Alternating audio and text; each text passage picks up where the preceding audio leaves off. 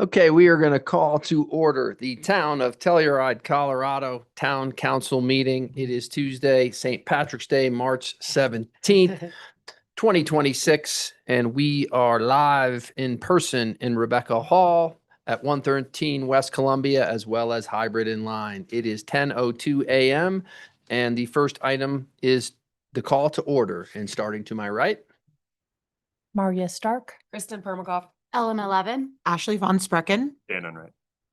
and myself, Teddy Erico. That brings us to agenda item number 1, executive session.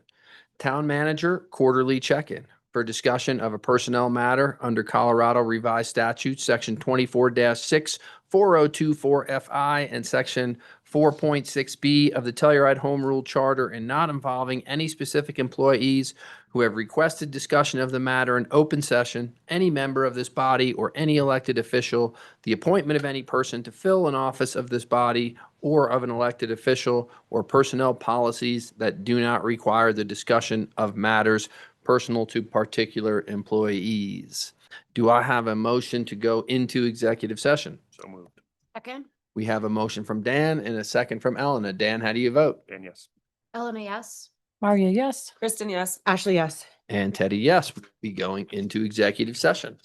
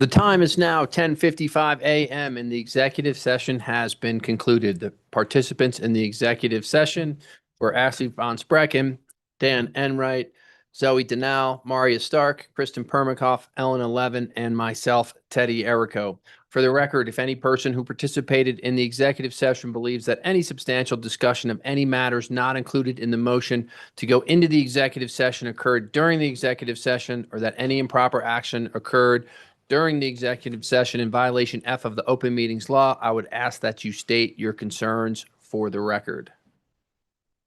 Seeing none, the next item on the agenda is agenda item number 2, work sessions.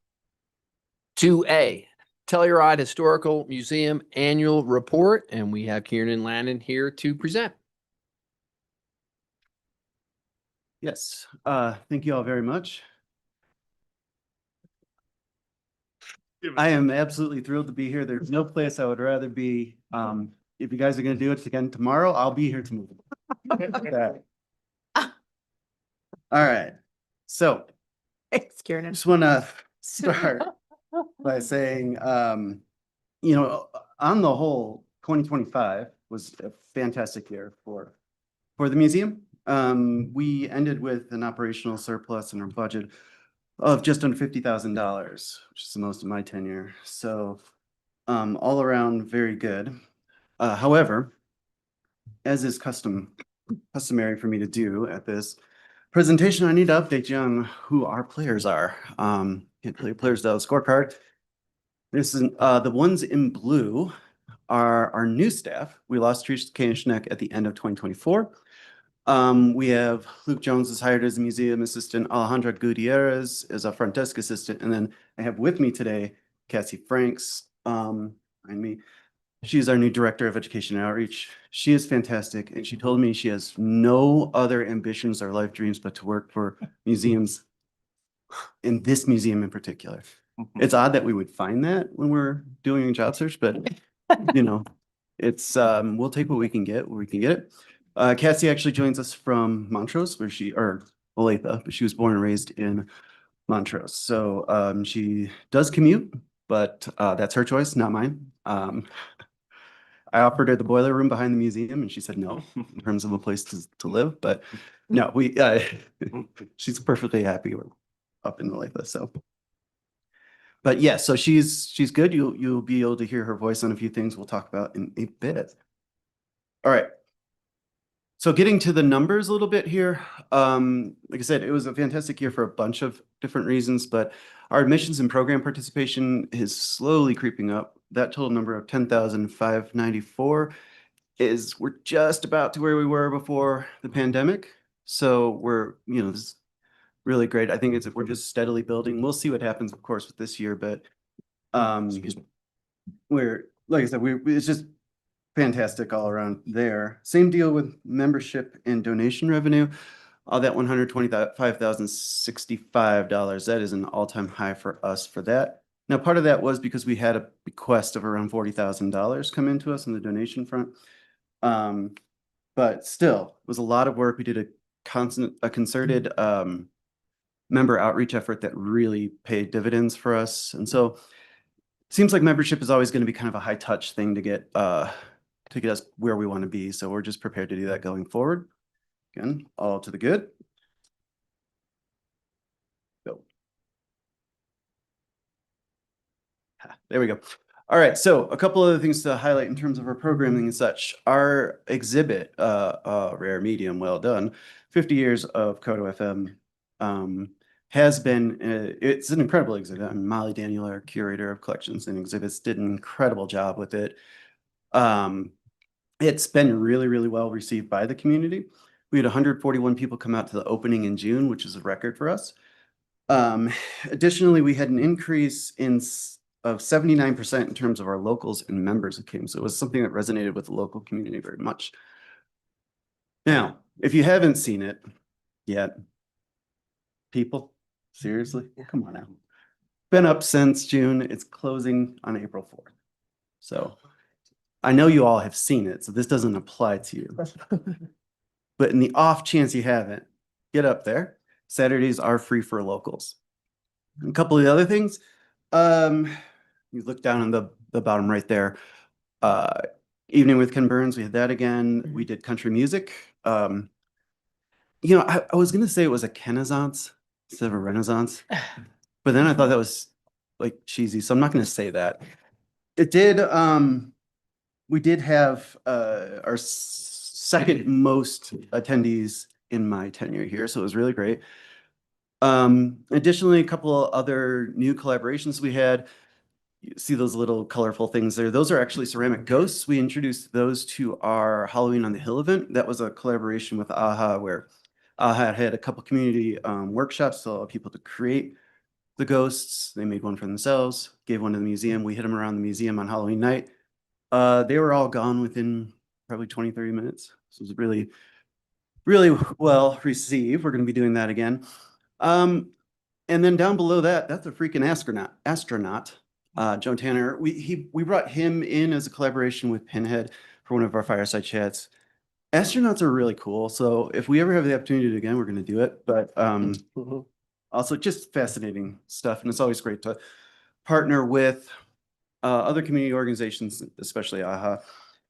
Some of the other things that did really well are walking tours and cemetery tours. We had another new collaboration, this time with Telluride Horror Show, to do a special cemetery tour for them. So again, we try to be one of the most collaborative organizations in town. And I think the fruits of that are proving with our really solid program participation numbers. All right, in terms of the less good, it was a really good year on the whole. So shrug emoji. Sure, our hikes could have done a little bit better on our participation. We'll call this kind of a cooling off period, but I'm still at war with Bridal Falls and Bear Creek on TripAdvisor's rankings. I'm not letting that go, but I'm not going to let the fact that we're still behind them bog me down this year.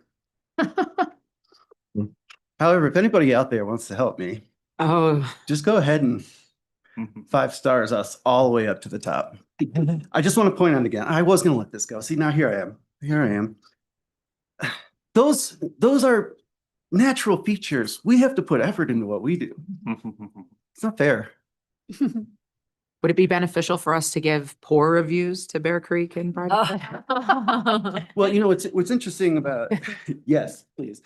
I'm also writing a interpretive panel for the San Miguel County Historical Commission on Bridal Veil Falls. So we'll see if we won't knock them down a few pegs. Yeah. The national parks get bad 1-star reviews, and it's the funniest thing I've ever read. They're great. If you haven't done that before, you should take a moment to do it. 100%. There's a whole book about it and everything. It's cool. All right. One of the big things that's going on this year is America's 250th anniversary, which also makes it Colorado's 150th anniversary. I am San Miguel County's liaison to Southwest Colorado's local organizing committee for these twin commemorations. So we have a few things that are going on, some of which we completed in the last year, some of which are yet to come. First and foremost, I think I mentioned some of this last year because it was in the works, but they're out now. Passport to Southwest Colorado is a passport that was produced and developed by fourth graders for fourth graders. We got them into the schools here. They should be in the schools in Norwood shortly. And then, so all of the Telluride fourth and fifth graders have them. We're doing another printing of them coming up here for the summer, where it'll be available to anybody who wants them. You can get them at the museum and a few other places in town once we have them. Really fantastic. You should check it out once we get them in. Next, there is the Becoming Southwest Colorado Power of Place magazine. That's been out in the community. Every one of our members got it. I'm an author in it, so I just want to be careful, but I've heard that it is a fantastic piece. My article notwithstanding. Sing Colorado, it's a series of concerts around Colorado's historic music and some contemporary. Working on that, should have something to announce with that shortly for Red, White, and Blues at the Mountain Village. Power of Place is another one of these signature initiatives of the Southwest Organizing Committee. We have a Facebook campaign where we're doing videos talking about the history and culture of various places, how history and culture and the landscape interact. It's fantastic. That's where you can hear Cassie's incredible professional voice. She's our narrator on those. We also have the Portrait of Colorado at 150. In this case, for our region, it's Portrait of Southwest Colorado at 150, which is an oral history gathering initiative, which we'll be doing throughout the year. In addition, we have an archive of oral histories available through the Southwest Colorado Local Organizing Committee's website. You can see where the oral histories are all throughout Southwest Colorado and how and where you can access them. And then next year's exhibit is The Moments That Made Us, which actually we'll talk about here in just one second. A couple of the other initiatives that we're doing for this twin commemoration at the museum. We have a partnership with Kodo for Historic Harmonies, which looks at songs throughout history that deal with history and the, what is the history behind those songs. We Didn't Start the Fire, Strange Fruit, 9 to 5 so far. Those play, when do those play? Wednesdays afternoons on Kodo, but we also have expanded editions of those. We call them micro podcasts via Spotify. So check that out. We also have, it's not quite right. I can't quite, really hoping I could say something about it, but a really exciting Telluride Arts partnership that's coming up for Community Art Project. Should be hearing about that probably in a few days. We're also working on a historical film series in Mountain Village and potentially special walking tours. So we have a lot that we're going to be doing.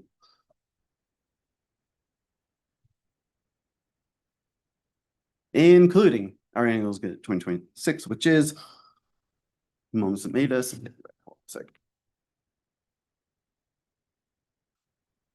talking really fast. Okay, Moments That Made Us. That looks at themes from the Declaration of Independence, 5 themes from the Declaration of Independence that have impacted the 250-year history of the United States. And then we're creating a hyper local that talks about how those same themes have permeated even our local history. So it's going to be hope that was a tasty word salad there. It's going to be a really interesting, maybe a little headier than usual, but interesting topic to look at and appropriate to the anniversary. In addition to doing that here, we as an organization are also the lead to make sure, or to help, not make sure, our chairwoman would say it's to make sure, to help other organizations bring this exhibit, which was developed by History Colorado. It's a print on demand that they made so it's customizable for other museums to do, which is what we're taking up on. We're going to be trying to get that into the other 7 counties that are part of the Southwest region. So I know La Plata County at the Animas Museum is doing something. Montezuma County at the Montezuma County Heritage Museum is doing something. Rico Museum is going to do something. Lake City's going to do something in Hinsdale. There should be something in Uray as well. And then Archuleta and San Juan are a bit question marks right now. But that is taking a whole lot of time and effort. But we're going to try to get it out there so people can kind of explore how these foundational themes for the country have impacted us even on a local level. All right, now you guys can't have any questions, but I'm up here, so if you happen to have something to talk about. Kieran, thank you very much for that. Congratulations on what seems to be a great year, especially financially and Kodo exhibit. Any questions from anybody? Dan? Thanks. Yes, agree with Teddy. Very happy to hear the strong position that seems like the museum is in.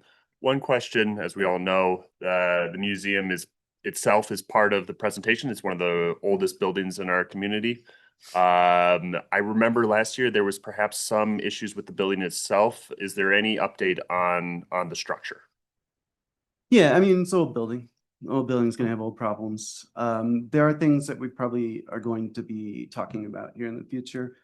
Very specifically, the roof, very top roof, is shingles and the top is a membrane. A little leaky at times. We haven't had much this year. We've had, buildings department come and work on it throughout. Maintenance department come and work on it. I believe something more substantial may need to be done. So we're gonna have to be having that discussion soon, not necessarily imminently, but soon. Does that present any budgetary concerns for you? It's your building. Thank you for that reminder. You're right. Doesn't, we work together. Of course, we have our maintenance agreement. We've been handling it so far. If it's a more substantial thing, We'll have to have a conversation. Yeah, we'll lean on your director, Werner Katzman, for some thoughts on that. absolutely. Any other questions? I love your outfits today.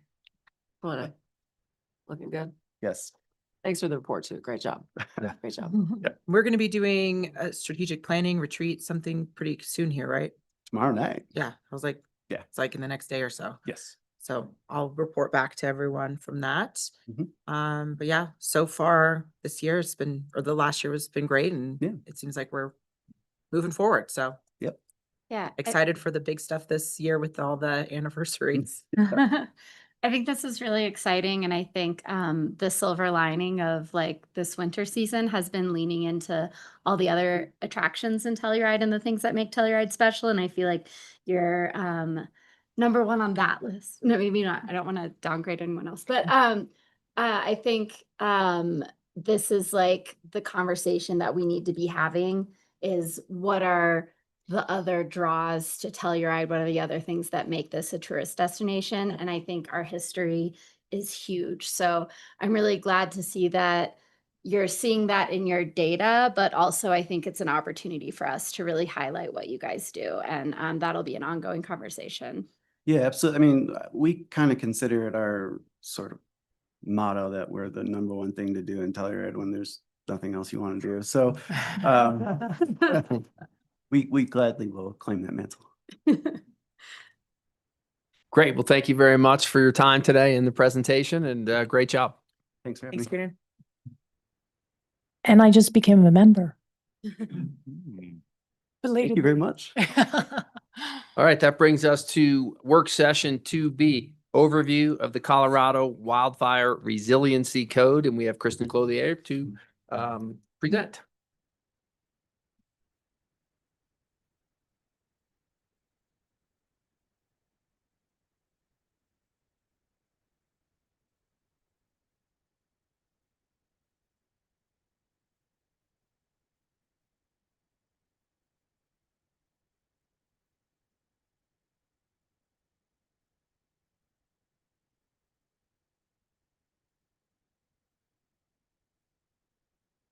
Okay, thank you so much for having me. All right, so today we're focusing on the Colorado Wildfire Resiliency Code. We have a work session this morning and then a first reading of an ordinance later this afternoon. So you'll see me twice on this topic. Okay. So state requirements, just an overview reminder to all of you. Senate Bill 23-166 established a Wildfire Resiliency Code Board in the Division of Fire Prevention and Control to help enhance community safety and resiliency from wildfires through adoption of codes and standards. The Colorado Wildfire Resiliency Board adopted the 2025 Colorado Wildfire Resiliency Code on July 1st of 2025. The CWRC incorporates provisions of the 2024 International Wildland Urban Interface Code with state-specific amendments, including the Colorado Wildfire Resiliency State Code Map. By April 1st of 2026, the town is required to adopt the CWRC, There's a 90-day grace period from April 1st to July 1st prior to the required implementation. And the town in that time frame will need to amend the land use code and design guidelines to ensure consistency with CWRC requirements. And by July 1st, Telluride will need to comply with the adopted CWRC. So I'm going to walk you through a brief timeline and next steps of how we'll accomplish that in the next 3 months or 4 months. And then I'll bring this slide back up at the very end as a reminder. So again, deadline April 1st for adoption. So today is your first reading, later this afternoon, second reading on March 31st. That is just adopting the code. Then we have 90 days. So in that time frame, first, ongoing since becoming aware of the CWRC and the state requirements. Our historic preservation, planning, and building staff have been participating in regional and state level discussions and trainings on CWRC implementation. That includes historic preservation meetings, building code meetings, etc. We've been researching relevant resources and drafting proposed revisions to land use code and design guidelines to ensure consistency with the CWRC. From March to May 2026, P&Z and HARC are having work sessions on proposed amendments to the land use code and revisions to the design guidelines. And P&Z and HARC will make recommendations to Town Council in May. In May, Town Council work session or work sessions if you need it on recommended land use code amendments and design guideline revisions. And in June 2026, Town Council will adopt an ordinance of land use code amendments and adopt a resolution of design guideline revisions. And in addition, our staff on my team will organize a CWRC info session for builders, architects, engineers, and contractors to bring everyone up to speed. And again, with compliance beginning July 1st. So just briefly, the code applies to all new construction and significant remodels defined as 25% or greater replacement of a building component. These maps I had shown you previously at a prior work session, but just as a reminder, the state developed a statewide wildfire resiliency code map, and it has fire intensity classifications, which was developed by the Division of Fire Prevention and Control and the Colorado State Forest Service at the direction of the Wildfire Resiliency Code Board. So this map encompasses both the current and potential wildland urban interface, and the way that's defined by the IWUIC is geographic area where structures and other human development meets or intermingles with wildland or vegetative fuels. So the starting point was the 2022 Colorado Wildfire Risk Assessment Fire Intensity Scale Layer. So relying on vegetative fuel data, topography, weather conditions to generate an indication of how intense a fire may be in a given location. So it's used to forecast potential harm or damage if a wildfire occurs. It's not considering probability of risk of wildfire ignition. It's the potential harm or damage if wildfire occurs. And as you can see on the map here, so high and moderate, red and orange wildfire intensity. Classifications correspond to Class 2 draft construction and site hardening requirements, while low fire intensity, which is the yellow, corresponds to Class 1 Colorado Wildfire Resiliency Code requirements. So there's an extensive code with different provisions based on which level of intensity you are within. So initially, there was not a historic structure exemption option within the code, but the code has evolved over time, and the adopted code that we will be adopting includes a provision for historic structure exemptions. So it's variance-based, and it's an option for communities to utilize this exemption provision. So variances may be granted for the rehabilitation or repair of historic structures when full compliance would compromise the historic designation.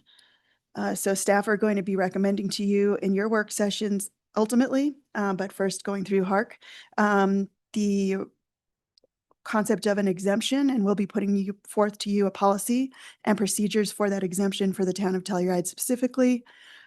So eligible historic resources for the exemption provision are properties listed in or preliminarily eligible for the National Register of Historic Places, contributing resources within listed or eligible historic districts, and properties designated under state or local preservation programs.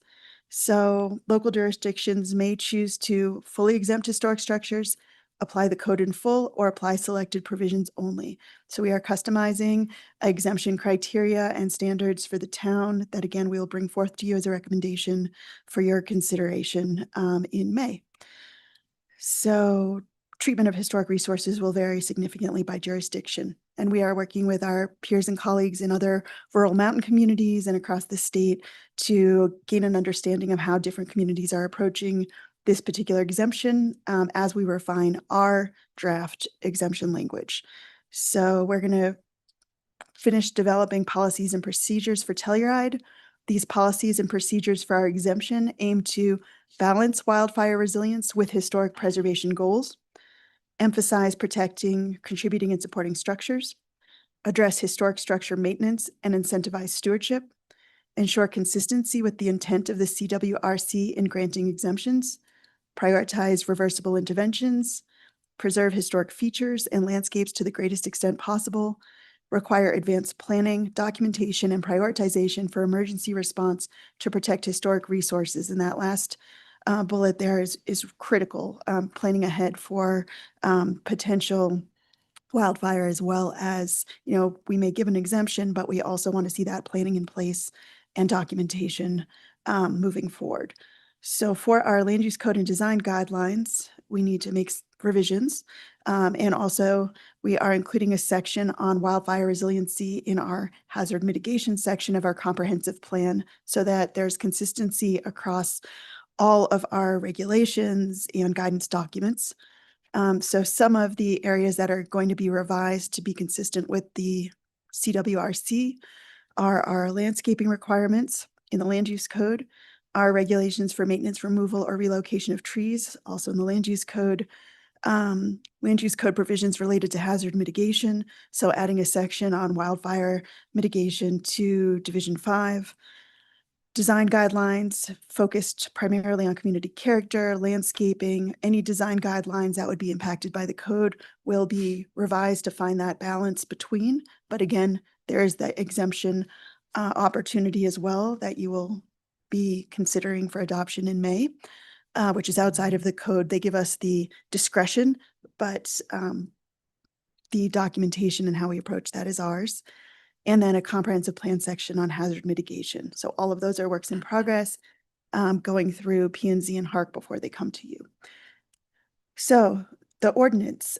So I, in your packet, included a draft ordinance, and that ordinance includes just 3 very minor amendments. So I'm just mentioning them here since this afternoon is not a work session. So first one is just to put the town of Telluride as the jurisdiction. The second one is to define the town of Telluride Building Division as our agency for implementing the CWRC. And the third one that you saw was just to add as determined by the code official.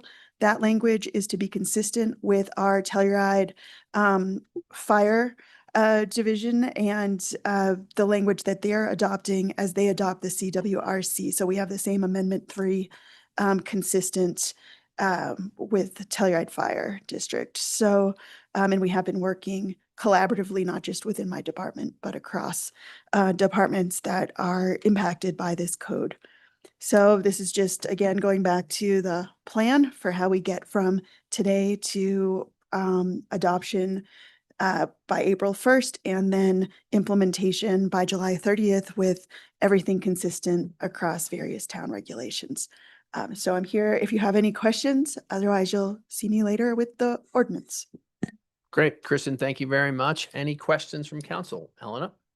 You mostly answered my questions, but I did want to just bring up with the landscaping and tree fire resiliency. I don't know if we already do this, but actually I don't think we do this. But I think it would be appropriate to consider waiving tree removal permit fees if they're being removed for fire safety. This is something that is currently being discussed, and we're going to be revising our entire set of tree regulations. It's Okay. something you, as town council, will ultimately discuss in work sessions pertaining to that prior to any adoption. But the hazard tree criteria, we have, hazard trees for disease, damage, but then also now there will be a category of falling within that wildfire consistency with this code. So that whole section is under discussion. P&Z is going to be looking at that again next week in depth and at a number of work sessions prior to you seeing it, but join in, to that discussion at any point. Well, if it helps, I think that is appropriate, and I would like to see that change happen. I would agree. And I think from a matter of background, there is Sure. a level of guidance and discretion on fees for tree removal, and there has been potential to waive those fees. So I wouldn't say it was necessarily as black and white as we don't do that now Yes, versus we will be doing it, because we do have some precedent of doing similar things. that is correct for hazard trees specifically. That a certified arborist defines as a hazard tree. There is a lot of discretion in the code currently from no fees to full fees.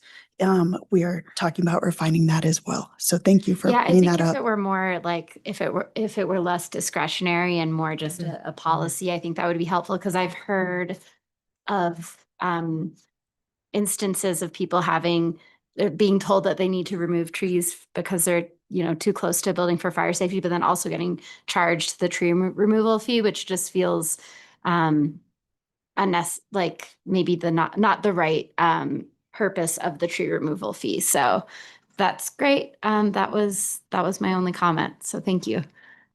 Any other questions for Kristen? Obviously this year, I think the community's concern about wildfire is just wildly elevated. And so I'd also like to see leniency on tree removal, even, because what's in this code is like 10 feet from the home. And so, and I think we should consider that also for historic places. Certainly if the owner wants to remove them. How many structures in Telluride are on the National Register of Historic Places? Do you know that number? Yes, and right now, partly for that exemption, they are, whether we focus on contributing and supporting, right now staff are recommending the two, so all rated structures. Then we have non-contributing without qualifications and non-contributing with qualifications. So those are non-rated. So rated close to 200, and then many more if you include the whole non-designated as well. So definitely something we're thinking about seriously. And I think the challenge that you will see as we go through these work sessions with HARC, P&Z, and then we come before you is wanting to preserve community character, strong value in this community, clearly, historic preservation.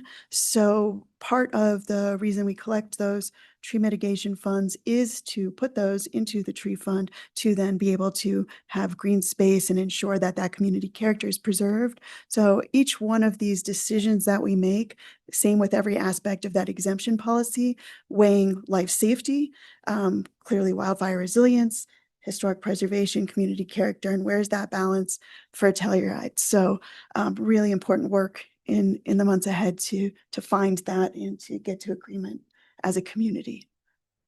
Yeah, I Great. think you're touching on my exact comments and questions, because that specific element of it, the greenscaping in our community, I think is going to be where we receive the most pushback from our community. And to your comments, I think there's broad agreement that we want to maintain livability, and having trees and vegetations is very nice, but understanding that this code is coming for a reason, and we are trying to balance these needs of that livability element, but livability certainly plays into if there's a wildfire that rips through our canyon and destroys our community. So trying to manage it and really understand those trade-offs, because there are going to be trade-off elements in there, I think is going to be pretty key as we, to the greatest amount we can, fine-tune some of this.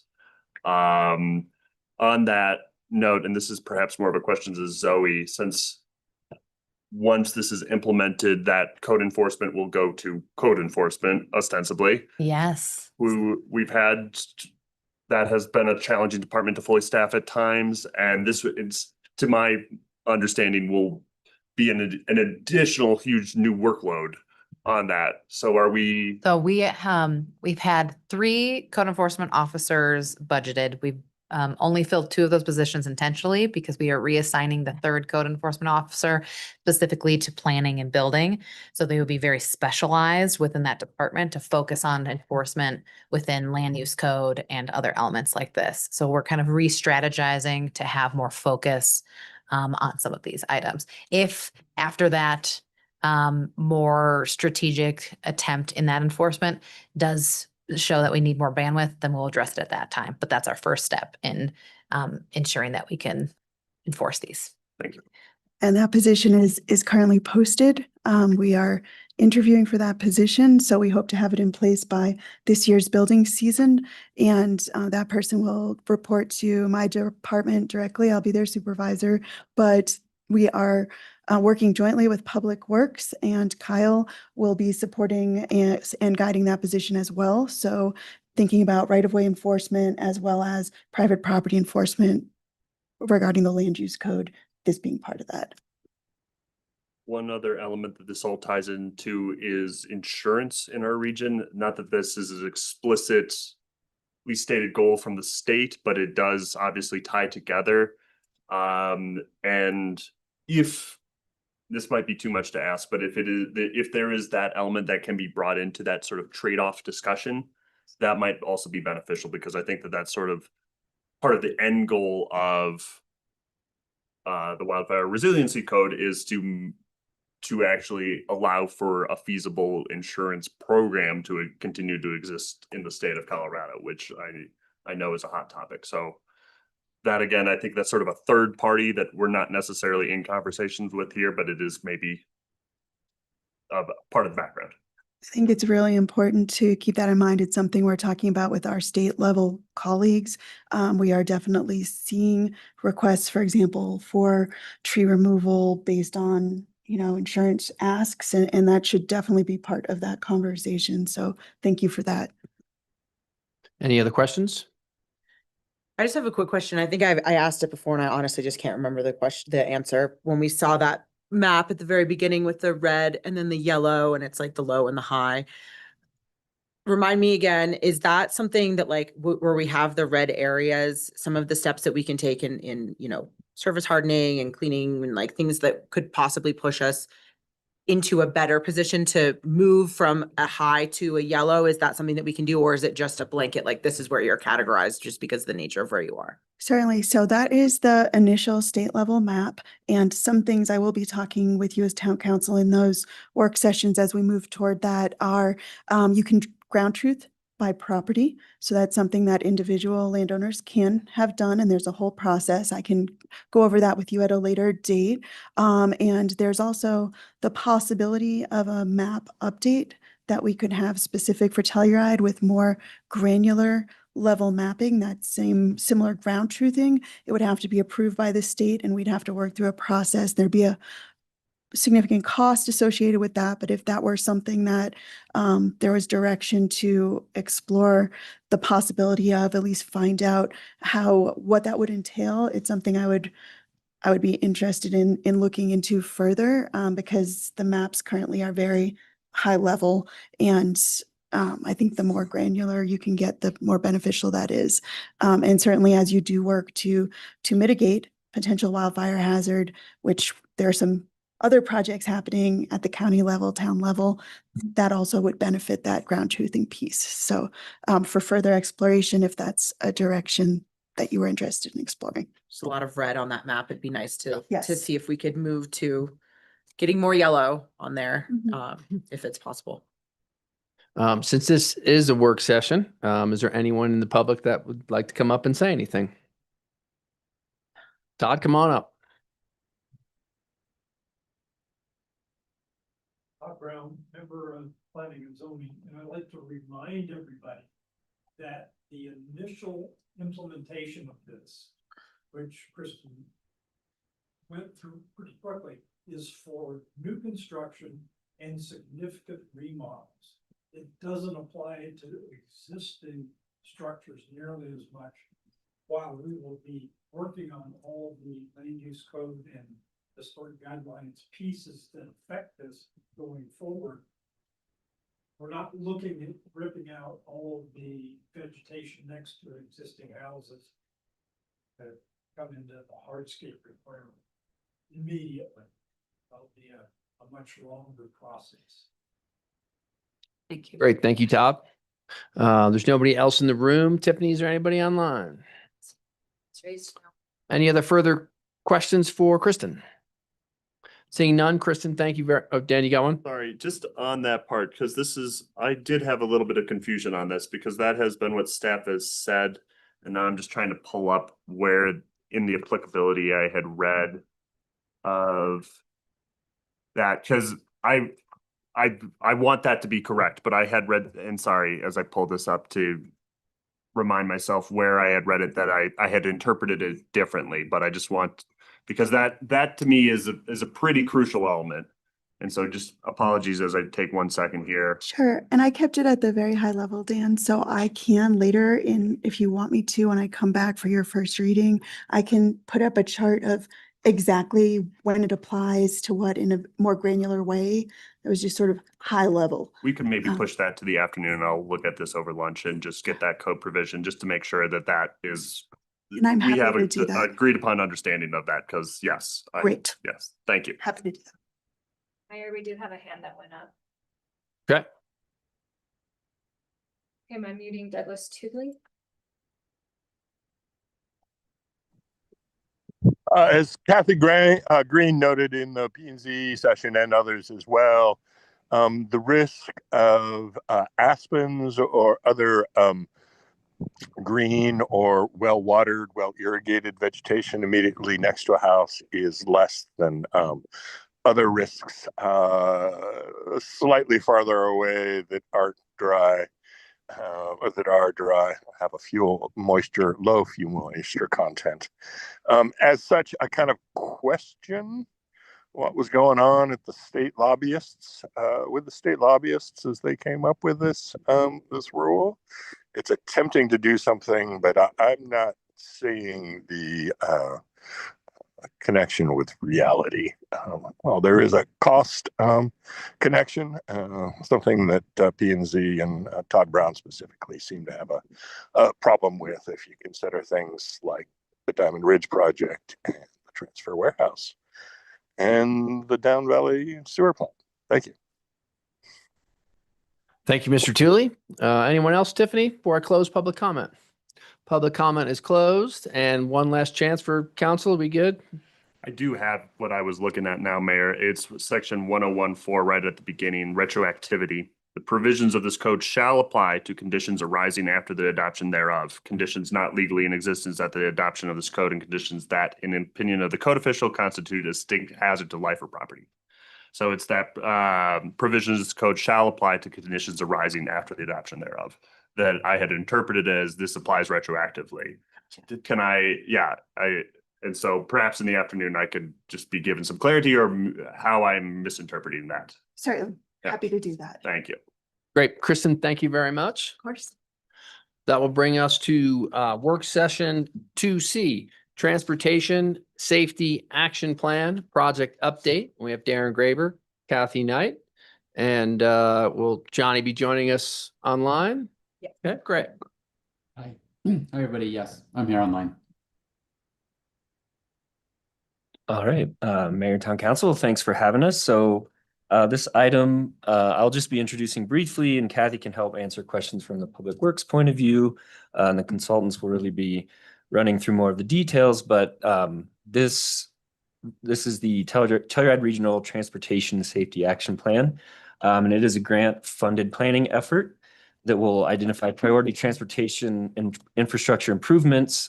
And these would be improvements that are making progress toward Town Council goals on addressing critical infrastructure and protecting health and quality of life. And I'll just provide some context on this grant was sought through U.S. Department of Transportation with the Public Works Department. Because we share so much traffic as a region, we reached out to Town of Mountain Village, so it's a regional planning effort. Both towns will be receiving priority project lists with essentially what we scoped in the contract was so we can use this plan to apply for implementation funds to do these improvements, right? So Public Works is always working on infrastructure improvements, but this plan will give us the ability to pursue U.S. Department of Transportation funds to build some of those transportation improvements. So we did open a competitive RFP and awarded Alta Planning and Design, and they have a team made up also of staff from GBSM and Consor Engineering. And then I think the only other piece I wanted to just mention as we talk through from here is that once there is a final plan, there will be an opportunity for council to officially adopt the plan, which is kind of like the box that, you know, the Department of Transportation needs to see checked for us to apply for those implementation funds. And there's language in that plan that will be a vision zero statement, meaning a vision for zero significant injuries or fatalities and traffic infrastructure in our community. So I think for my piece, I will just stop there for now, and we'll let Johnny go from here. Thanks, Darren. Let me share my screen and move that over here. Can everybody see that? Nope, No. Not yet.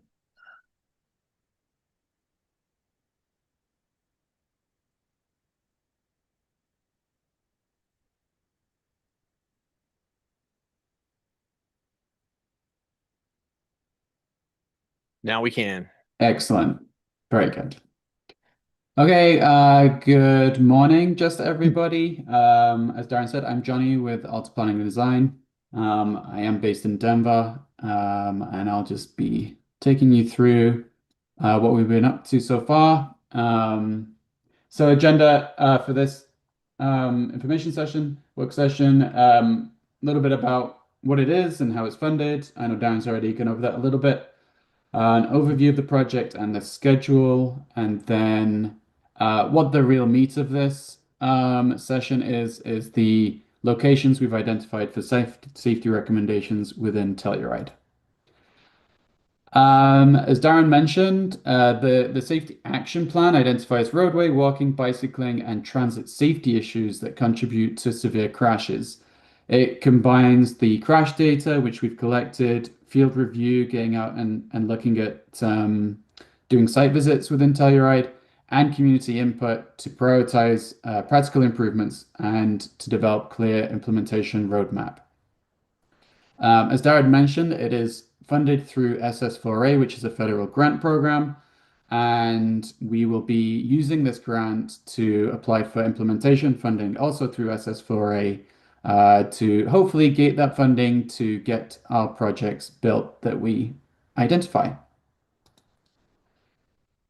A little bit about the overview. Again, the plan has to be SS4A compliant so that we can apply for that funding. So we need to make sure that it is adopted by both councils, both Mountain Village and Telluride.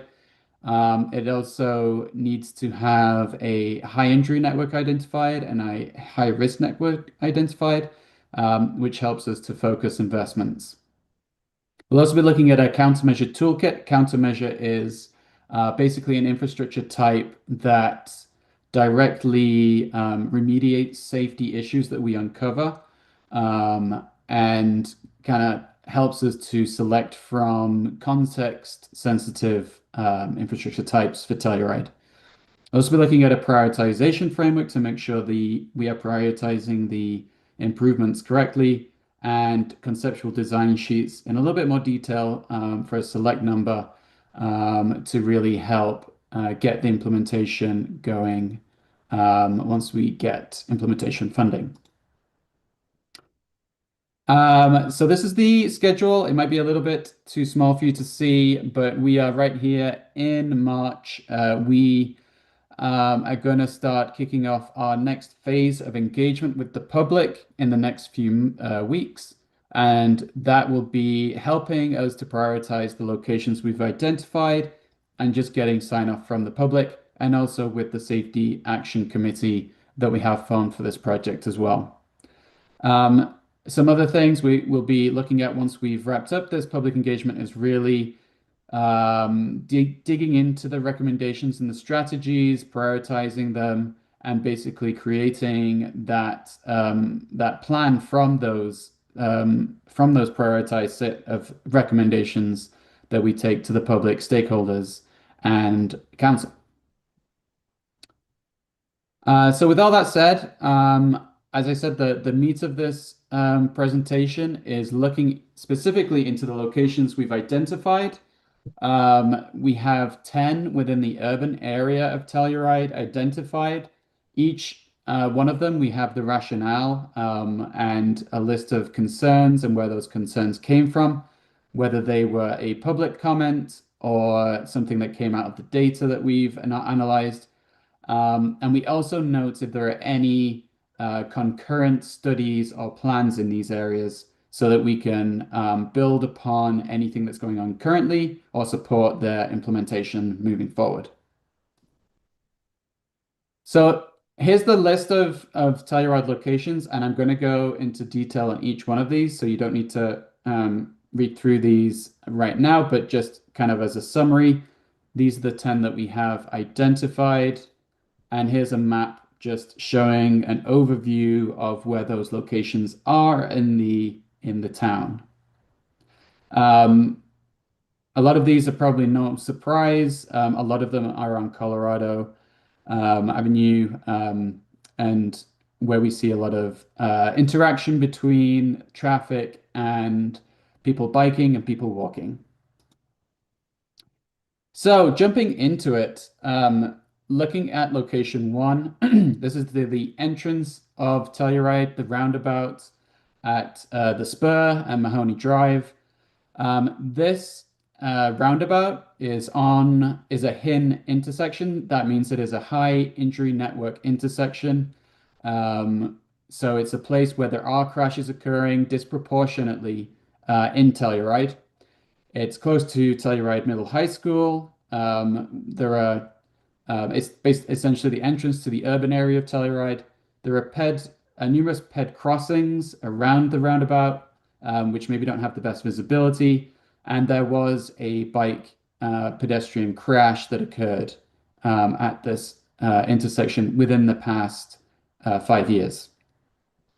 And here's a few key issues for this location. We hear that there's speeding into the roundabout, there's congestion and backing up. There are students crossing near the roundabout, potentially not on the crossing, or maybe the crossing infrastructure isn't visible or good enough to keep those students safe when they're crossing. And the crossing visibility also is something that we're looking at, and that's from the crash data where we see a bicyclist was hit here. And again, a note here that this is a location on a concurrent project, which is undergoing conceptual design and analysis. And just a quick shot of the map here. As you can see, here's the roundabout. Here's a couple of crossings that are maybe we could look at improving and making more visible. And the gateway entrance to Telluride, and looking at reducing speeding into the roundabout to try and mitigate those crashes that are occurring. Location 2 is Colorado Avenue crossing at Telluride Intermediate School.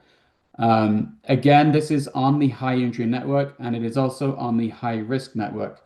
And just to clarify the difference between the high injury network and the high risk network, and apologies for all the acronyms, is that the high risk network is where we have identified causes of crash within Telluride, and are identifying roadways that have similar characteristics of those crashes. And that's kind of to try and get ahead of crashes happening in the future. So it's just another analysis tool we have to identify locations that maybe do not have crashes right now, but follow the same patterns that we could see potentially crashes occurring in the future. This location, of course, is close to the intermediate school and the middle high school. It has is a significant area of public concern. We got lots of comments about this location. It has a ped crossing and it has bus stops. It also has driveways entering the school, parking issues at Clark's. So quite a few issues here. Speeding, congestion, conflicts between traffic and the bike path, which runs alongside Colorado Avenue.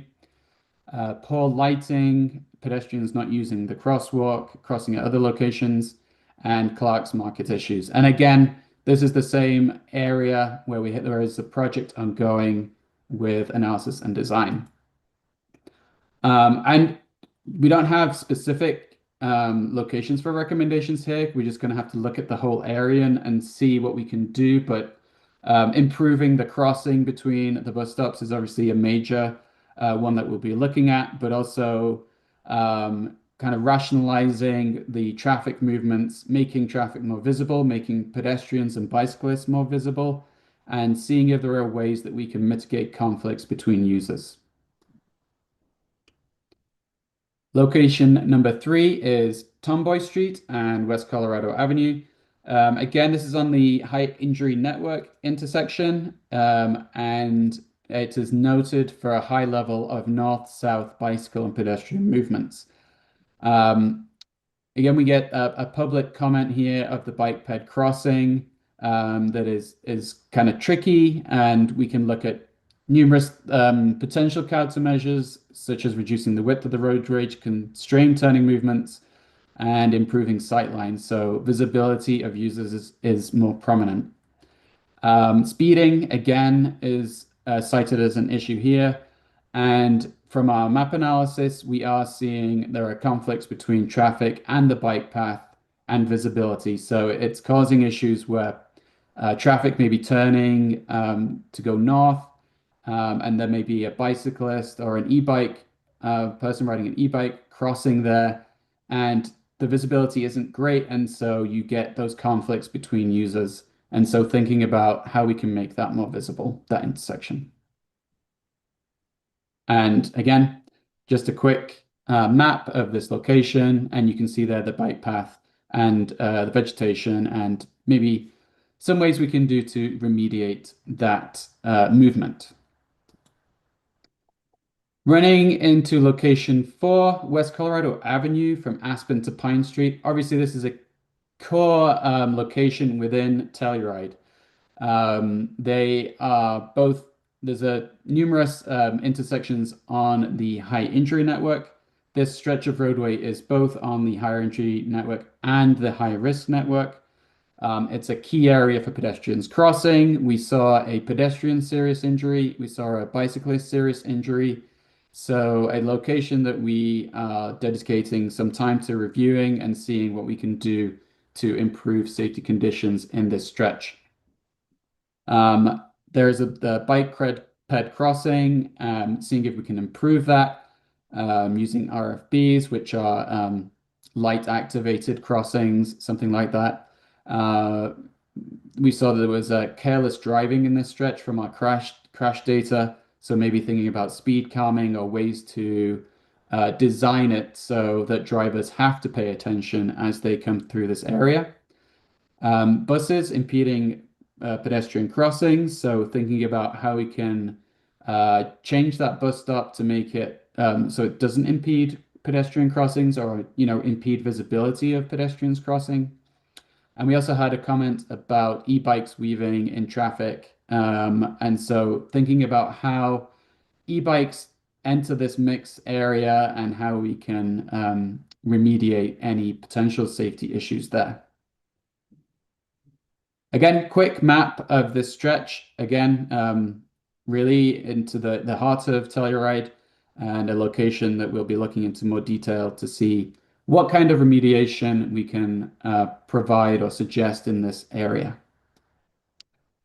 Moving quickly to location 5, and this is East Colorado Avenue, east of Laurel, aka East End or Gold Run. Again, we got lots of comments in this location on the East End on Colorado. Entrance to Telluride and a pedestrian area. There is Telluride Preschool is there as well, and bus stops in this stretch. We heard a lot about speeding in this location, and so thinking about speed calming and gateway remediation. There are crossing issues as well. So again, thinking about how we can improve our crossings here as well. And again, a note here that this location does have an ongoing study, so we will be closely coordinating with that study to make sure these recommendations align with that. And here's that area again, the preschool's right there and those crossing points. And again, maybe it's looking at improving those crossings, raising crossings, and just making people more visible in this area, as well as trying to reduce speeding of people entering Telluride from the east. The next area, the next location is just to the west of this, and it's East Colorado Avenue between Maple and Laurel. Again, we got lots of public comments here about speeding, about difficulty crossing, and again, an entrance to Telluride downtown and the preschools nearby and bus stops. And also this location has an ongoing study too. So just to note, this is again just to the west of the previous location, but we got lots of comments here as well, where we'll be looking at how we can mitigate speeding and improve crossings of Colorado Avenue here. Location 7, First Street and San Juan Avenue.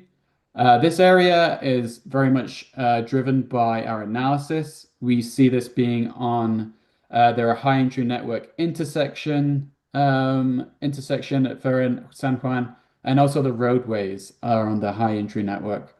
And again, here there was a pedestrian crash while they were crossing, so it rose to the top as a location that we want to have a look at. Crossing issues here, and then thinking about crossing remedial work and the high number of property damage only crashes potentially from the parking situation. So we want to have a look at potentially parking and how we can make parking more visible, and kind of remediate those property damage only crashes occurring in this location. Location 8 is around Telluride Post Office. And this, again, got a lot of public comments. Specifically, the bike trail connections that come in here and come through a area of parking. A lot of pedestrian activity, a lot of bicyclist activity, and issues with parking potentially blocking the trail and the transition from the trail network to the Telluride street network.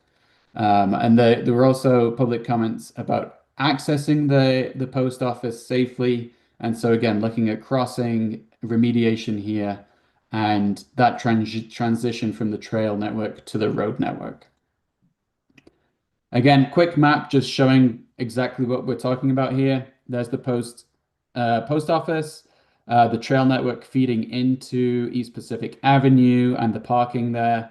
And just having a look at this area to see if we can clarify where different modes should be, maybe making sure that parking isn't blocking areas of the trail where it changes into the street network, and looking at crossing access to the United States Postal Service there as well. Coming up to the last two, so thanks for bearing with me. Within the Telluride urban area, number 9 is around the gondola station. Lots of comments here. Obviously an area with high pedestrian activity. We got comments about parking issues, modal conflicts. It's on the high risk network. And generally, it's just a location where there's a lot of different modes mixing at the same location. And again, this is a location with a concurrent project, the Telluride Mountain Village gondola project. So making sure that we align with that. But a few comments such as bicyclists going the wrong way because of the one-way street on San Juan, and also a high number of PDO crashes, property damage only crashes in this location, potentially due to parking or stopping at the gondola station and letting people off or picking up. And yeah, just a quick map of the gondola station with the San Juan Avenue there, where we see bicyclists potentially going the wrong way on the one-way system, and how we can help remediate that so it's safer for all road users. The final location within the Telluride urban area is West Pacific and Mahoney Drive. Again, we got quite a few public comments about the stop sign here, people not abiding by the stop sign, potentially not seeing the stop sign and blowing through it. And also that combined with the bicycle and pedestrian traffic coming from the trail is creating unsafe conditions. So this is another place we're going to look at visibility and seeing if we can improve adherence to the stop sign. And again, just to note, this location has 2 concurrent projects. One is improvements to West Pacific Avenue, and another one is to replace Mahoney Bridge towards the end of this year. And again, here's a quick map. You see the stop sign, which is everything is kind of a little skewed for the intersection. So potentially looking at a redesign to make everybody safer in this location and improve enforcement and adherence to the stop sign. So those are all the locations we identified within the town of Telluride urban area. And we did identify 2 other locations on the spur. So I'm going to quickly run through those 2 locations, and then we'll be done with all the locations we have identified through this process. So the 2 locations identified on the spur are the intersections with Pilot Knob Lane, Sunset Ridge Drive, and Elder Creek Lane, number 1 in that map. And then the spur and the Shell gas station, which is number 2. These all 3 are on the high entry network intersections. It's on the high risk network roadway, high risk network intersection, sorry. We do see speeding on the spur. You know, the 35 miles per hour is the posted speed limit, and we're seeing a 44 mile an hour as the 85th percentile. So there is speeding occurring along the spur. There are ped crossings and there are bus stops present, and we have a total of 11 crashes at this location. So a few things we're looking at here. Speed, we need to see if there are ways we can reduce that speed to make it safer for both drivers and people walking and biking. One thing we did notice is for turning movements, there are deceleration lanes to turn into these intersections, but there are no acceleration lanes. And we think this may be a reason why there are so many crashes occurring here, where people are turning into the roadway, but they don't have sufficient time and space to accelerate to the same speed of people traveling along here, maybe potentially causing crashes here.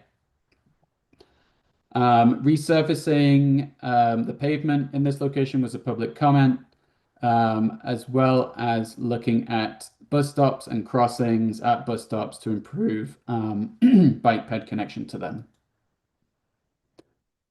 Again, quick overview here. You can see where the potential for acceleration lanes to try to mitigate those crashes. The final location, sorry, this should be location 2, is the spur and the Shell gas station. It's on the higher injury network roadway. There's a bike ped crossing. We have 5 total crashes, and there was a bicyclist crash here too.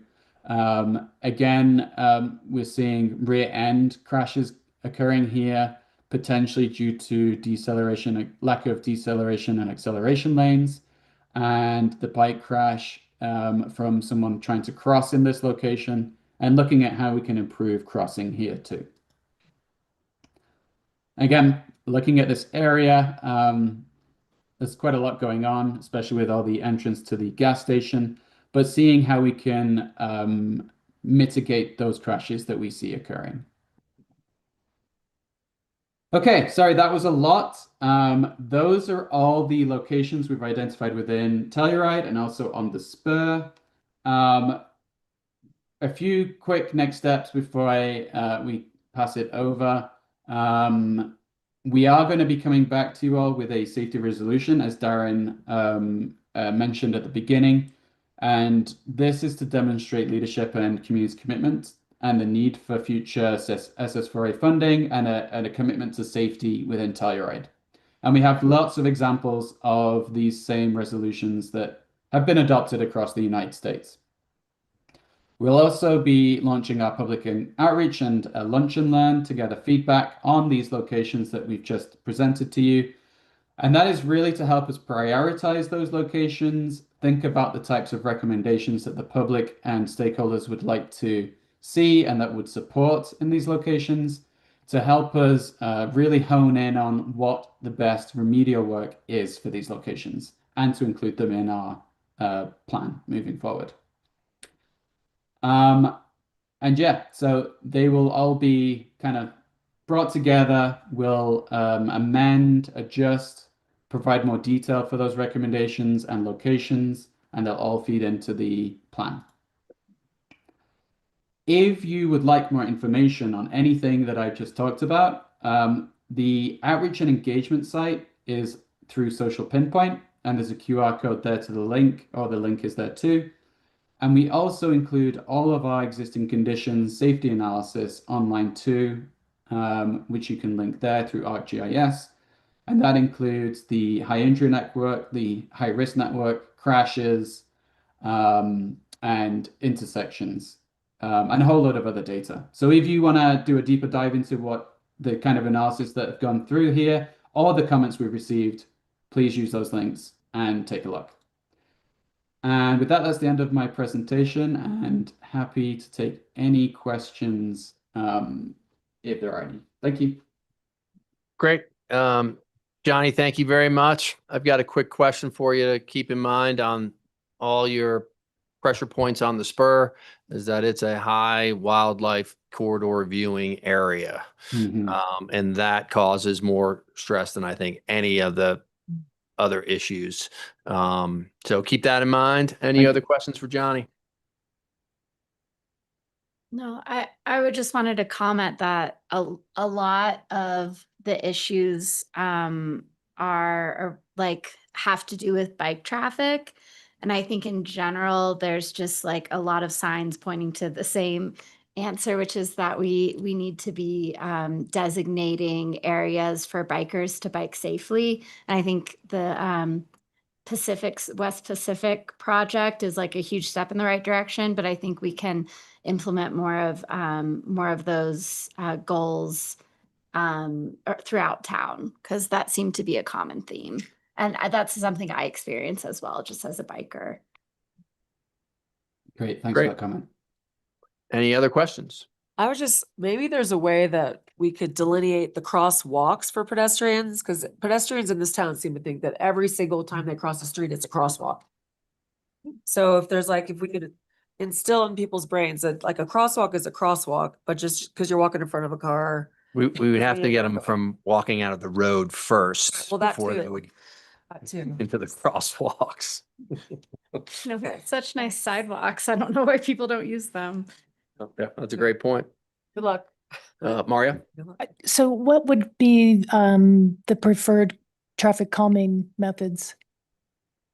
So there's a whole toolbox of countermeasures identified by the FHWA that we'll be looking at. And a lot of the countermeasures we probably will look at in an urban area is looking at delineating bike infrastructure within the town, also looking at raised crosswalks. Raised crosswalks kind of meet two ends. They improve the visibility of people crossing, they make it obvious where you should be crossing, and they also slow traffic down. So that is another key one that we think will be a good use case in Telluride. But also just thinking about, it's not just infrastructure, there are also enforcement and other things we can look at. We are primarily focusing on design and infrastructure, but yeah, and some other things we are also looking at is kind of gateway gateway infrastructure. And gateway infrastructure is trying to change the mindset of a person driving into Telluride to be like, okay, you're coming off the highway, you're now entering a place where there's going to be pedestrians, there's going to be bicyclists, there's going to be loading, unloading. Change the way you're driving. So that's another key piece to this as well. It's just trying to enforce to tourists and to residents, you're now driving in a different environment. Thanks. I think also if within the town, if you put lighted crosswalks, people are going to lose their minds. So keep that in mind as well. Thank Any you. other questions before we wrap this one up? Unless Tiffany, there's anybody online. Two raised online. All right, let's go to the public. First, Dr. Dooley. Hey, folks. The big solution that I've not heard here is enforcement. And, what are the priorities of the marshal's office? And, making that presence and enforcing against, predominantly upper class, 1%, who are known to fight back on traffic regulations as opposed to, say, making up sexually associated charges against planning involved individuals. What are the priorities of the marshal's department there under the direction of your town manager? ICE is a big factor. I think more so with pedestrians. And I just wonder how that relates to the crash data that we're seeing. Are these happening in icy conditions? But certainly, icy sidewalks are a big pedestrian risk. I don't know if that's completely within the scope of this study. And there's also just a general level of congestion. And I don't know if the consultant knows what the level of service there is at the gateway there at the high school in Clarks and Mahoney for that segment of road. Do you know that level of service? How congested that is? We know it's very congested from our engagement with town staff and also the public.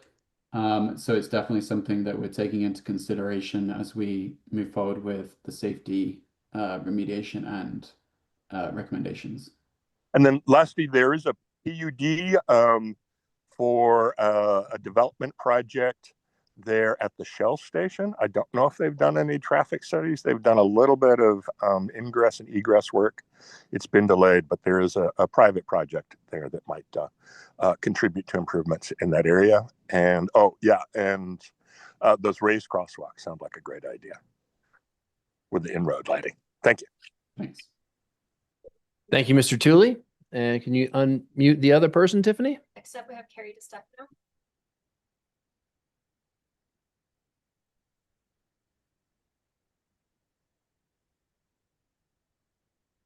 Carrie. Carrie, you there?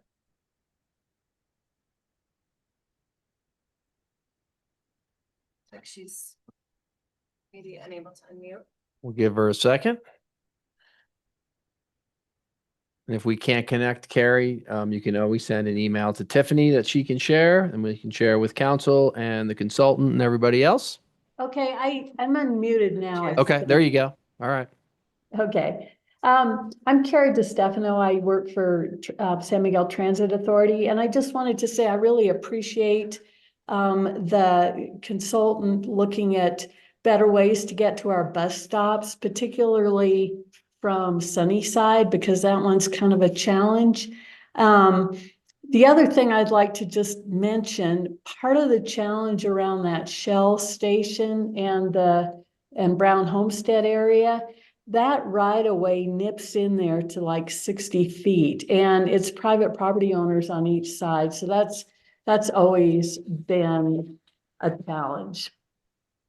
And that's it. Thank you. Great. Carrie, thank you very much. Tiffany, anybody else?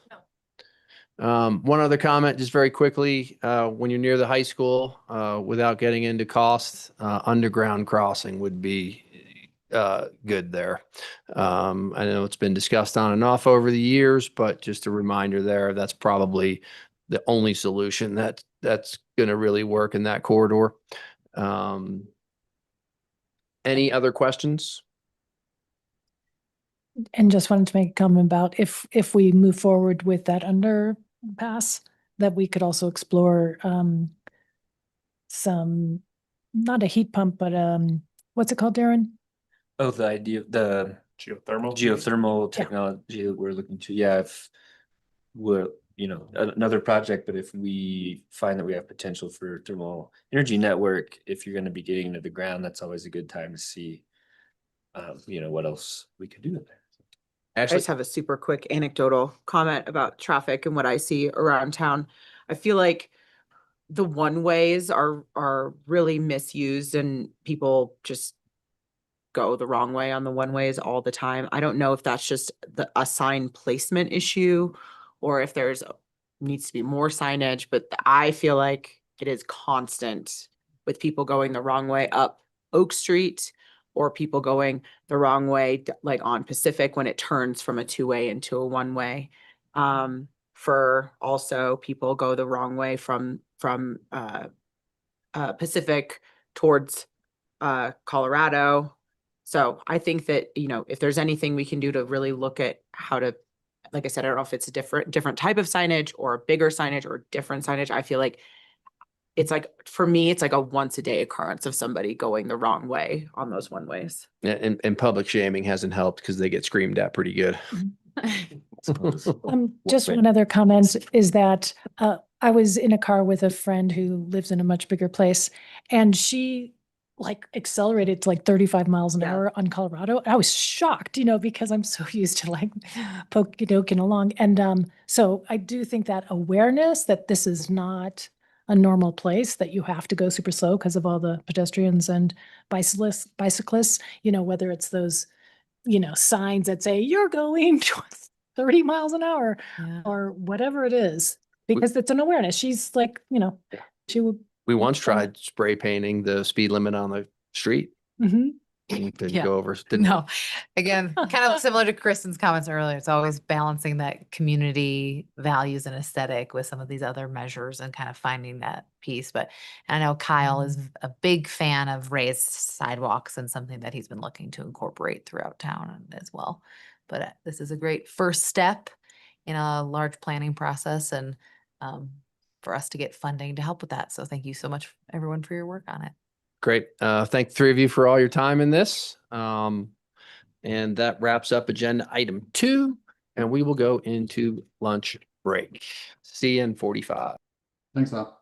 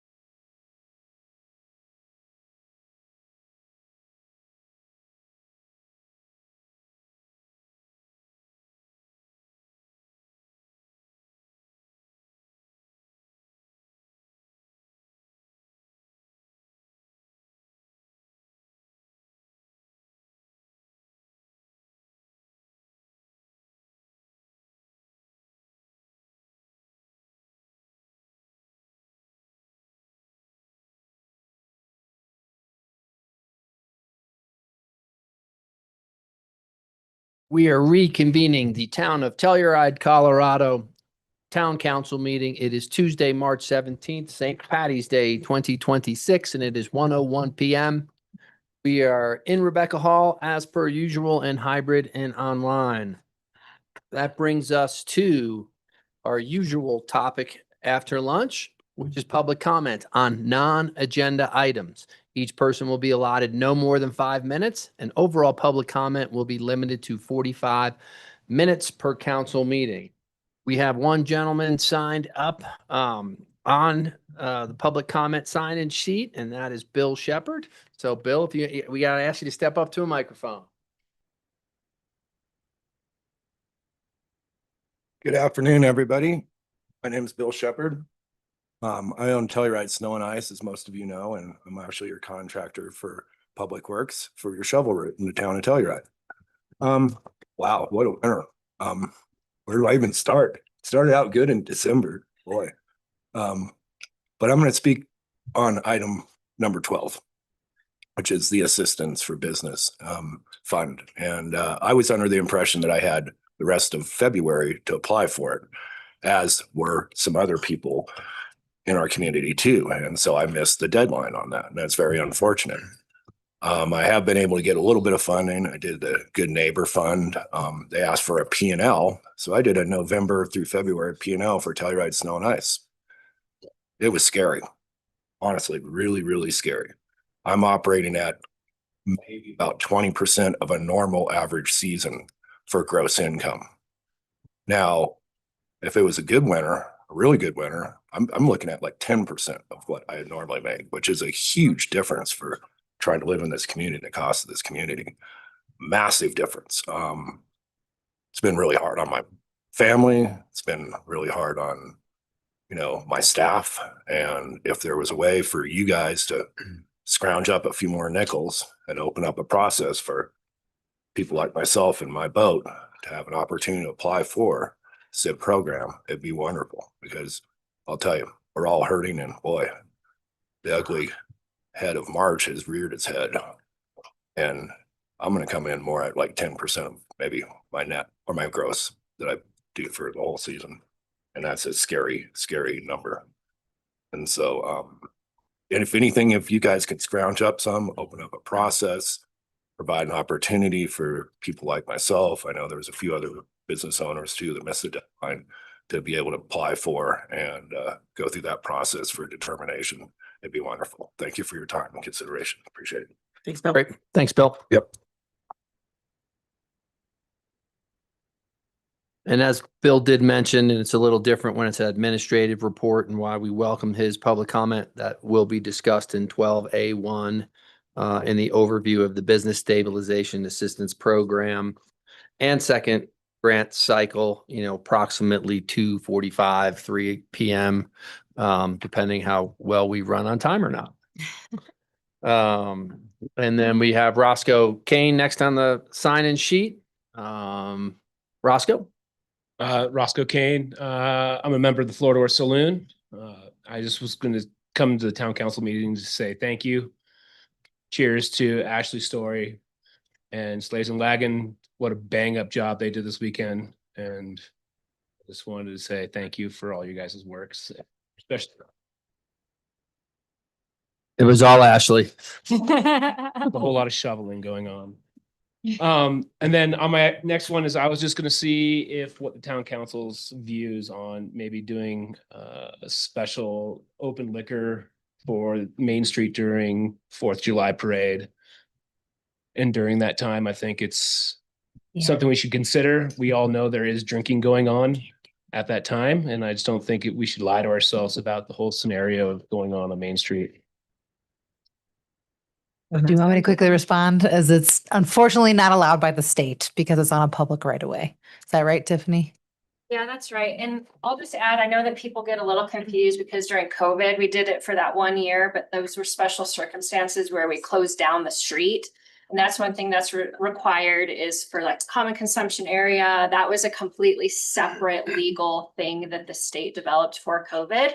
And then I know we allow it in the park, but that's also something specific to the state where they're allowed, we can pass a local ordinance that allows it for recreation only. And so that's why you see it in the park, but anywhere else in town, unfortunately, per state law, it's not allowed. And But we isn't could Main lobby Street state closed during potentially, that time? change of state law. Well, Roscoe, hold on one second. Ashley, I was just saying, I mean, those are state laws. There's not, we could look into if there's other communities maybe that are looking for something like this to lobby the state legislature to try and change state law. Yeah. But it's not anything that we can change at our No, own. even though Main Street is closed during that time, that it can't be considered. Because, I know we do it for special events on Main Street when it's closed. And during that parade time, it is closed for through traffic. I think it's, it's something we can have staff look at. yeah, thank you. I appreciate it. Thanks again. Great job. Roscoe, thank you. Thanks, Roscoe. Thank you. Is there anybody else in the room for non-agenda items and public comment? There. Karen Clark, I'm gonna hand you guys out these packets I made real quick. This is concerning the Shandoka Public Gardens. Thank you. Thank you. Thank you.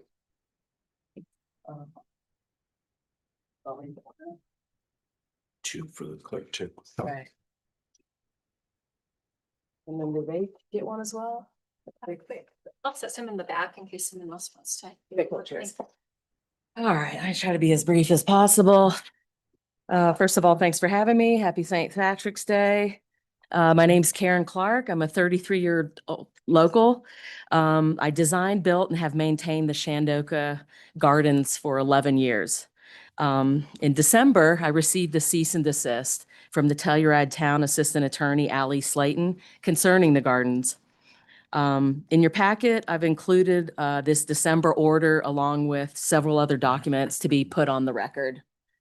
Prior to constructing everything, I had permission from the previous two housing directors, Dave Johnson and Melanie Montoya. Although not a town employee, I was reimbursed for soil and irrigation parts as a town merchant. If you look at the last document, there's like 10 years of the town receipts. What I'm hoping for today is an immediate motion to dismiss the cease and desist and to have my original agreement for the Shandoka's gardens be honored. I'm appreciative to have your committee review this rather than one administrator.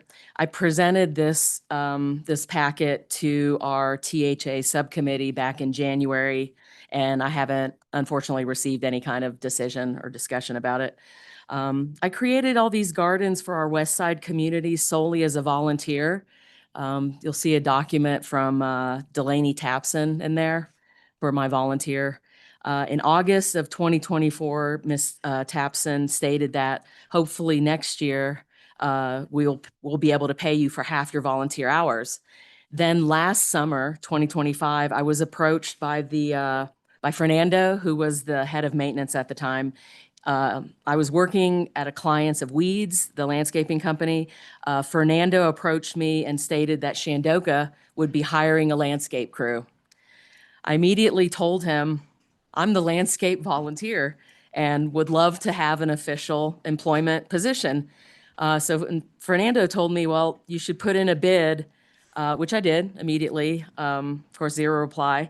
Put in a bid because they're going to hire somebody, which was news to me, which I had to hear on the street from the head of maintenance, or, he's not maintenance anymore because the maintenance guys, anyways. Then in July of 2025, Delaney informed me that there was no budget for my work. Apart from renewing my lease, there's been no further discussions. I've sent an email to Ms. Slayton, which you'll see is the document from March 4th. Again, I prefer receiving a group decision rather than one administrator. This may be my final summer here in Telluride, as the housing requirements are now so extreme. I, like a good majority of town, have had very little work this winter. So, I probably won't qualify for the 1,400-hour rule. And of course, my friends have assured me that because I'm speaking up about the gardens, I will receive some kind of punitive retribution, which is kind of what's going on over at Shandoka.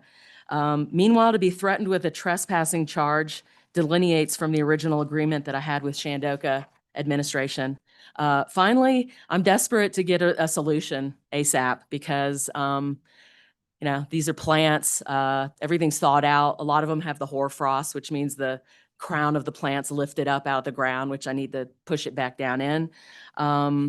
Yeah, the precedent of being reimbursed for my soil and irrigation parts and all that was not also honored by Delaney this last summer. And that's it. Pray for snow. Thanks for your time. Thanks. Karen, thank you very much. One thing I'll add is that we are discussing hours in the meeting today for the requirements with the ski patrol strike and lack of snow. So that discussion will happen later today.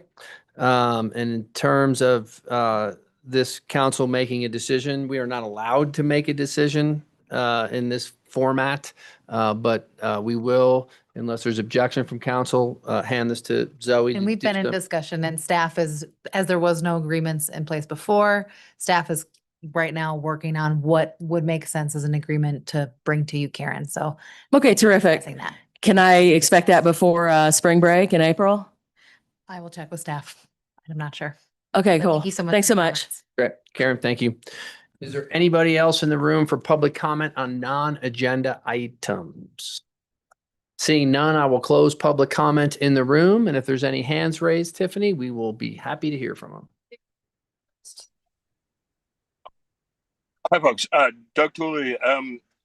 Just a quick correction of my longtime stalker, Zoe Donnell. You certainly can serve alcohol on a closed street. There are plenty of events that do that. And I don't know where you're coming up with your information to that or to me in that matter. Seems to be a problem coming from somewhere. So one small item and a little bit bigger one. Folks will recall the newspaper story about the false report of the Forest Service denying an operating plan to Telsky during the strike. So I followed up on that from an unidentified elected official. I followed up on that with public records requests to the 3 jurisdictions. Curiously, there was no documentation of communication email between the Telluride Times and the Telluride Council. There was from Mountain Village with council members Scott Pearson and Rick Huascar Gomez. Quite a lengthy conversation there with Mr. Pearson, number of conversations. That's all easily accessible if folks want to see it. The county wanted to charge me for a couple hours, which my budget does not allow. So, on preliminary evidence, that false report came from the county. And in my judgment, my guesstimate, that would be most likely Ann Brown, wherever that information came from, or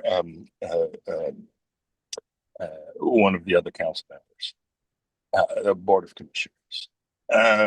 So on I think a more substantive question, we're all aware of the lawsuit between Telsky and the attempted purchasers in the ski area. And I'd just like to observe that that's kind of the business practice we see in a lot of municipal decisions, these problems, including that exercise by Telsky itself. As people using government to take control of the public's business. I think it's inherent in bond counsel, and we see it here in a number of different subjects. The wastewater authority, which Mountain Village is been a long time stated goal of creating a public authority, but Mountain Village has manipulated the situation to that they're determining the site before that authority is formed. which is its most substantive decision. We seem that as smart. I recall a session with Todd Brown talking about a Mountain Village underpass. They're in a proposed bike path to Lawson Hill, bike path connection between Mountain Village and Lawson Hill, which Department of Transportation is telling them that not work because of the utility relocation and costs, including a sewer line at that same location. And they still keep trying. And I've documented other retaliatory efforts of Mountain Village against my involvement, including a substantial fall from which I still suffer mild pain and exacerbating related conditions. What's another one? The transfer warehouse. That's another Todd Brown one. And the Diamond Ridge proposal. It's all people just playing court games to control the public's money and control the public's business with various nefarious political strategies to do that. And that's just, I'm sorry, it's playing to the worst of human nature to do that. And we all know the cycle of abuse. People who use the cycle of abuse to control the public authority, to infect the public's sphere with those politics. It's just the height of evil. And it's this method of operation of the domestic abuser. You challenge them and they just go totally ape shit. All right. Thank you very much. Have a good day, folks. Tiffany, is there anybody else with their hands raised for public comment on non-agenda items? All right, great. We are going to close public comment for this meeting. That brings us to agenda item number 4, presentations and proclamations. And we have introduction of a new senior historic preservation planner, Michael Owen, and Kristen is here to present. Welcome back. Thank you so much. I am thrilled today to be able to introduce Town Council to 2 new staff members on the Historic Preservation Planning and Building team. So first, I will introduce our new Senior Historic Preservation Planner, Michael Owen. Prior to moving to Colorado in 2016, Mike grew up in Brooklyn, New York. He received a Master of Science in Historic Preservation from the Pratt Institute. His passion for public service matured at the New York City Landmarks Preservation Commission, where he worked for 5 years as the Community Outreach Program Manager. Michael joins us now from Historic Denver, where he worked as the Preservation Services Manager. He ran their preservation easement program that included 73 historic buildings. He also handled State Historical Fund grants. Michael reviewed construction documents and bids, conducted site visits, and ensured work complied with the Secretary of the Interior's standards. And prior to joining Historic Denver, Michael ran the Durango office for the State Historical Fund for almost 6 years. During that time, he worked on a number of SHF grants here in Telluride.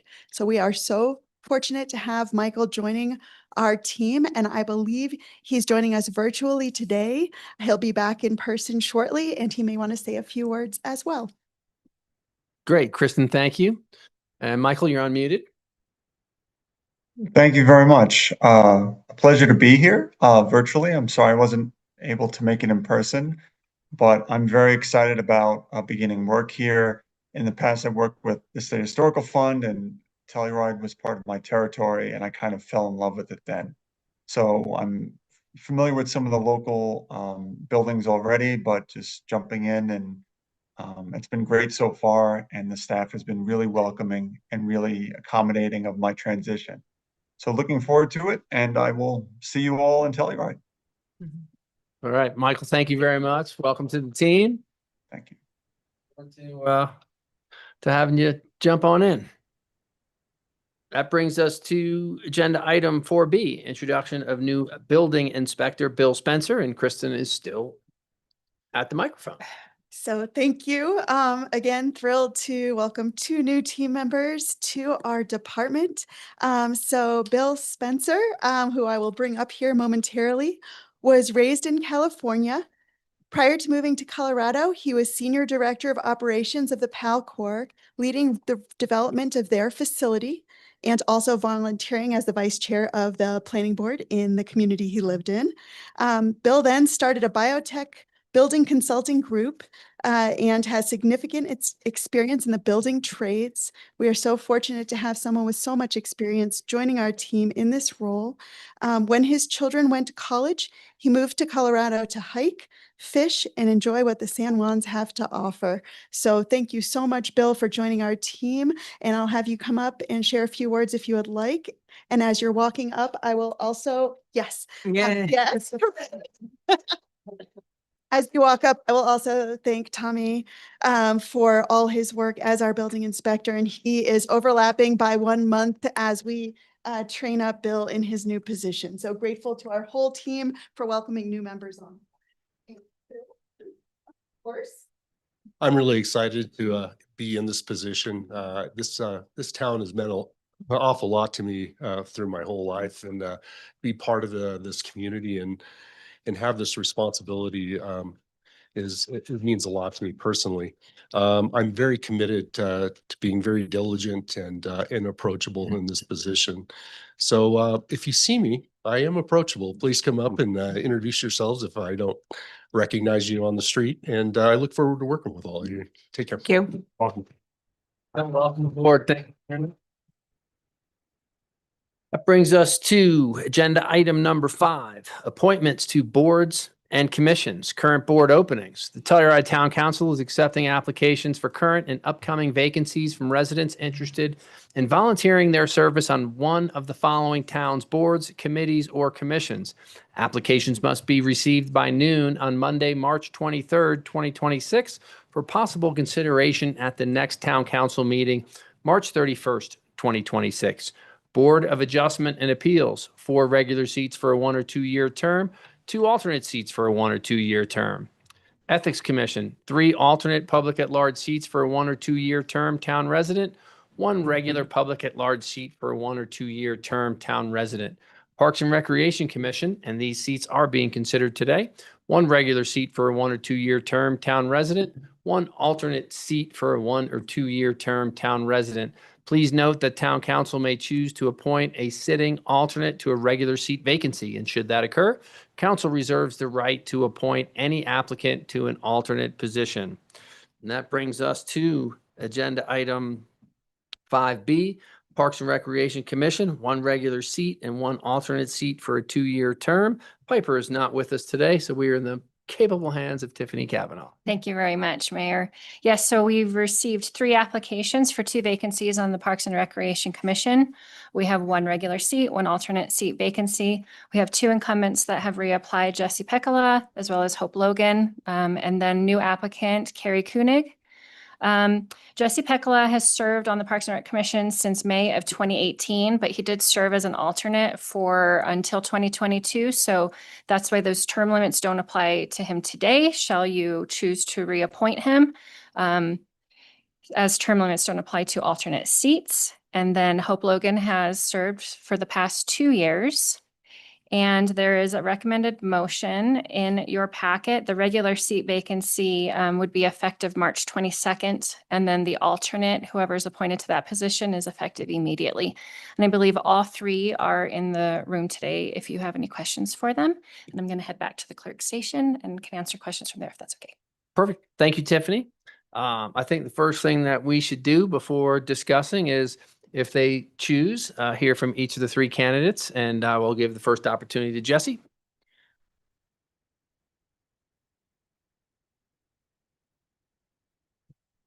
Hello, Jesse Pekala. I've served for, 2018, so quite a few years now. Happy to do it. I've enjoyed my time and would love to do it some more. That's it. Thank you. Great. Thank you, Jesse.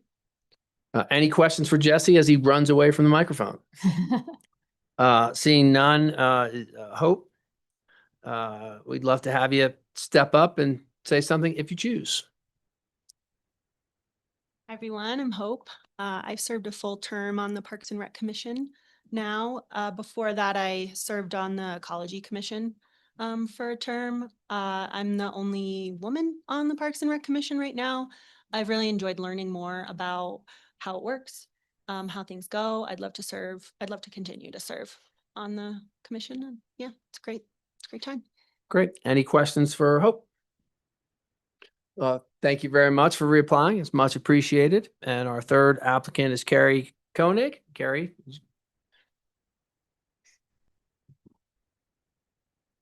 Hi, I'm Carrie Koenig, and I actually served on this commission in the early 90s as a new to town 20-something-year-old, which was such an honor to be able to be involved in government as a young person in this town and offer that perspective. So thank you, Logan, for being so involved. I think it's important to have diversity on this commission because there are so many pulls in different directions on our resources, on our parks and recreation resources. You have people looking for private events. You've got festivals. You've got kids sports, adult sports, just pulled in so many directions, more so than I've ever seen in the past. And we're looking for our parks and recs to fulfill a lot of our needs, economic, community building, et cetera. And I think having been here for 35 years, I understand a lot of those pulls on our resources. And I have a really creative, can-do attitude about how to balance all of those pulls on our resources. And I also have a desire to make sure that we're using public assets to the best of our ability.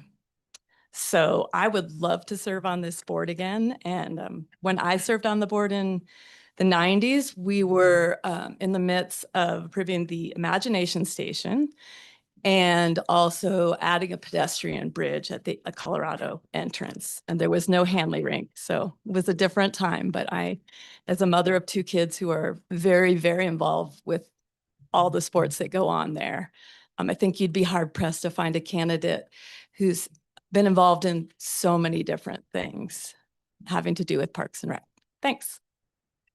Any questions for Carrie? Carrie, thank you very much. With that, any thoughts from council? Sure, I'll give some thoughts. I think that all three of these people are really great candidates. I know Carrie personally. Her and I live in the same HOA at Telluride Lodge. I think that she's super competent and is a person that, really will deep dive into what the regulations and the rules are and make sure that like those are being followed and enforced in a proper way. I think she would be a great addition. I know that we did get an email from one of the Parks and Rec current boards members who was asking if we to please keep some consistency as there's been a lot of turnover recently on the. It was the chair. Oh, the chair. Sorry. Yep. I didn't realize he was the chair. Mhm. Sorry. I haven't been on Parks and Rec now for. Well, he's a new chair. He's a new, Oh, brand new. great. Yeah, Brand new. yeah. From the chair and mentioned that, his desire was because there had been some quite a bit of rotation recently for some consistency. So I think that we need to weigh that. I think Carrie's point about that there isn't a lot of diversity on that board is something that we've discussed previously. So I think that there's a lot of kind of things that we should consider here. But I think that we have three really good candidates ultimately, which is, I think a lot of the times happens to us where we have three great people that we'd love to all have served, but there's only 2 seats. Yeah, it's wonderful. We have more candidates than positions, and that doesn't happen very often. And so not only am I excited about that, it's probably the shortest reading of openings for boards and commissions that I've ever done in 2.5 years. So just a little recognition for community members that are stepping up, and a lot of them step up knowing that there's no guarantee they're going to be appointed or they're going to lose out on their seats. And when you come to council and sit in the room for that uncertainty, it's much appreciated. Any other comments or thoughts or questions of the candidates from council? I appreciate Jesse staying on as an alternate for so long and learning so much. And how long have you been a regular member of Parks and Rec? 2022, Tiffany? That's right. Okay. And in 2018, and I personally was chair when Jesse served. And Jesse did a wonderful job. Yeah, I think Um, he's really even keeled. I've known him for a long time. He used to be my bouncer at the Sheridan Bar and back in the 90s. And he's got 2 young kids. I see his vested interests. He was just 21. Anyway, he's really even keeled and I would like to see him stay on the board. Hope, I know you've put your time in too. And Carrie, thanks for throwing your hat in the ring. I appreciate the consistency comment from the chair. So I'm leaning that way at this point. Yeah, I'll kind of echo what was already said. I wish we had 3 openings because we have 3 really good candidates, and that would make our decision a lot easier. Feedback from the board does mean a lot to me. I don't sit in on those meetings. So, you know, that request isn't the right word, that email from the chair, like, definitely has some weight in my decision making. I think I know all 3 of you guys, and I would feel good about all 3 of you being on this board. Yeah, I think for lack of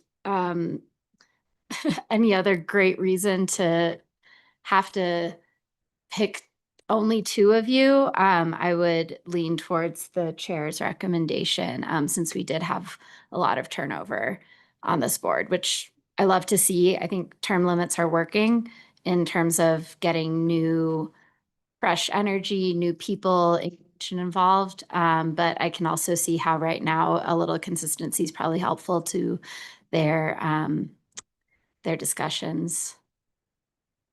Great, Helena, thank you. We haven't heard from Mario Dan. Anything to add? I want to give you the opportunity to speak. I think everyone has summed up my thoughts quite well. I think the only thing I'd add is the advocacy for diversity is, of course, a strong argument that there's sound logic to support that.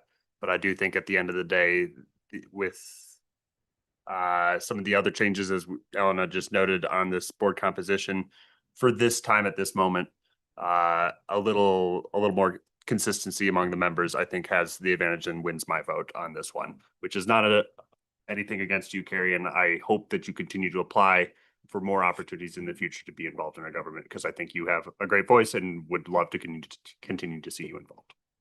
Thank you.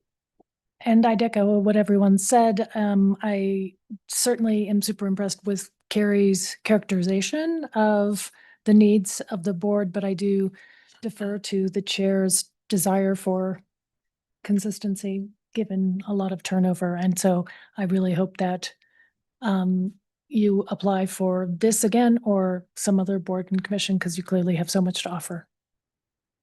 Great. And I would like to add, is there anybody in the room that has something to say in support of a candidate? We'd like to hear from you. There's nobody. Is there anyone online, Tiffany? No. And then seeing that, Carrie, did you want to add something? Was your hand? Okay. Great. Unless there's any further discussion from council, since public comment for this topic is closed, I would entertain a motion.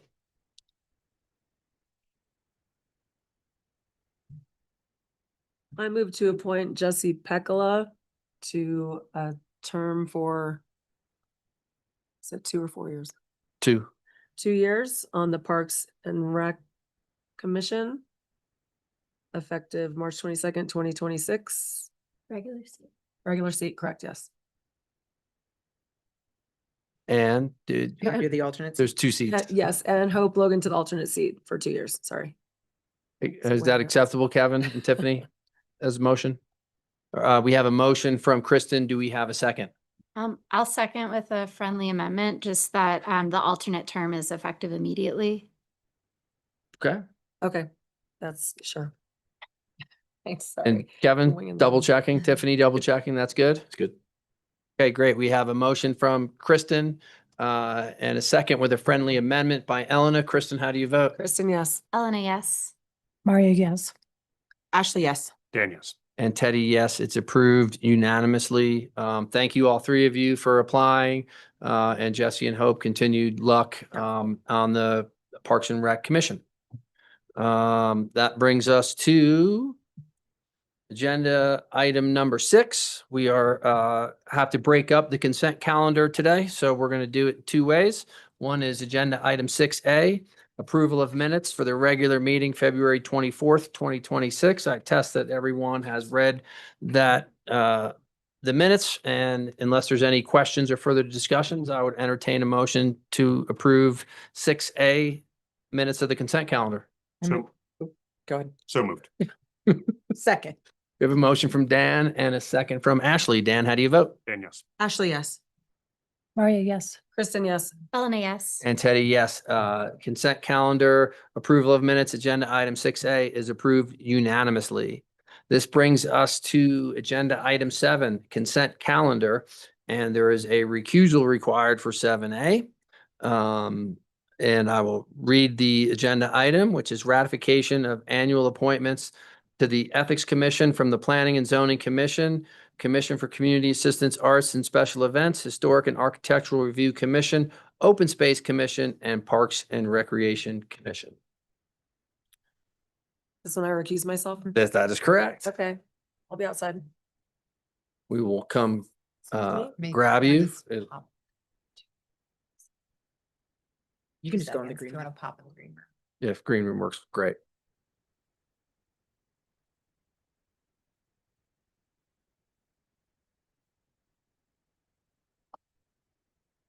Is there any further discussion on agenda item 7A for that ratification from council? Seeing none, I would entertain a motion. I move to ratify the appointments to the Ethics Commission as presented. Is that okay? You want me to read them off? Nope, we get a nod from Okay. Kevin and Tiffany, so we're good with that motion. So we have a motion from Elena. Do we have a second? Second. And we have a second from Ashley. Elena, how do you vote? Elena, yes. Ashley, yes. Maria, yes. Dan, yes. And Teddy, yes. Agenda item 7A. Calendar for the ratification of annual appointments to the Ethics Commission is approved unanimously.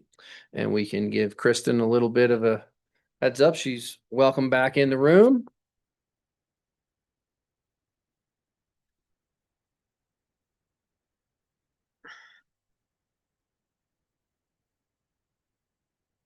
That brings us to agenda item 8. Public hearing. There are no public hearing items today. Agenda item number 9, action items. 9A, approval of a resolution of the Town Council of the Town of Telluride, Colorado, adopting amendments to the Construction Mitigation Plan Manual. And Kristen is here again to present. He's our guest star today. Is our guest star. Just one moment. Hook up.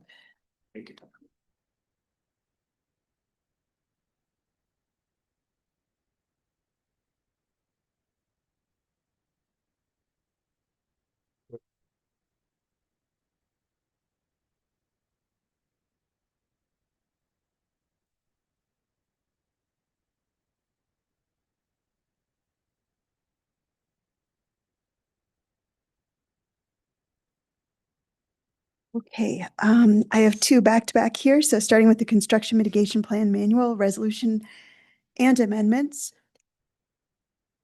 We had a work session at your last town council meeting. As you recall, that town council may amend the Construction Mitigation Plan Manual from time to time through placing consideration of amendments to the manual as an action item on the town council agenda. So you, town council, provided input on the proposed construction mitigation plan manual amendments during the 2/24/26 work session. Per town council's direction, staff incorporated requested revisions. Staff prepared a resolution for town council adoption on 3/17/26, which was included in your packet. The proposed amendments, as you recall, revise thresholds and address cumulative impacts, establish a CMP amendment process, clarify submittal requirements, specify requirements for job site supervisors, prevent adverse impacts to neighboring properties, prevent impacts to protected and neighboring trees, implement streamlined processes for construction parking, and make editorial revisions as were needed. So I'm not going to go over each of the revisions on the amendments, but I'll just mention two that you brought up in the last work session, just so you know how those changed. So in this case, clarifying job site supervisor requirements, the request was to retain the 5 minutes, but to add in person, by phone, or digitally. So it reads to respond within 5 minutes in person, by phone, or digitally to any issues that arise. And that is for the overall site supervisor. So you can see the amendment on the amendment there. And then second, streamline processes for construction parking. The request was to simplify the area in orange there to focus just on what is being implemented versus a comparison of past to present, and some other clarifying language to make for a smooth process. So that has been refined. Otherwise, the revisions are as they were. So a resolution and proposed final CMP manual amendments are being brought before you for approval. And I included a motion for adoption. Great, Kristen. Thank you very much. Any questions from council for Kristen? Seeing none, and since this is an action item, is there anybody in the audience for public comment? Hi, I'm Kathy Green. I was a general contractor for 39 years. So I'm talking from both sides of being a neighbor for lots of construction for the last 5 years. This is a great first step, but it's not the ultimate step in fixing construction mitigation to bring balance to both the residents and workers and business owners in our town and the builders. I felt the whole process was tilted towards builders, not tilted towards the people impacted by construction. We need a 24/7 on-call supervisor that can respond quickly. I've lost several nights' sleep when compressors have run all night adjacent to my house and kept me awake. But it was a howling blizzard. I was not going to call someone in Ophir to drive down in a blizzard and possibly crash. I want to be able to call somebody who is a very near distance that can respond in extreme weather safely to mitigate a problem. We need a special task force to really work on this issue. It should have a lot of citizens at large, both residents and business owners that are impacted by construction. You also need a couple of general contractors, and you need the right staff from several departments. And then we need to lead by example. And I'm speaking of the town. I adore all the town staff that I know and usually work with, but every once in a while I see of the building inspector vehicle idling in my neighborhood with nobody in it. Every once in a while I see public works vehicles idling with nobody in them. I'm not talking about big machines. I'm talking about pickup trucks or cars. And every once in a while I see a marshal's vehicle idling for a long time while they're out of their vehicle doing a lot of work. And I've never been an equipment operator. I've never been a building inspector, but I also did law enforcement. So I understand that job, even though my experience is very dated in that. So I just ask for your consideration today and to not make the supervisor a digital supervisor. We need someone in person who can come and turn off that compressor or pick up the fence that blew over and is blocking the road in the middle of the storm at odd hours. Thank you. Kathy, thank you very much. Is there anybody else in the room for public comment on this? Seeing none, is there anybody online, Tiffany? Seeing none. We'll close public comment for this action item. Are there any further comments from council? Yeah, I think I would like to address a little bit of what came up in public comment.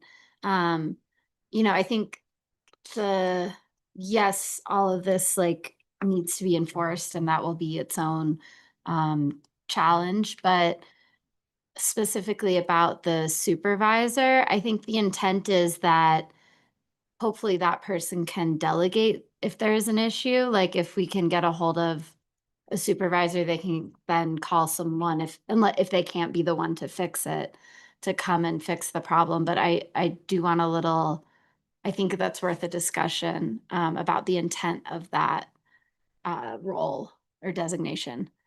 Yeah, and I think the task force is a good idea for us to at least investigate. I know there were some challenges at Tower House with running equipment late that may or may not have violated the code, but people in the neighborhood were pretty unhappy about it. So a task force sounds like a good idea. Ashley.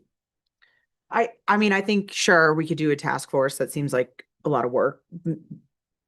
Basically what I heard from Kathy's comment, which I think is maybe like we could just make an adjustment now. It feels like maybe what it is it's like there needs to be a response, like a communication, like that connection with a supervisor needs to be made within 5 minutes. But then there also needs to be like an on-site response time in addition to that to say, hey, like you need to let us know that like we are talking to each other and know that there's a problem within 5 minutes. And then there needs to be somebody available on site within 20 minutes. And that's the rule, that it's like, we don't expect people to teleport or to be standing there the whole time, but it's like, I think a 20-minute like response time to physically be on site accompanied with a 5-minute reply or acknowledgement time feels like that's kind of accomplishing what we need. I mean, I think that's something that sounds good and could be reasonable, but we've got to dive into it and really figure out where contractors live, where their subcontractors live, and figure out what's a reasonable policy.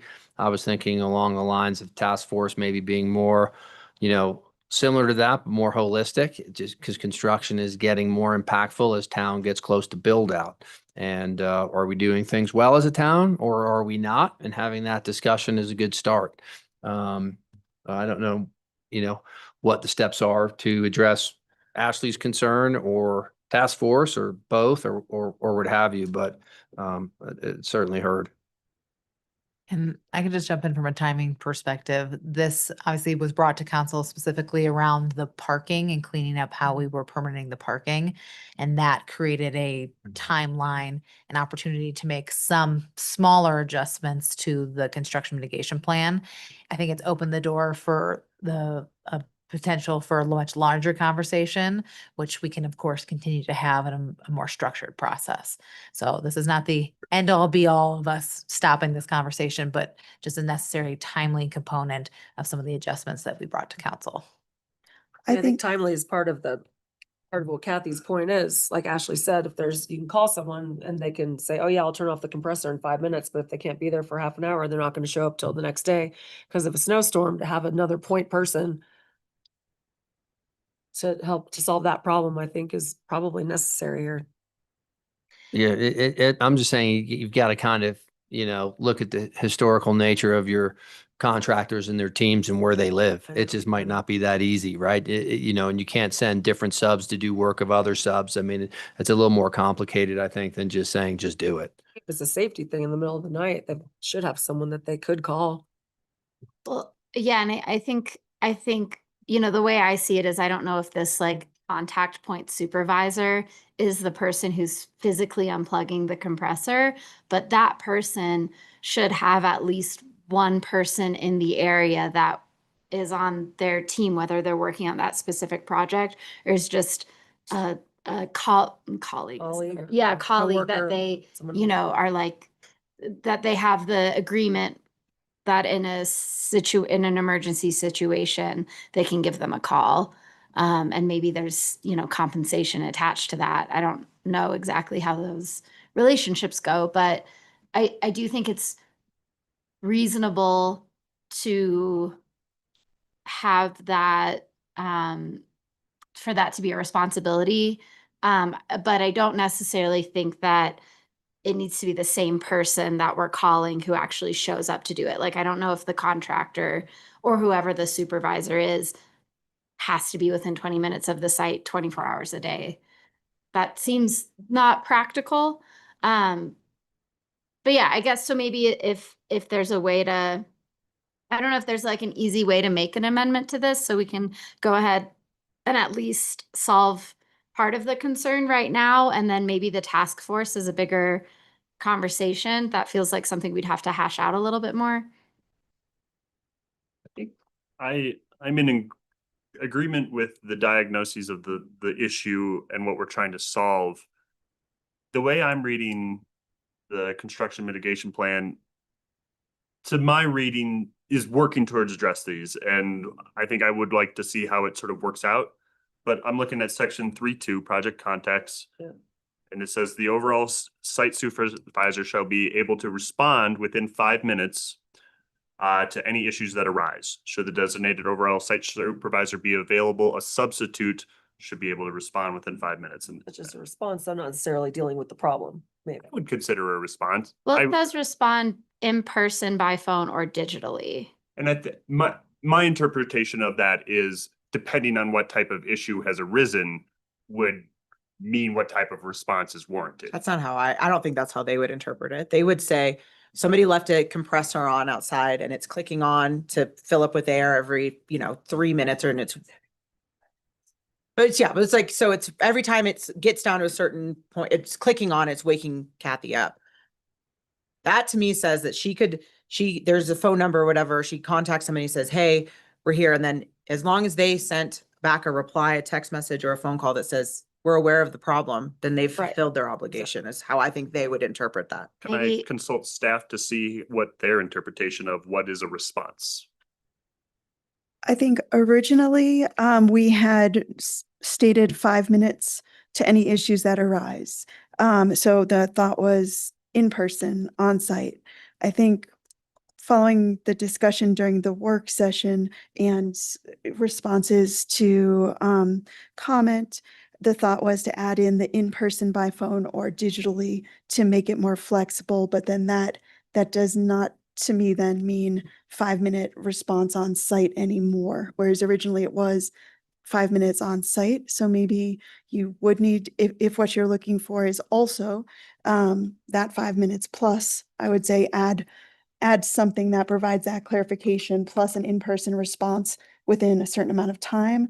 Something clear that we could enforce would be excellent, But you also need if that's what you want. on hours, off hours. When we had the discussion last, it was about Mhm. on hours. Mhm. That This is was true. like, I walked into the job site and the supervisor wasn't here. It was obviously we were talking about on hours versus off hours. This is So true. they might be the same definition. They might not be the same definition. I don't know the answer to that. Could we add either like a 30-minute or or hour long, like 30 minutes to an hour for remediation? So like the response is one part of it, and then you have X amount of What time. I was saying was like, I'm just picking words. I'm assigning words. Like, can we just add that and an hour for remediation? Because response, I agree with you. I think the way that they're reading. I they're think, not gonna and if do we it. have to go through, the semantics of the word response every time we're in this problem, then this isn't functioning as a document to guide people. So if response is like the response to the actual outreach, and then remediation is solving the problem, which I think reasonably does have a different timeline. But I think that's kind of how we can get at the issue at hand. I'm thinking more about the functionality. Like, how does it, like, who are you calling? Who's the person that's on? How is that communicated? It's obviously not going to go. That's not really our. Yeah, like they have their supervisor and they figure it out. At the Part of bottom, you have to do business, and I feel like it's reasonable to say if you have an active construction site within the town of Telluride, there should be an expectation that you are responsive and that you have a single person that can be here within an hour to respond to issues. That to me doesn't seem like we need to solve that for people. I don't We need to disagree. set the expectation. I don't disagree at all, but my point is that, depending who those people are and how you find them with the proximity of Telluride is going to be a challenge. And that's why I wanted to see a little bit more looking into that issue to come up with the best solution. maybe you just added in where overall on that 3.2. Should the designated overall site supervisor be unavailable, a substitute on call overall site supervisor? It's gotta be someone that can come and turn off the compressor or fix the safety hazard in the middle of the road. I mean, Kevin? I think that all that holds, and it's just, the designated overall supervisor shall be on the job site or available to respond within 5 minutes, blah, blah, blah. In person, though. and remediate the problem within an hour. I think that solves it. Or at least initiate remediation, because maybe it takes hours to. Right. Initiate, Okay. initiate. Initiate, yeah.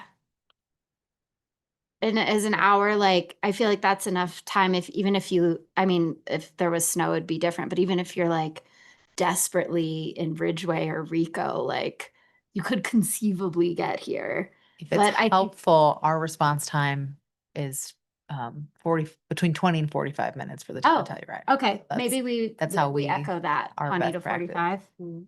I feel okay echoing that if that's something that we use elsewhere. I just feel like we need to put something in there to clarify, because like I said, I just don't want people to say, well, I said I was on it 5 minutes later, and then now it's 2 weeks down the road and nothing has been changed because they said they were on it.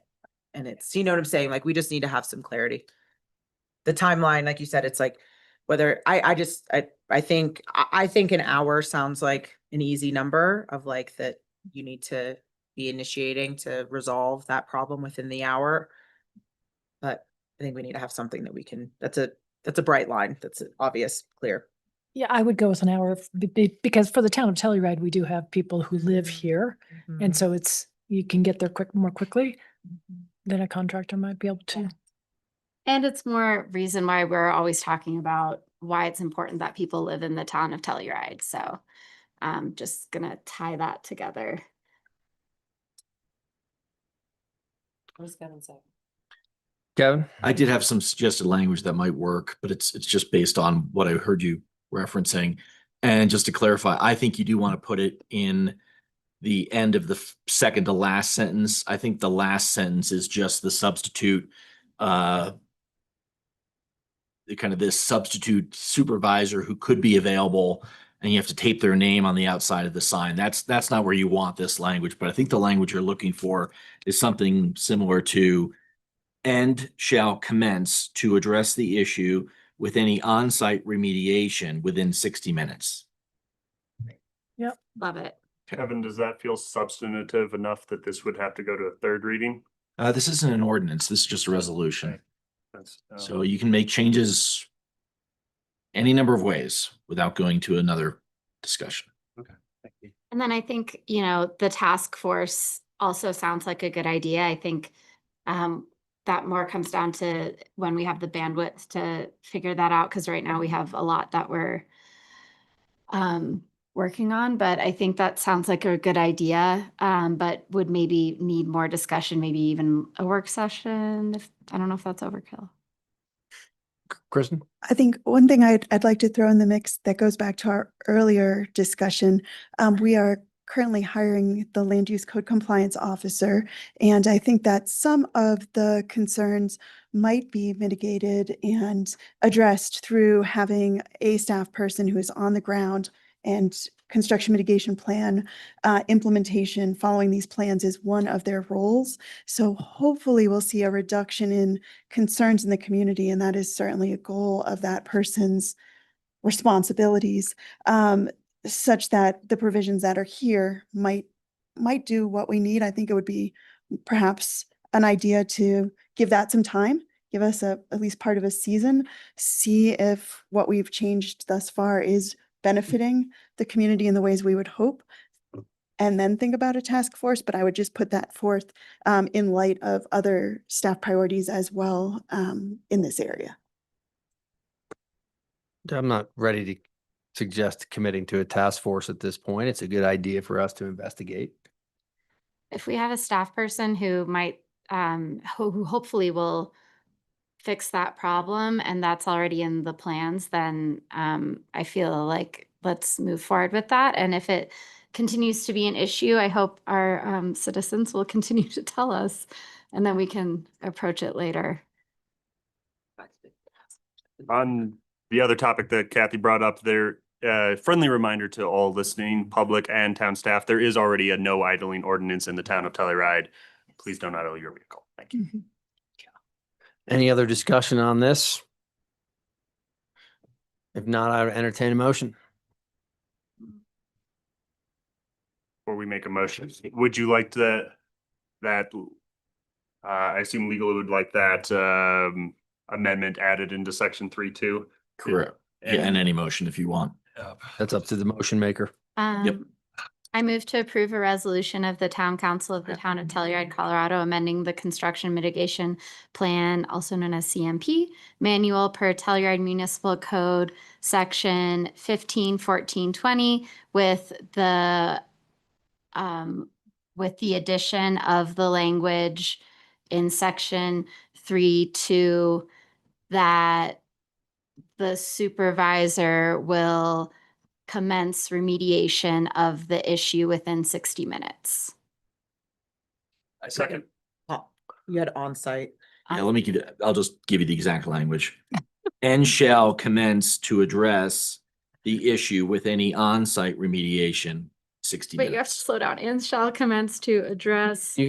Can she accept? She can just accept my Oh, language. I'll accept that language. I also accept. But we have a motion from Elena and a second from Dan. Elena, how do you vote? Elena, yes. Dan, yes. Maria, yes. Kristen, yes. Ashley, yes. And Teddy, no. It is approved 5-1.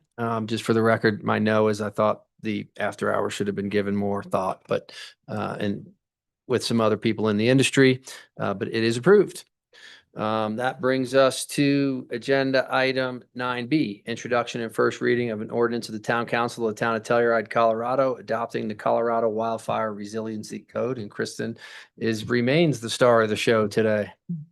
Thank you for having me. Give me just one moment.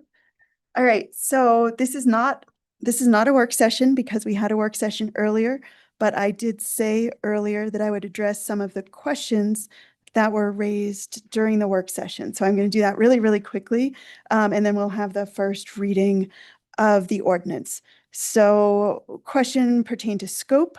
So I just brought in the more detailed language for clarification. I'll just quickly walk you through. So the code, the Colorado Wildfire Resiliency Code, applies to construction, alteration, movement, repair, maintenance, or use of any building or change in use that results in occupiable or habitable space. So buildings or conditions in existence at the time of the adoption of the code are allowed to have their use or occupancy continued if such condition, use, or occupancy was legal at the time of the adoption of this code, provided that such continued use does not constitute a distinct danger to life or property. Later on in the code, it specifies that it is the code officer that makes that determination on the distinct danger to life or property. The provision that came up as a concern, which is a challenging one, it's not very clear, could be clarified better in the code, perhaps in the next round of revisions, pertains to retroactivity.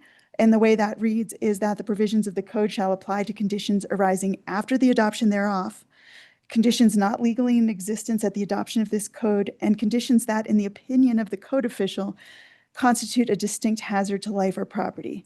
And then it also has this exception, provisions of this code that specifically apply to existing conditions are retroactive. So there are certain provisions of the code, such as when it states that the code official will make a determination if something is dangerous or hazardous. They can ask for changes to things that are existing if there is an unsafe condition in the present. Otherwise, broadly, globally, this only applies to new construction and certain types exceeding certain thresholds of repair, maintenance, rehabilitation. And I can go over those very quickly with you as well. We have spoken in terms of this retroactivity. Staff have discussed with other code officials, peers across the state, and everyone is in agreement that this code is not retroactive and that is not what this provision means. It is just trying to point out that there may be certain distinct cases that are hazards to life or property. So code applies to additions or alterations of 500 square feet or greater. So you can kind of look through it in more detail. I'll go very quickly. There, again, are provisions for if you're creating an unsafe structure and it doesn't meet the threshold, we can still require you to follow the code. So there are all these exceptions within there. I'm just pulling a few up. For roof coverings, it's either roofs are completely replaced or have 25% or more of the surface area of the roof replaced. For exterior walls, again, it's 25% or more of the total exterior wall surface area is replaced. or where the work to reconstruct, alter, or repair effectively replaces the exterior wall material, and maintenance, it shall be maintained in conformance to the code edition under which it was installed. So again, not retroactive, looking forward, and certain thresholds have to be triggered for the code to come into play. So now there was another question that I want to address in a more clarifying way that related to the exemption for historic resources. Talking about the variances, I went through the type of eligible historic resources that are included that could be included in our exemption and will be included, which are eligible for the National Register, contributing resources within listed or eligible historic districts, or properties designated under state or local preservation programs. So I wanted to give you the specifics of that. So our most recent Telluride Historic and Architectural Survey was completed in 2013. And we have 4 categories, as I mentioned earlier: contributing, supporting. I'm going to start with those first. We have 135 primary contributing buildings and 101 primary supporting buildings. We have 83 secondary buildings and structures that are contributing, and 40 secondary buildings and structures that are supporting. So buildings in this category of contributing and supporting are regarded as contributing resources within the Telluride Historic Landmark District. And so the total here is the 236 and 236 for the primary, and then in addition, 121 secondary buildings and structures that are contributing resources, of which some are rated as contributing and some are rated as supporting, as shown. And then we also have the non-contributing without qualifications and non-contributing with qualifications categories. And I summarized those here. I just wanted to put them on the record for clarification. And so as we're talking about this exemption, quite likely, or at least the direction we're going in currently, is the exemption would be for contributing and supporting structures, which are contributing resources within the THLD. And that is the category to the left there. And I think finally, last point, just for clarification, we talked about the map, the Colorado Wildfire Resiliency State Code map. Staff are recommending adoption of the code with the current map. And then if there were the interest in considering future ground truthing, either at a large scale, or individuals can also do it at a property specific level, that is something that could come later. And I think we need to understand, though, that we are adopting the state map as it stands. And I want to make sure I'm being very clear that there are certain activities we may do that are focused on wildfire resilience, that are perhaps projects being discussed at the county level, et cetera, that could potentially allow us to recalibrate, reclassify, do further ground truthing. But at this point in time, this is what we have to work with. So I just wanted to make sure I was super clear about that. It's part of the package of adoption that I'm putting forth in that ordinance today as it stands, with direction for future work if you wish for that to be done. So I already went over the 3 amendments. They're very brief. One of them is to be consistent with the Telluride Fire District. And I went over the timeline. And so in your packet, you had an ordinance, and you also have a motion if you were to have the first reading and move this forward. And then I would be coming back for a second reading on March 31st. Again, our deadline is April 1st, so we're right in time. Great, Kristen. Thank you for those clarifications. Any questions for Kristen? Seeing none and considering this is an action item, is there anybody in the room for public comment on this? Seeing none, Tiffany, is there anybody online? Seeing none. All right, unless there is any further discussion, I would entertain It's motion. Sorry, before that, Kristen, I thought this morning you were saying that were specific designations we needed to make in our motion as far as which building department, or was that already included in the ordinance language? I have those 3 amendments already in your ordinance language. So you'll see it in one of those sections. The 3 things I put on the screen are already in there. So I just wanted to flag them so everyone was fully looped in before you approved. Are we ready? Oh, Dan? I think. Yeah, no, I'm just certifying that Kristen is accurate, and she certainly is. So wonderful. I move to approve an ordinance of the Town Council of the Town of Telluride, Colorado, adopting the 2025 Colorado Wildfire Resiliency Code, the CWRC, and appendices with amendments. Second. We have a motion from Ellen and a second from Maria. Ellen, how do you vote? Elena, yes. Maria, yes. Kristen, yes. Ashley, yes. I'll defer until I hear the comment raised by our legal counsel, town attorney, am I allowed to wait until I hear your comment? Technically, you have a motion if you want to keep going, but I think I'm going to suggest a change, and I'm sorry I was raising my hand, but I couldn't get. Sorry, I to- missed you. And Tiffany was too. Are you looking at? We need to set it for a public hearing on Oh. the 31st. So if you just want to Rescind my start, motion. yeah. Sorry. Sorry, folks. Okay. To set this for a public hearing on second reading on March 31st. Okay, I move to approve an ordinance of the Town Council of the Town of Telluride, Colorado, adopting the 2025 Colorado Wildfire Resiliency Code, the CWRC, and appendices with amendments, and setting it to a second public hearing on March 31st, 2026. Second, with a friendly amendment that it is instructing the town clerk to set this for second reading on March 31st. I accept the friendly amendment. Kevin and Tiffany, you good with it? Yes. All right, we have a motion from Ellen and a second from Dan. Ellen, how do you vote? Elena, yes. And yes. Maria, yes. Kristen, yes. Ashley, yes. And Teddy, yes, that is approved unanimously. That brings us to agenda item 9C. Consideration of approval of an intergovernmental agreement between the town of Telluride, Colorado and the San Miguel County Clerk and Recorder regarding responsibilities for conducting the coordinated special election to be held with the primary election on Tuesday, June 30th, 2026. And Tiffany is here to present. Yes, thank you, Mayor and council members. And for consistency, I'm wondering if we should ask Councilperson Stark to recuse from this item as well, since we have in the past few. We'll defer to our attorney, Kevin. What do you think? I think it's probably prudent because we've done it in the past as well when this was just discussed for direction. Okay. In a bit. It'll be very quick, I believe, Mari. I might recuse myself as well because I'm employed by the election office of San Miguel County and I would be paid to count ballots for the town. So I'll recuse myself also because I'm paid as a county election official and would be participating in this election as a judge. Is that fair, Kev? Yeah. Okay. We still have a quorum. Of a quorum. We'll wait a couple seconds for them to clear. Tiffany, I think you're good to go. Okay, thank you. So last town council meeting, you passed a resolution calling a special election for June 30th to be conducted as a coordinated election with the county clerk and recorder.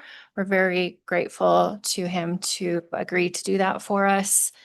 So this intergovernmental agreement outlines the responsibilities of me as the town clerk during this election. It also designates me as the town's designated election official and then outlines the responsibilities of the county clerk during the election. It's standard when we coordinate elections to adopt this agreement. Both Attorney Geiger and I reviewed it, and it's just normal and nothing different from previous years. The statutory deadline to approve this is April 21st, so we are well in advance of that deadline if you choose to approve it today. Great, Tiffany. Thank you very much. Any questions from council for Tiffany? Yeah, I was looking at the billing example, and I know it's just an example, but District 1 and District 2 have the same numbers. And is that just? I think that's just an example. Okay. That wasn't, and when I was reading it, I was like, did I not understand? Yeah, and this election will cost much less than previous because we don't have any Tabor and it's just 2 council seats. So it should not cost us as much as our typical regular elections. I would not anticipate. And then will those percentages, well, I guess, never mind. I don't have another question. Okay. Any other questions from council? Seeing none, and it is an action item, is there anybody in the room for public comment on this? Seeing none, is there anybody online? No. All right, unless there's any other further questions from council, I would entertain a motion.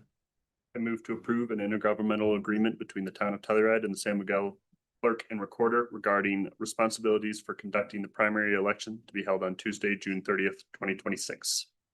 Second. We have a motion from Dan and a second from Elena. Dan, how do you vote? Dan, yes. Elena, yes. Kristen, yes. And Teddy, yes, it is approved unanimously. Thank you.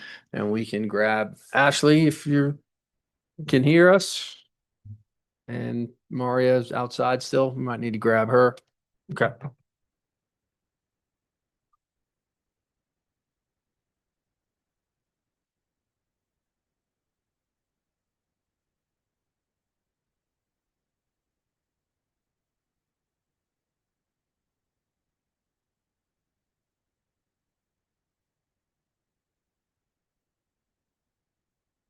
Okay, that brings us to agenda action item 9D, consideration of approval of a facilities master plan memorandum of understanding with San Miguel County, and James Van Hooser is here to present. Thank you, Mayor Erico, Town Council, James Van Hooser, Managers Department. Here with me from our partners at the county, Jared Biggs, Assistant County Manager. Before you today is an MOU for the next phase of the facilities master plan, specifically the joint new build facility that has been proposed at the county-owned 335 West Colorado Avenue site. As the county owns the land for us to proceed with additional planning work on that site, we need to be aligned and have agreements signed with our partners. You will see in your packet that I included quite a bit of background information on this overall project that was started in December of 2023. I did that for the benefit of new council members. If you have any questions on the larger project that will help inform your decision on the MOU, I'd be happy to provide any additional background you may need. The rest of council has seen, I believe this is our 6th time before council on the overall comprehensive facilities master plan project. All that is specifically before you today is the MOU for the continued phase 4 of the proposed new build site. And that was council's direction at the conclusion of phase 3 in 2025 to not proceed with phase 4 until this document was executed. Additional direction given at that time was to provide consideration to the food bank, which is currently housed in the Fruin building. That language has been captured in the proposed MOU. Happy to take any questions. Great, James. Thank you very much for that. Any questions from council for James? Could you give me a rough estimate of how much money has been spent on these drawings to date? Yes. Thanks. So to date, and this is comprehensive, this is for the entirety of the 3 phases of the master plan process, which includes redo of Parks and Rec offices facilities, a reconstruction of this building for the Marshal's Department, a remodel of the town hall to be historic town hall to become council chambers once again, and a new construction at the Fruin building. So phase 1 was $82,000, and that was our needs assessment and 20-year capital plan. Phase 2, $61,200. That was for the development of 3 possible conceptual options. There used to be many more options on the table. This council narrowed down what was called option C, which is what we moved forward with. Phase 3, which was the preliminary design and cost estimation phase for all 4 of these joint projects. was a total of $267,000 for phase 3. Any- That's just town money, not county money. That is correct. This, Any other questions for that, Kristen? No, not for right now. Okay. Any other questions for James? Seeing none and that this is an action item, is there anyone in the room for public comment on this?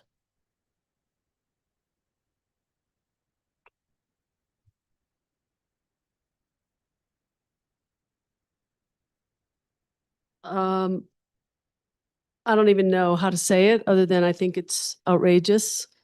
It's too much. Forget this renovation and that renovation and all the stuff. But the Fruin building, first of all, the county, who could use some money, the value of that land, they paid it 4.4 million for it back in 06, I believe, something like that. 07.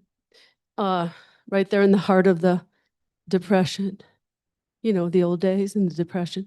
Well, that is an outrageously large building and not necessary on our street. The entrance to our town. I mean, are you guys vibing the same thing or no? It's too much. I've seen the pictures, the scale, the rescale. I mean, I don't know if you plan on hiring a bunch more people or something, but why can't you just be in here? Why not just rework the existing facilities? And then do something a little more commerce forward on the Fruin lot. I know the county BOCC meeting is tomorrow at 9:30 about this topic. And I don't know, it is not about me living adjacent either. It's about living in this community. It's about seeing this massive new building. I mean, counter to only the massive Chase building is what we call it now, the old Patterson building. The scale and the light and the disturbance from that facility is a major bummer. It's easy just to drive by it, but you take a walk at night, it's unacceptable. So here are these bookends on either side of a historic street in the historic town. And this proposal is outrageous. I went to the meeting, Charles Cuniff, we've known for years. He gets a lot of his work from here. And I spoke with him as well. This is too much. No necesito. And there's more to it. This building, that building, you need an entire building for town council chambers? Is that what it is? Like what are you guys sleeping here? I mean, maybe. We're just listening to your public comment. Right? No. What do you, why would you need the whole building you can wrap for up. town council? You can wrap up and we'll decide whether or not we'll answer you. No, I wasn't, it was a non-rhetorical. She That wasn't asking if we were. I wasn't asking. Well, I'm just clarifying because Oh, yeah. Yeah, So doesn't- anyway, I just don't see it. I just can't make sense of any of this. Thank you, Ashley. I just can't make sense of any of it. Please don't proceed. Thanks. thank you, Rosie. Anybody else in the room for public comment on this? Seeing none, we will close public comment in the room on this action item. Is there anybody with their hand raised, Tiffany? No. Seeing none, is there any further discussion from council? I mean, I'll, kind of address some of Rosie's concerns. I've known Rosie for a long time. I don't know if we're completely aligned on this particular issue. I maybe have a different perspective as one of the only people that works both in the town and with the county. I know that the location of some of our current, municipal facilities are not ideal, particularly the Marshal's Department being in the middle of kind of a residential area does not really make any sense. It needs to be traditionally there right near the fire department, things like that. It makes sense for that to shift. So this kind of bigger picture moving of location and needs of both the town and the county, to me, actually shows some really strong coordination and alignment that I think is refreshing rather than having individual municipalities operating in the same areas, having their own facilities. This allows us to capitalize on utilizing a single space for both town and county, which I think is kind of a good idea. I don't think it's perfect. I think that of course, it is a big building. It is big change. But I think that while it is on the edge of the commercial district, it is in the appropriate space in that respect. Like I said, having the Marshal's Department located right next to a large, house in much more of a residential area to me is a bigger issue.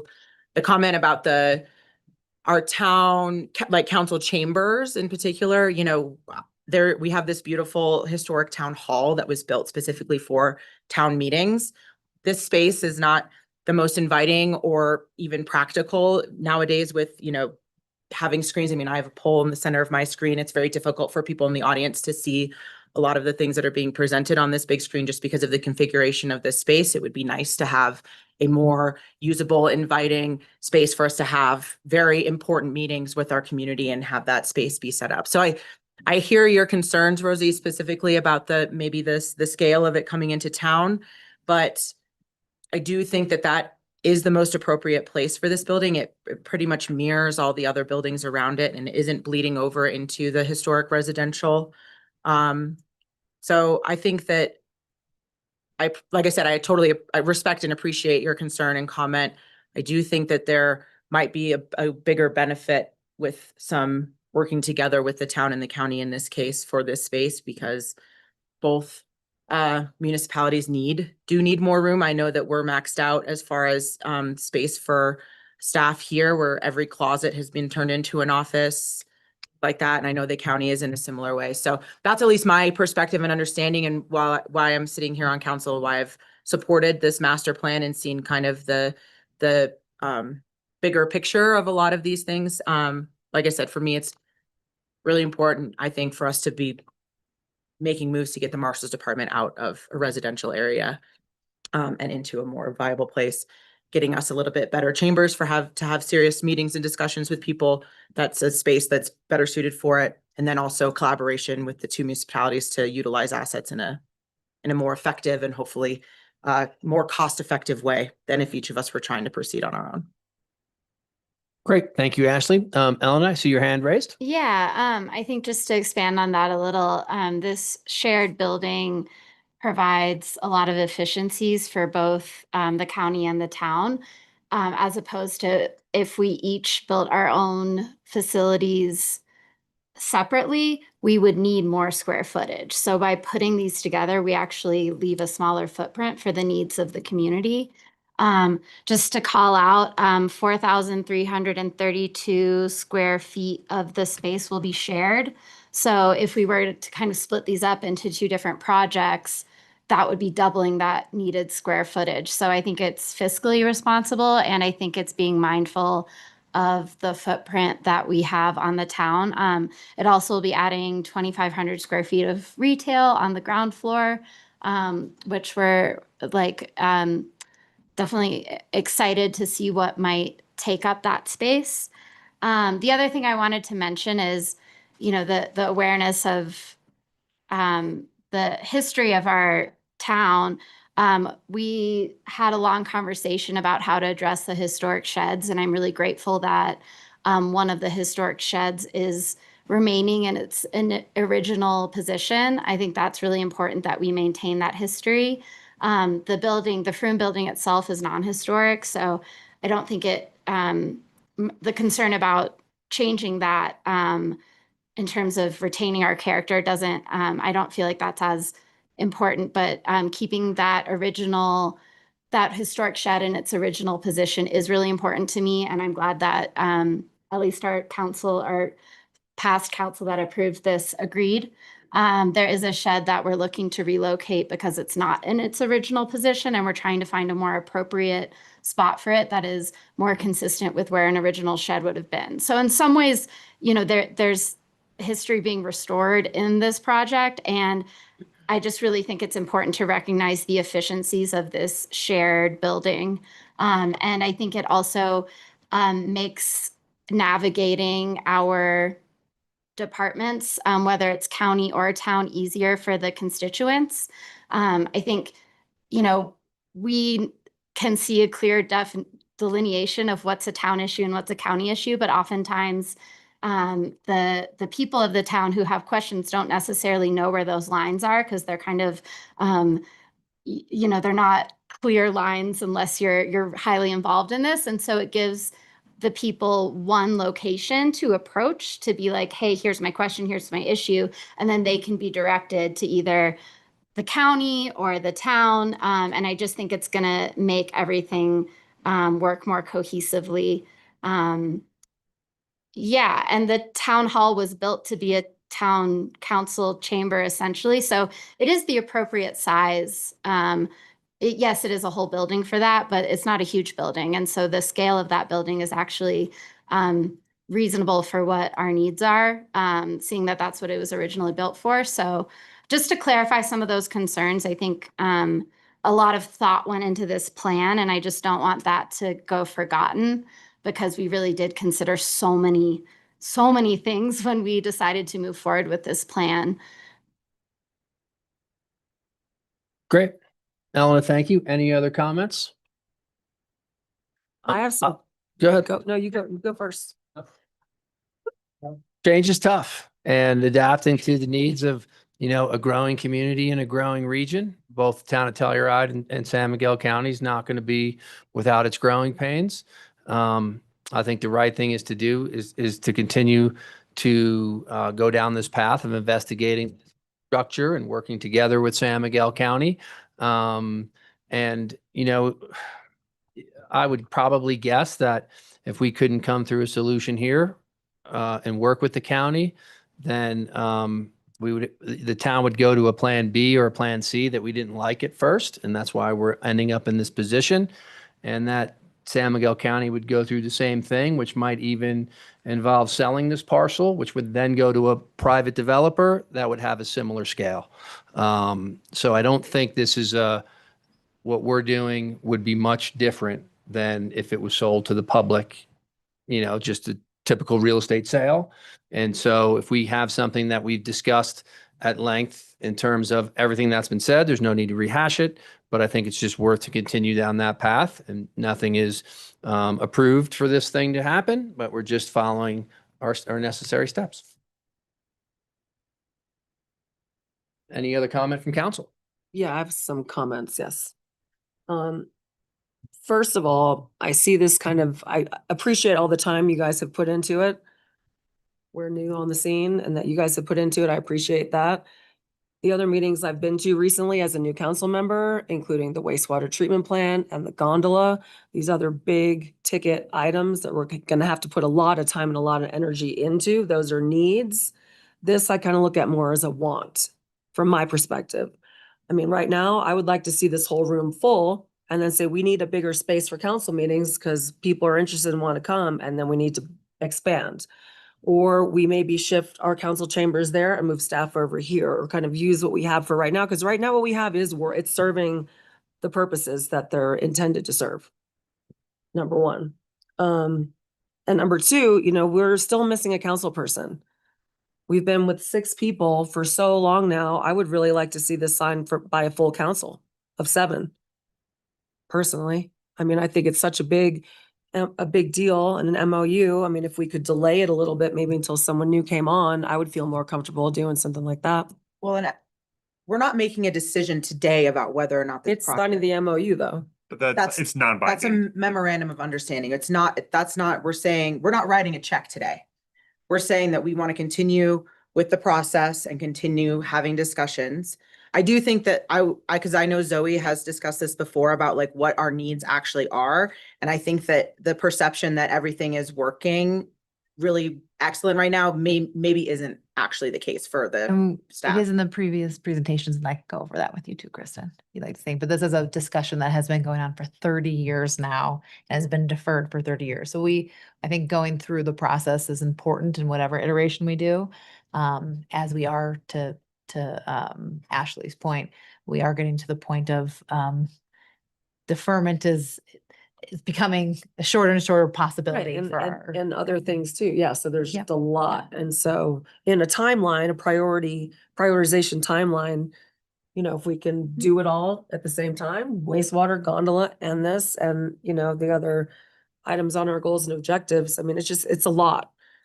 I mean, I agree. I actually, my note, I think this is a good plan, but my note about this when I was reading the packet was it feels lower on the list of, on the priority list of capital projects. And I don't think anyone's going to argue with you on that. I think, I don't think anyone is. yeah, but I think moving through the planning process of what is the vision here.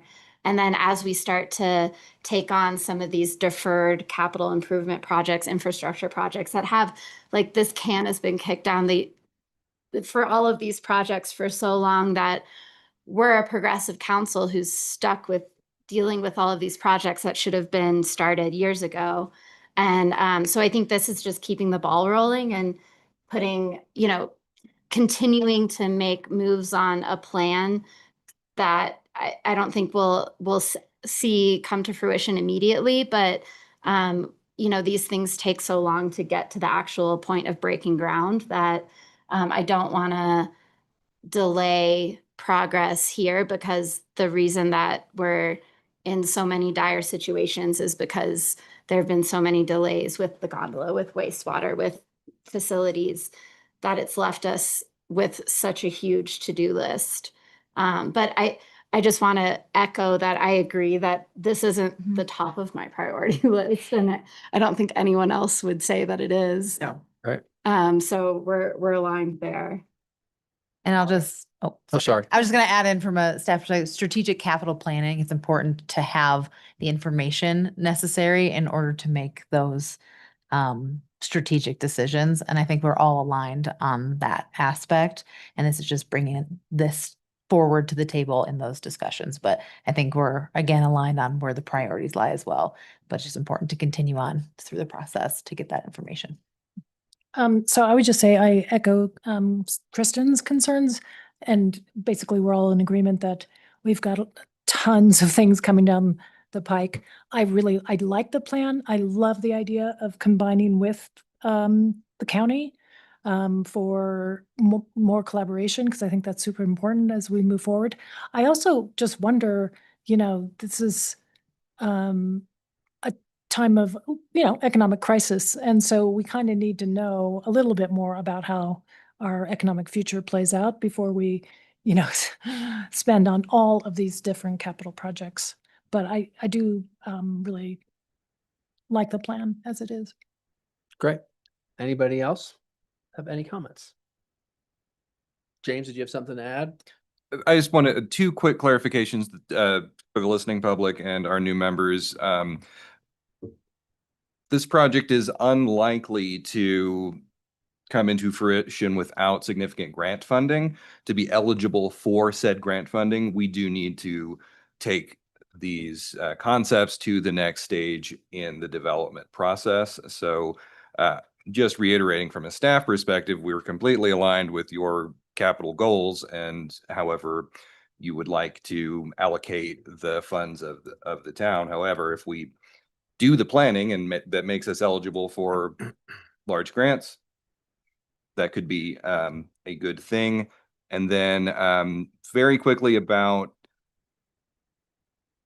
old town hall being a whole building being used for council chambers only. I'd like to point out that is a one-story building with a footprint significantly smaller than this building. So you're not looking at a large increase in your council chambers. You're looking at returning a use to historic space and the opportunity for a more efficient layout that will better serve the public. Great. Thank you for that. Any other questions for James? I'll reopen public comment if somebody wants to add something new that hasn't been mentioned. I didn't come here for this, but it just popped into my mind when I heard you talking about this. You say your name and. That's Mark Frankman. And I don't know if there's an opportunity for this, but one of the most unfortunate buildings that got built in Telluride is that Miramani building where the county is now. And that's just that would never be allowed today. And if you're building all this extra square footage next to it, and I know this is big, but would it be possible to step back the third story on the Miramani building so you could see the courthouse coming in, and it would be more in line with the rest of the streetscape on the whole town, and you lose a little bit of space there, you gain a whole lot next door. I know that's a big effort, but I know anything can be done. I see it being done today all over town. So just food for thought would really help the town. You'd add a benefit to your project. Thanks. Great, thank you. We once again will close public comment. Any other further discussion? Mark, thank you for that. There are a couple buildings in town I'm sure we wish we did different. But that's Is there a timeline? Zoe or Yeah, James.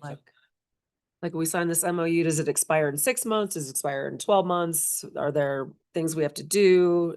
So the memorandum of understanding is a agreement between an agreement is really too strong of a word. It is a document between the town and the county that says we are walking down this process together to go to the next phase of entitlements. The specific scope of the MOU is outlined in the document itself. I'd be happy to read it aloud if that would be helpful.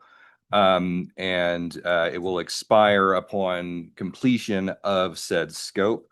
That we cannot proceed with the additional planning on this site without this document executed, as we need agency and owner authorization from the county for that town to make application to HARC, P&Z, yourselves. Or if either party decides to withdraw, because again, Correct. this is a non-binding document that at any point either party can decide to walk away from. Right. How long was the previous one? How long did the previous one? It's not like a time period. It's like until the scope is completed. So it's like until that part of it is done, which that was phase. That was phase 3. We operated under that agreement from January 16th, 2025 to July 22nd of 2025. Okay. Like 6 months. Any other questions? Seeing none, I would entertain a motion. I move to authorize the town manager to execute a memorandum of understanding, MOU, with San Miguel County SMC for joint administrative facility entitlement and design. Second. We have a motion from Elena and a second from Dan. Elena, how do you vote? Elena, yes. Dan, yes. Maria, yes. Krista, no. Ashley, yes. And Teddy, yes. It is approved 5-4 and 5 for it and 1 against. Sorry, that was. Okay. You know what? Thank you. Oh, it was weird. Got it now. Understand what you mean. Thank you.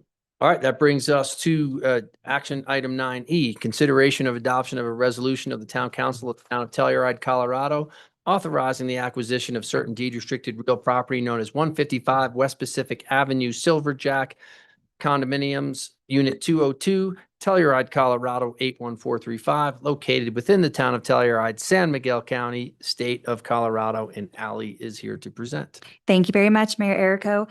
So just as the staff memo states, we did receive a notice of intent to sell on March 9th of 2026, so just a couple of weeks ago. This item was within the time period for us to go ahead and put it on this agenda and have a public discussion.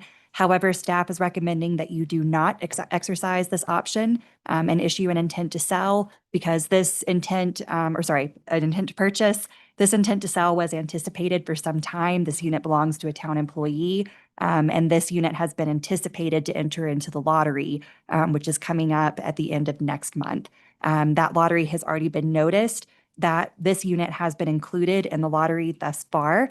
If you did decide to purchase it today to either sell to a town employee or purchase it to enter into the lottery, which seems like that's not necessary, then we would need to withdraw that from the lottery notice.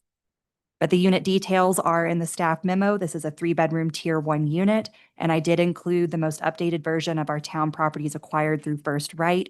which is a document that tracks all of these intents that you have received and tracks how we have decided whether we've decided to purchase that unit or pass on the intent. And then, of course, the ultimate disposition. Did we purchase that unit and sell it to a town employee? Did we purchase that unit and enter it into a lottery? That's all included on the last 2 pages of this item. Great, Ally, thank you very much. Any questions from council on this for Ally? Eleanor? Nothing big, but I just thought this was worth mentioning. Is this an ADA unit? So every unit, and if James is still here, he might be able to add a little bit more. So we did explore this. Every unit at Silverjack is capable of being converted into an ADA unit. So this unit does have some ADA specifications, but we are not holding an ADA lottery for this unit because unlike the Entrada unit, this isn't just a full ready ADA unit. And like I said, every unit at Silverjack, because it does have that elevator, could be converted. So this does not need a special ADA lottery for this unit. I thought that this was ADA ready, like the counters are lower and is that just, I just want to be clear on that because. Yeah, so again, if James is here, and I might ask him to speak to this, there are different classifications of ADA units. So this one does have some, like for instance, this one does not have the stacked washer or this one does not have the side-by-side washer and dryer. So there are some elements of this unit which are accessible. There are others which are not. ADA unit is a broad term for many different kinds of ADA classifications of units. And James is a better expert at that than I am. So. The reason this is different than Entrada is that unit was specifically built as the ADA unit because every other unit in that project has internal stairs that one cannot access in a wheelchair, from a wheelchair. Silverjack has an elevator, so every unit may be entered by someone in a wheelchair. That is the distinction. And there is an ADA parking space assigned to this unit as well. However, if we have one or more persons with a disability who enters the lottery and wins the lottery, let's say they choose the other Silverjack unit, we would switch those parking spaces before conveying both of these units to the next person.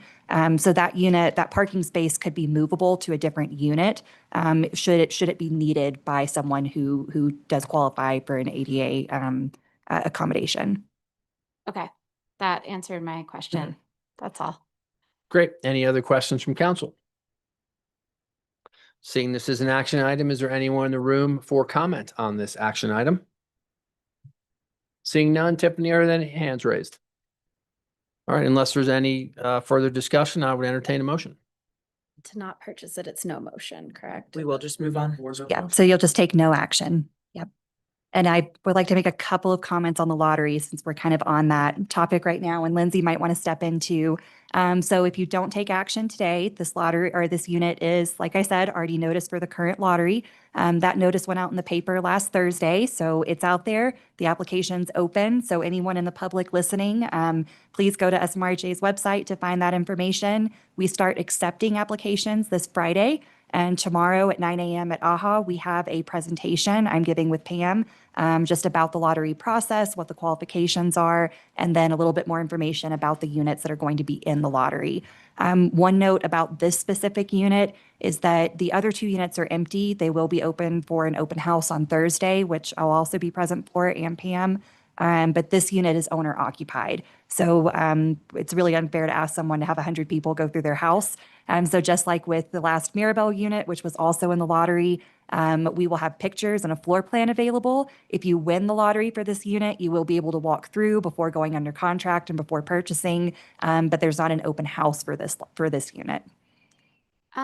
Can you touch on the rollover applications from the last lottery if somebody applied for the previous lottery? Yes. So we did ultimately decide that there isn't going to be a simplified application for this lottery because at first we thought that this lottery was going to follow literally right on the heels of that lottery within a couple of weeks. It ended up being pushed out a couple of months. So there's more time that we need to consider for reapplicants.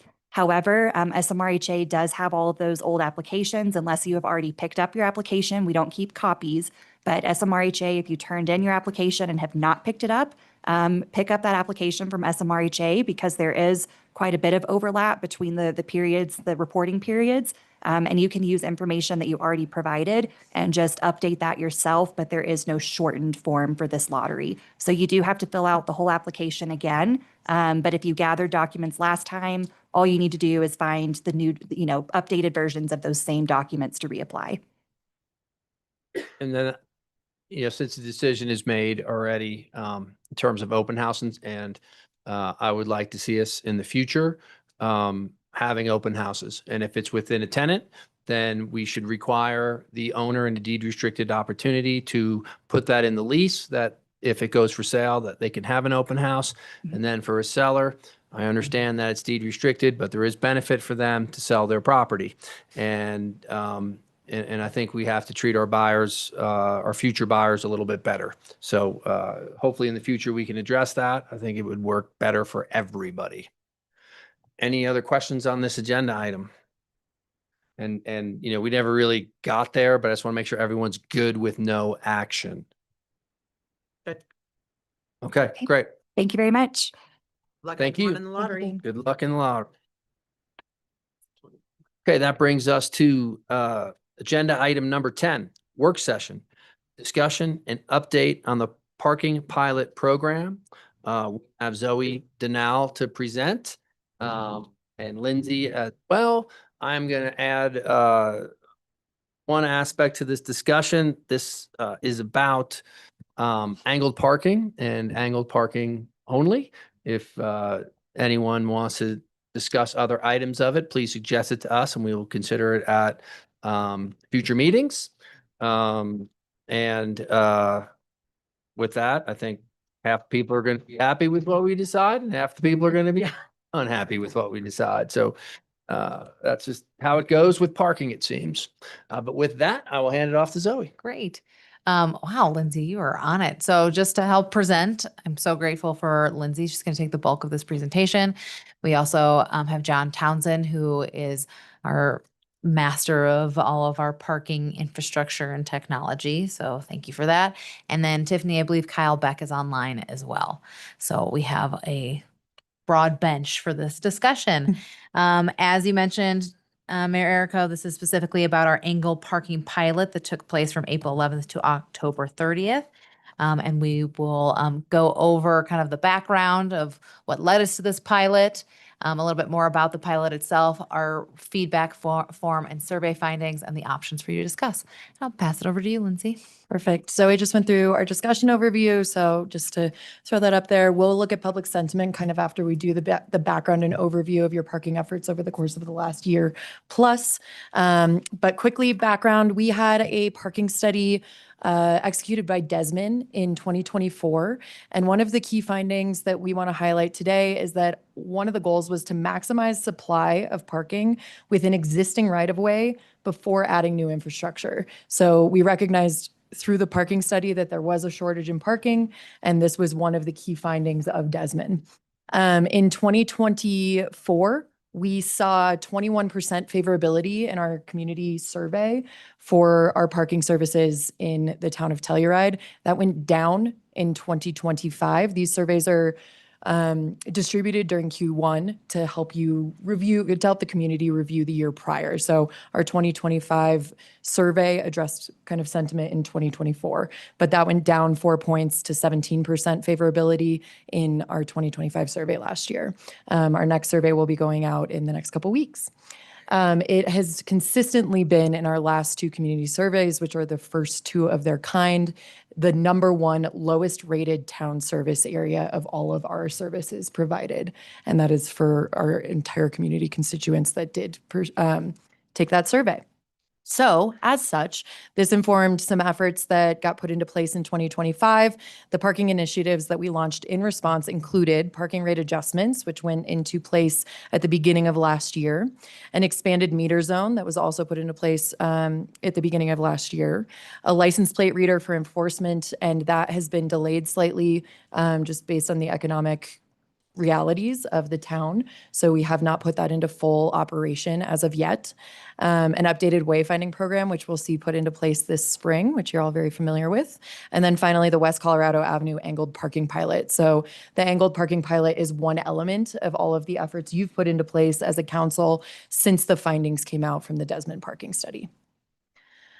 As far as the pilot configuration, the pilot period was April 11th through October 31st of last year. The location was Colorado Ave from Davis Street to Aspen Street. On the north side, Public Works implemented front-end angled parking. On the south side, we maintained parallel. Due to the raised sidewalks on the north side, it prevented any front-end vehicle encroachment onto the pedestrian pathway. So it was a convenient way to implement and a convenient reason to implement to avoid any issues with pedestrian walkways. Just the sheer numbers from Davis to Townsend on the north side with angled parking, we painted 24 spaces. On the south side, we painted 17 parallel spaces. From Townsend to Aspen on the north side, we painted 34 spaces, whereas on the south side in parallel parking, we had 21 spaces. There was a net increase in available spaces within the same physical footprint. No new land and no new construction was required. There's been some commentary around the cost of this. We paint lines every spring. It's not an increase. It's already a line item that is within our Public Works budget. And the elimination of the center lane striping completely offsets the striping of the parallel addition, the angled addition. Parallel parking spaces were actually painted last summer. We received a lot of positive feedback on those paint marks being put into place. But when we saw larger vehicles parking in parallel spots, sometimes they're taking up 1.5 to 2 spaces. Whereas our angled parking, we saw those spaces were large enough and long enough for some of those work trucks and larger vehicles to park without taking up more than 1 space. Stall length for the angled parking was 23 feet when the Federal Highway Administration's minimum is 17 feet. So this gave some extra leeway for those larger trucks and then extra leeway for folks to back out more slowly without backing into traffic immediately after that 17-foot minimum. The travel lane width remained at 17 feet with the Highway Administration looking at a typical 10 to 12-foot width for a typical driving lane. For safety record and cost analysis, safety outcomes, there were 0 reported incidents from April 11th through October 31st, 2025, according to the Marshal's Department. We received some transit operator feedback that diagonal parking was an improvement from a safety standpoint, as folks, when they were parking parallel, would pull out with no indication in front of a bus to get in front of them and avoid having to stop behind the buses. Cost considerations. Again, striping is incorporated into Public Works' existing annual striping program. There's no new line item. Angled parking eliminated that center box striping required for parallel configurations. And this required no land acquisition, construction, or new infrastructure, which was how Desmond recommended we evaluate increases in parking throughout town, just for quick turns and ways to optimize our parking program. This also offset parking displacement. So we had parking losses from several major town construction projects in 2025, and Public Works has indicated that we could see this helping several projects that are going to be happening in 2026 as well. You'll receive an update on summer construction in your next council meeting on the 31st. It also provided an opportunity to evaluate real-world conditions, safety, traffic flow, and community feedback through a pilot. So while we can study data from other communities, we needed to see what would actually occur here. And then finally, the business case for this additional parking so close to the commercial core, it encourages folks to turn over. We heard a lot of feedback last year when we were increasing parking rates and adjusting the parking metered zone that folks needed a place to park quickly to run errands, and this fulfilled that purpose. Folks utilized our 30-minute parking, free 30-minute parking that you implemented last year very frequently. We'll go over that data shortly. And this was a place where people were turning over every 2 to 3 hours. It's a 3-hour limit zone, allows people to go take a yoga class, find parking easily, pop into town for lunch, come on back, grab a meeting, and then commuter parking. We were working to continue focusing on our surface lots that are free all day. So the parking meter analysis, this is just the data and findings from April to October during the pilot program. There was one pay station at 417 West Colorado that generated 26% of all revenue and 25% of all transactions. The top 5 pay stations together account for nearly 63% of system-wide revenue. So you can see this breakdown here. These are your 4 zones that we are seeing a lot of concentration of transactions in, all of which are on West Colorado.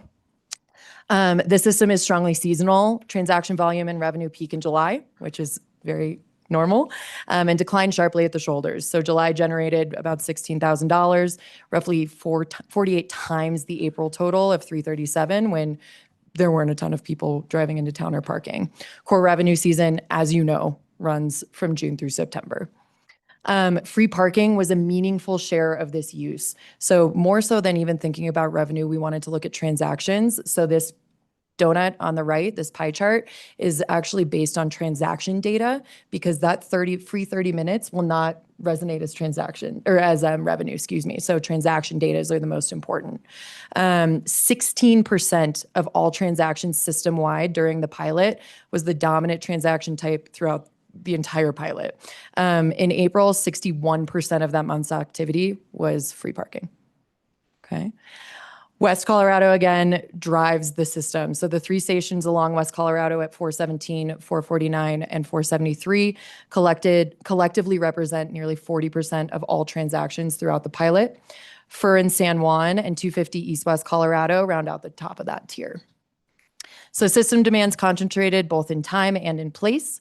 Stations at the lower end of activity have been evaluated, and we did work on reorganizing some of those meters throughout our fall program. So as all of these efforts have been implemented, we have studied and learned and worked to optimize the parking system overall.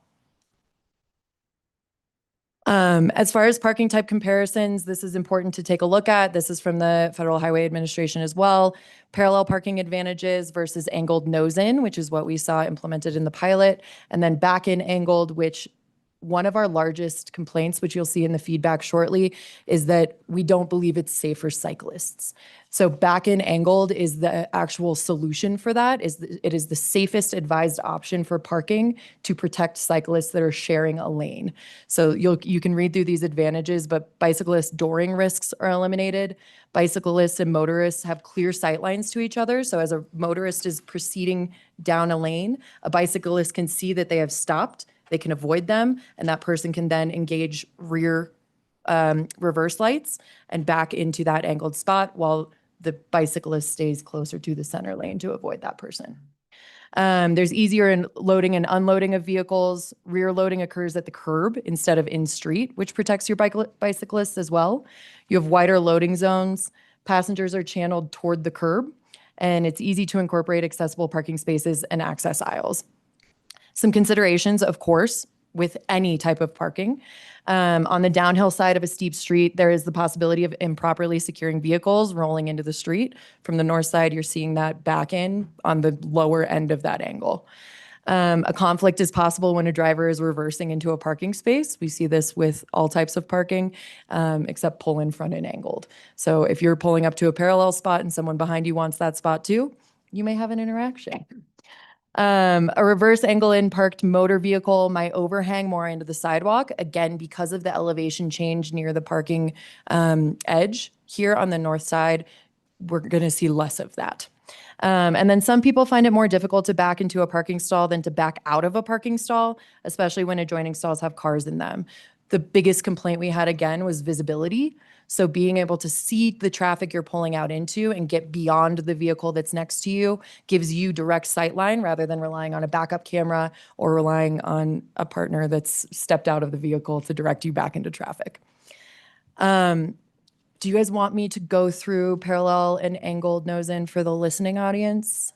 Advantages and considerations? This will also be available online. I think going online is. Yeah. Okay. I do want to just add one clarification point for the raised sidewalks pieces. It is specifically on the 400 block, but you won't see it necessarily on the 500 block. Yes, So thank it's a you. I very apologize. important, just want to make that piece. Thank Yes, thank you. And again, that'll be the Townsend to Aspen section. for those that don't know the numbers. I often don't. So the options to consider, we can continue angled parking. It maintains additional spaces in documented supply constrained corridor. There's no new cost. We've addressed year one meter complaints. We're addressing signage and we're addressing enforcement gaps before the season opens. The trade-off is a community aesthetic concern that remains. We can continue with modifications, such as converting to back-end angled. It's recognized as the safest angled configuration by the FHWA. Forward exit improves cyclist and pedestrian visibility and addresses key safety objections, which we heard overwhelmingly from the public. We'll review that shortly. This does require signage and public education and has a slightly higher first-year adoption friction, but we're prepared to educate the public as needed with better communication than what we experienced last year. And the third option, pause or discontinue the pilot entirely for 2026. This can return us to the parallel parking configuration, provides time for resident engagement, historic review, and full community survey analysis, which we are pursuing today. We're losing spaces in a documented scarcity area, potential spaces, excuse me, and it delays multi-year data collection, which would help inform your future decisions as far as parking orientation in this area. So you can keep those three options in mind, and the options are really endless, but those are the three we're presenting you with today. Let's take a look at survey results and public input. One of the biggest things I want to mention today is that there was a feedback form for open public comment from the beginning of the pilot all the way through to the end. We received about 85 responses to that feedback form, most of which were from concerned residents that in the neighborhood surrounding this pilot. The town parking survey opened on March 3rd and closed on March 16th last night at midnight. We had 778 responses. Because this was the most engaged with survey since I started my role here 3 years ago, which I believe is in the history of town surveys, at least digital surveys. We had our partners at Polco who host all of our data collection for our surveys dive into the data. And they found a few anomalies. They found about 80 responses from Costa Mesa, California, but they weren't confident that this survey was unrepresentative because of these anomalies. So I just want to relay that, yes, 778 sounds like a lot, but the Polco team is confident that this is representative of our community and the sentiments that we are hoping to see come from community engagement. Okay, so first of all, who engaged? Almost exactly half, were town of Telluride residents. 33% or 266 were San Miguel County residents. 5% identified as business owners in Telluride.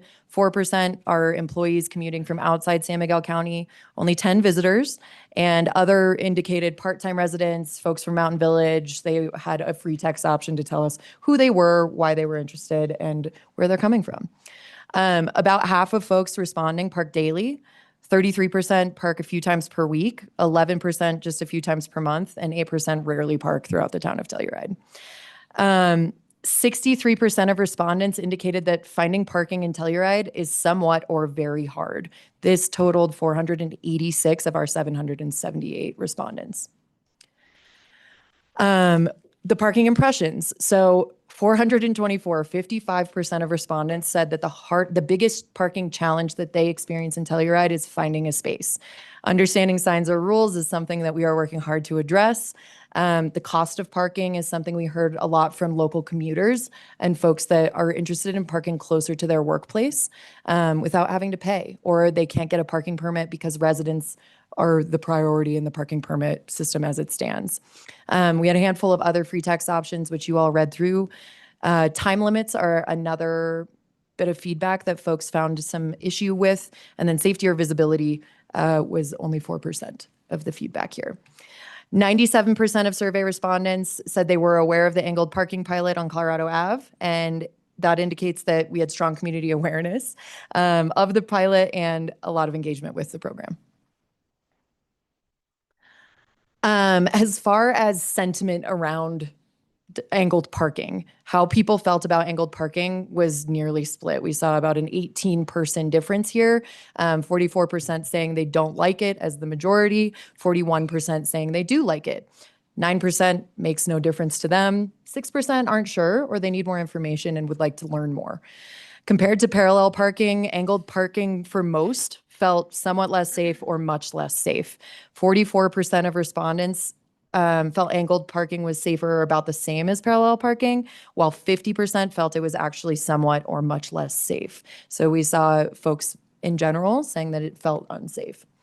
The opinion was split, however, though much less safe was the single most selected option, with 34% of respondents saying that they thought it was much less safe than parallel parking. Benefits experienced. Overwhelmingly, folks said they saw increased parking availability, so less time searching for that, easier parking maneuvers, improved traffic flow, improved pedestrian visibility, no noticeable benefits. About 24% of respondents said that, and you see this difference between benefits and concerns being about equal for who had no concerns versus who had no benefits. The biggest concern was reduced visibility, difficulty pulling out, safety concerns, and impacts to traffic flow. The majority of respondents selected all 4 of these options. These were select all options. So we saw a lot of folks saying, these are all of my concerns. So the concerns we offered in the survey resonated with a lot of the public. How should the pilot proceed? How should the town address angled parking on Colorado Avenue from Davis to Aspen moving forward? So this was specific to the pilot location.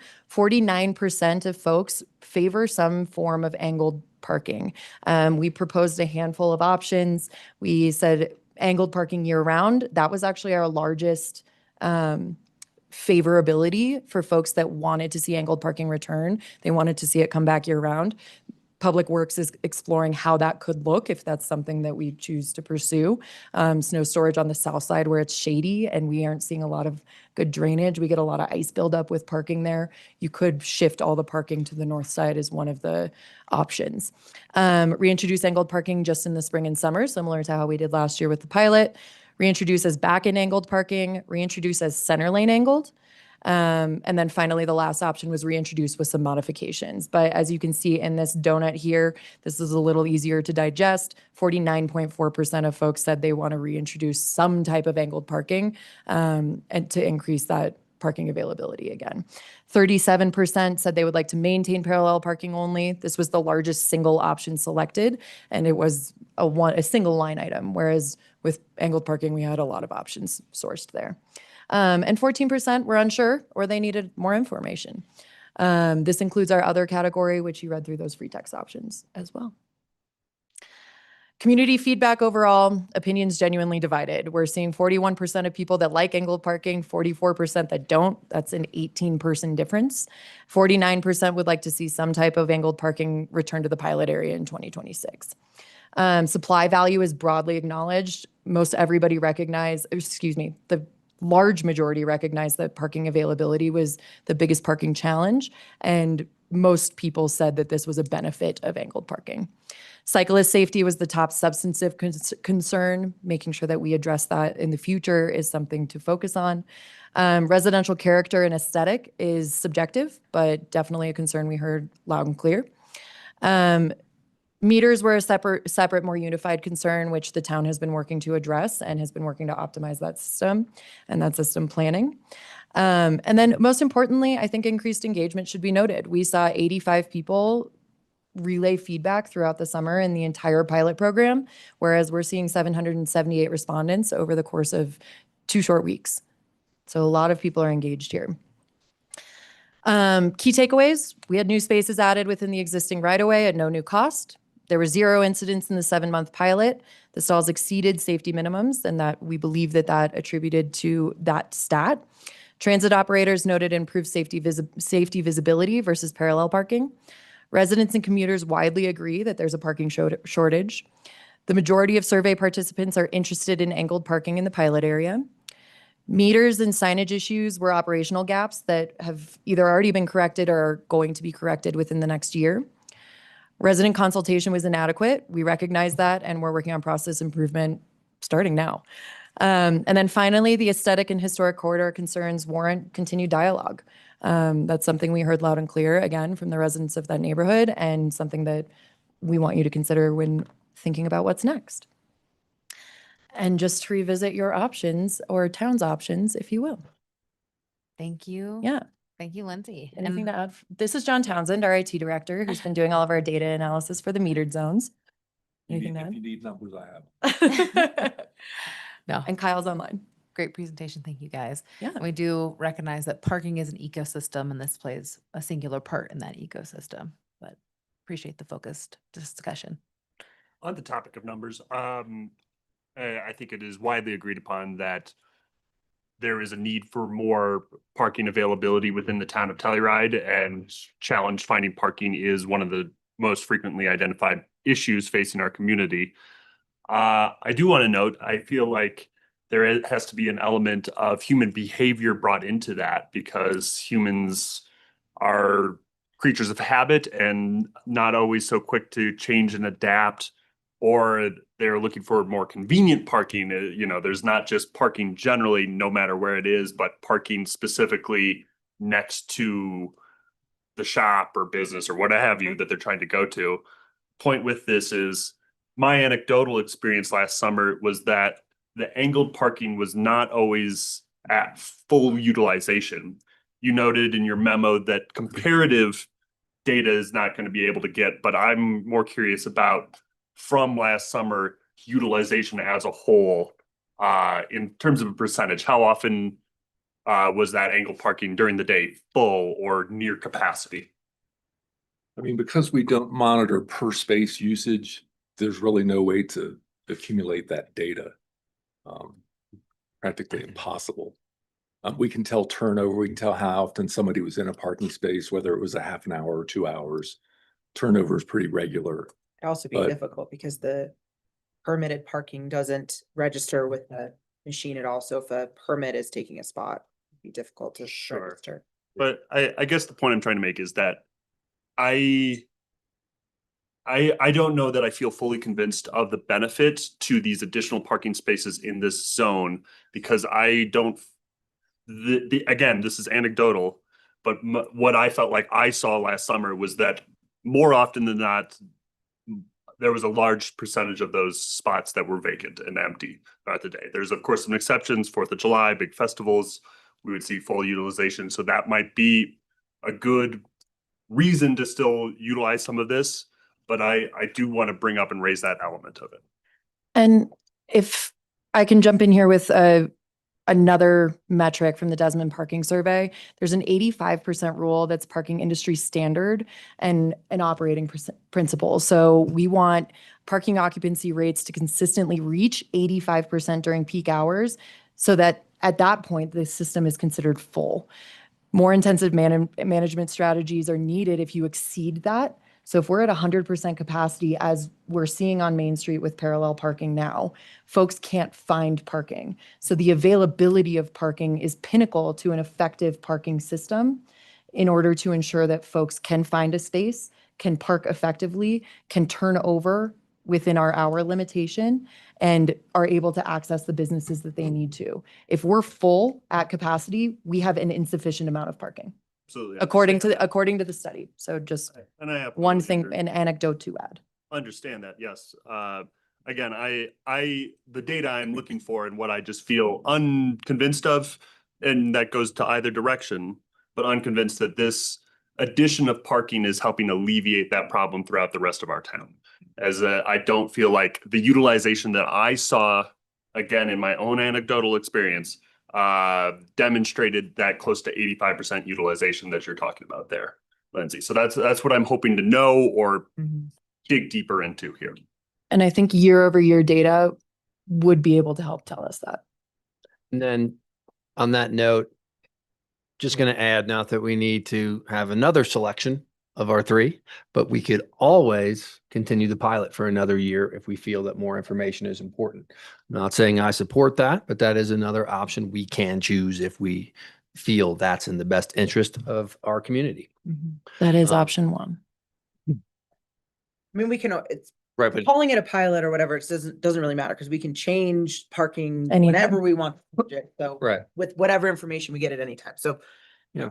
doesn't super matter. I think that, you know, for me, when this first came up before there was any controversy even, I know that part of our, you know, concern about looking to add more parking was also because we knew that last summer in particular, we all want our t-shirts to say Construction Fest 2025 of like, that there was added construction specifically on the town's end with all of the Main Street, you know, ADA sidewalk mitigation stuff that we were doing, that was going to also be a squeeze on the Main Street parking, and that this again was an effective and very cost-effective way to increase some parking in that area and hopefully alleviate some stress. I'm just curious if that point of like that we're not going to have such a high volume of Main Street construction this summer, if that makes us feel better about not necessarily maybe needing those diagonal spots, or if we still feel like regardless of any sort of decrease in construction in Main Street, if there was still warranted a need for additional parking. Obviously, we know that it's not a huge number of spaces, but I feel like it, from the feedback that I got from the community, is very much in line with what I saw with the results, was that people really did, a proportion of the community really did like having the additional spots and liked that it was angled parking and not parallel, and felt like it was safer. And then the other, almost half, but equal proportionate, felt really strongly against it, didn't like it, felt that it was unsafe, felt that it was unnecessary. So it's like, I'm trying to see if we can get another data point to pull, because I know that I was really hoping that when I heard that there were 700 respondents, that there was going to be a clear indication from our community. Yeah. And it's not as clear as I was hoping that it would be. Totally understood. And while the Main Street accessibility program is complete, Pacific Ave does remain, those improvements do remain under construction this summer. That project is continuing. So access to Carhenge and access to our Shandoka lot are going to be sometimes compromised. So I do know Kyle is online Yeah, I don't know too and much might about. be able to allude to a little bit more about those closures. I know a lot of the Pacific Ave work, they're targeting obviously for spring as quickly as they possibly can get that I done. don't know how much that's going to impact Carhenge. I think looking into the future beyond this, it would be Mhm. more of the Shandoka lot into the future. But Yep. I think to your point, Ashley, it really is all sentiment based. You know, we have a lot of sentiment of that it's hard to find parking, or that, that we have low supply. From a data perspective, we do not, count the turnover or have very strong data points specifically for this time period or into the future. And that's something we could look at putting within our goals for 2027 and budgeting a more comprehensive study of exactly those very detailed data points, if that becomes of. Is that maybe something that like the Placer AI stuff could help us? You know what? This was something that we were looking into, and so let me look into it more. I'm just wondering, like, if Yeah, there's definitely technology. I don't know if it's going to be Placer AI, but it might. Do you know, John? I feel like this was like a Park Mobile, or even the LPR could do some tracking. I can't remember, but Yeah, the mobile LPR probably can do some tracking. And then Silverjack's LPR gives us pretty decent information. There's a flaw there, but I think we'll get past that with Park Mobile. so I know it was a directed goal to try to get more of this information. And so we'll keep working on whether it's infrastructure or outside help to help with that. But we do not And- have that information for you now. And other thing to consider, whichever way we go is, when you had the longer space that had the Sprinter van or what have you, it actually probably added a few more spaces than what the physical numbers put in there, just because they weren't taking up 1.5 spaces. spaces, that's right. Eleanor? Yeah, I think since it's impossible to not use our own anecdotal experiences. I did not fill out the survey, but I do experience the town. I think the fact that it was never full, or not never full, but often not full, was a success of the program. I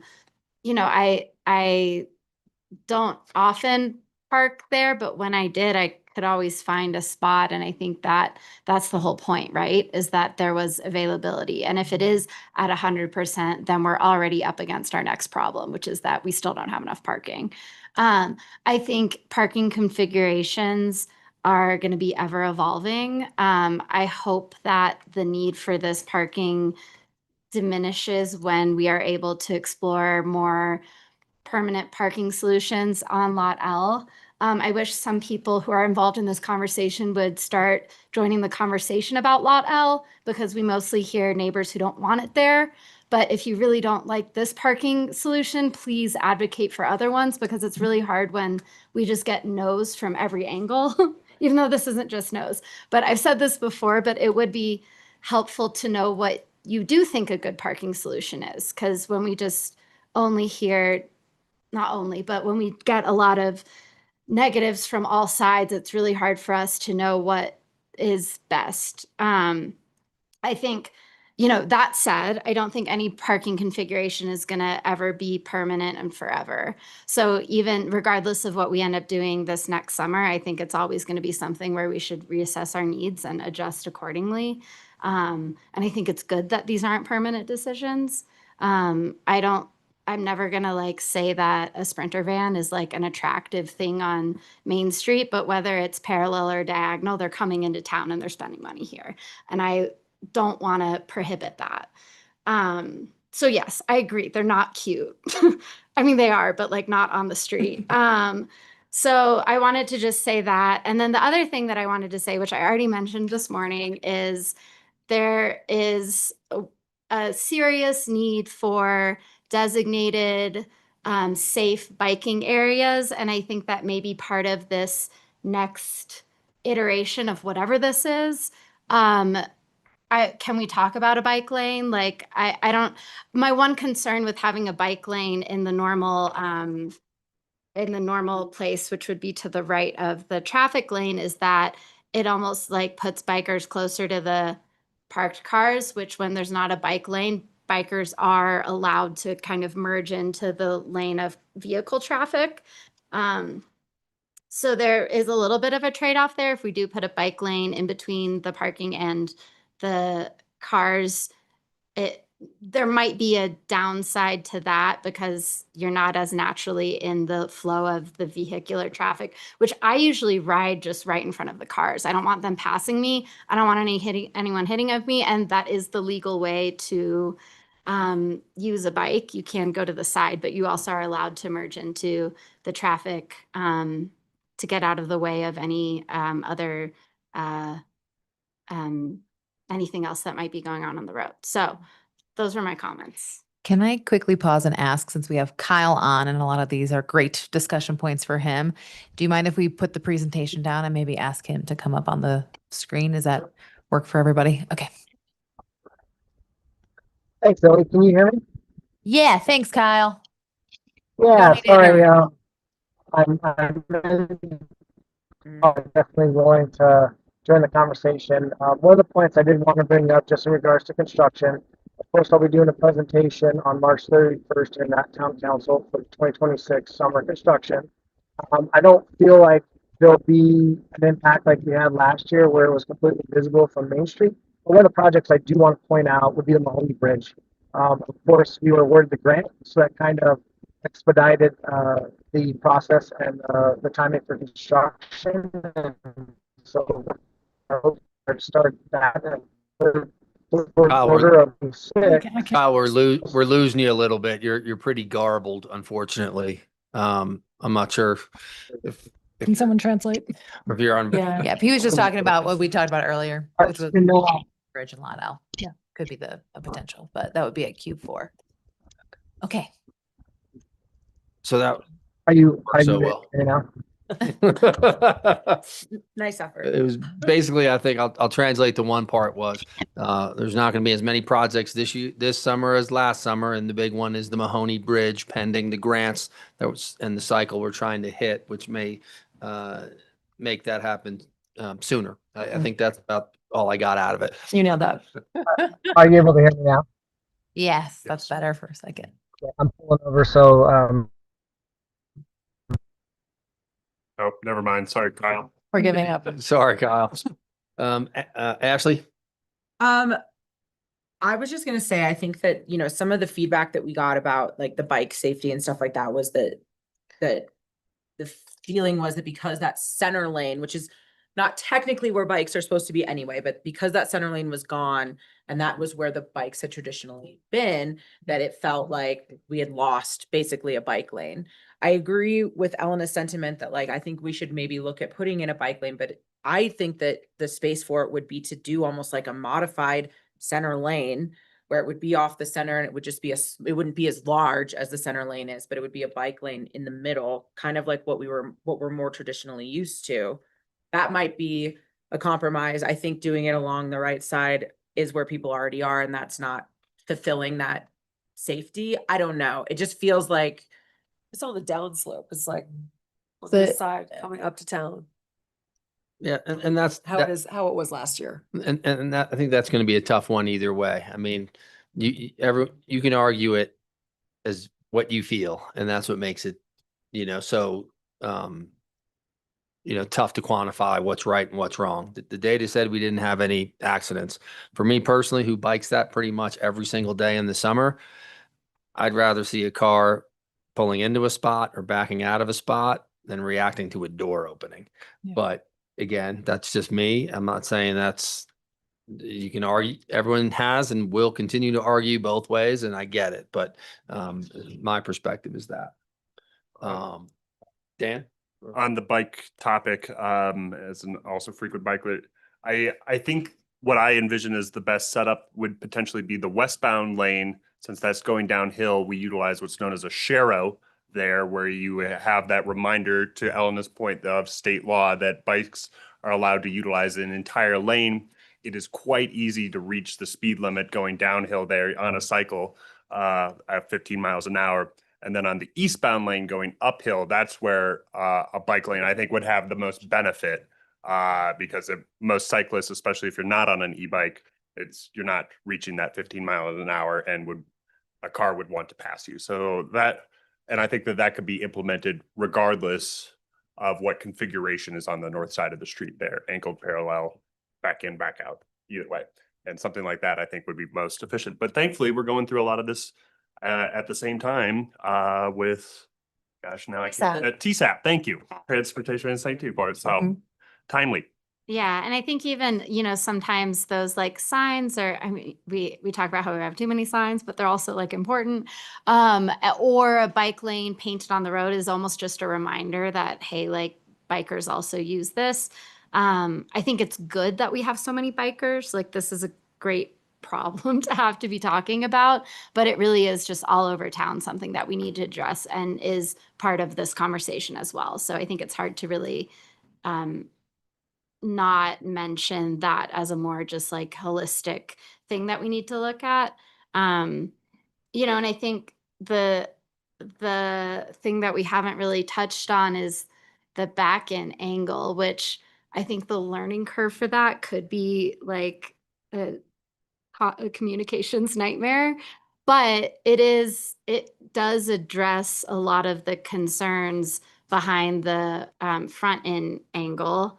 The backing out. Yeah, it sort of seems like the compromise, aside from aesthetic concerns. But again, I don't see this as a forever situation. Maybe it is, but like I would rather see a more, I would rather see a bigger parking solution that is more long term, that it lasts throughout the whole year, which to me that's lot L. But if this is, kind of the Band-Aid that we have that basically costs no money to solve a problem immediately, then maybe the back end angle is something that we should be talking about because it does address the safety issues. It also would address the headlights, the complaints of headlights into homes, because your headlights would be pointed toward the street instead of towards the sidewalk. So it does kind of. I'd also like to, if we were to proceed with more diagonal parking, both that it would be back in for sure. But secondly, just in response to all the feedback from neighbors, but also I would like to see us have shorter lanes and so because you are entering town.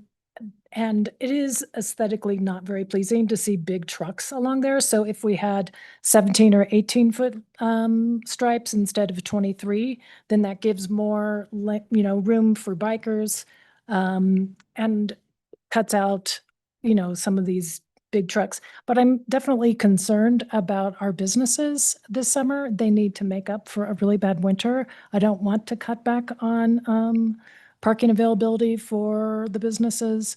But I do want to respond to residents' concerns, which trying a couple other things would help with. We also considered, I think it might be in that vein too, is like, I would also say we might want to look at doing some diagonal parking from Willow East on that side. Cause that, again, that's, there's a center lane there that maybe doesn't get as much use for like trucks and deliveries, that we could add some diagonal parking there along those businesses to, again, get, it wouldn't be a ton, but like if we get 2 more spots or 3 more spots there too, and then that would hopefully drive some more business. Kristen? Do you have data on how full the Silverjack parking structure is? I could probably tell you for about the last month, it's about 32% of all the town's parking, be it metered parking or mobile pay. So a third of the cars are parking in there that come into town. Yeah, and we had a little bit of difficulty with residents and visitors using the Silverjack code outside of the parking garage. But since we switched to Park Mobile, there's less of that, although it's still in use. So I think the 30% is fairly accurate. I mean, earlier and last year was about 44% of all town revenue, which wasn't accurate. So we've kind of got that going now. And that will be a focal point of the wayfinding implementation for phase 1, which is going to be implemented ideally by July. So people know they can park there too. They can't Correct. see it, but I think the number that Kristen was asking for wasn't what percentage of the parking is going to Right. Silverjack. It's Occupancy what is within. the occupancy of it? Is it 85% full? Is it 50% full? 25% full. I mean, that's gonna vary greatly depending on if it's January or if it's During Blues and Brews, it was empty. I know there were During like Blues and Brews, it was empty. I don't know why. it was somewhere around 3,500 parking instances for last year in that utilization. It was a chart that Hayden had prepared. So I'd in be overall interested in- utilization, it's not very high. I didn't hear that it was. And we, at the very beginning, when we were going through the parking study, it was underutilized. I Yes. can tell you that. And that we've been doing a lot of efforts to increase that. And I know we have seen that increase and also balancing. We utilize that not only for public parking, but for business parking. There's a couple Did we business allow licensing. additional Permit, permits in there? yeah, We business did that permitted as part of parking. it Yep. to And- increase and all the- those permits. The LPR in there Those are- sees the cars that come in and leave, and I think it was about 1,000 more cars this past year than the year prior. Would it Again, be- I don't know how well the technology was working at that point. Would it be advantageous for us, since we know that a lot of the parking concerns come from people that are commuters that are coming from work, coming to work? I mean, do we want to revisit even more spots or can we not? So we have talked about this time and time again, and it was something that Hayden was working on, and I think we'll continue to that work because of the what we worked out from our financing Bond. on what our limitations were to that. And so I think we were kind of reaching toward the top end of that definition, but we were kind of seeing if there was more manipulation that we could accomplish. So Eleanor?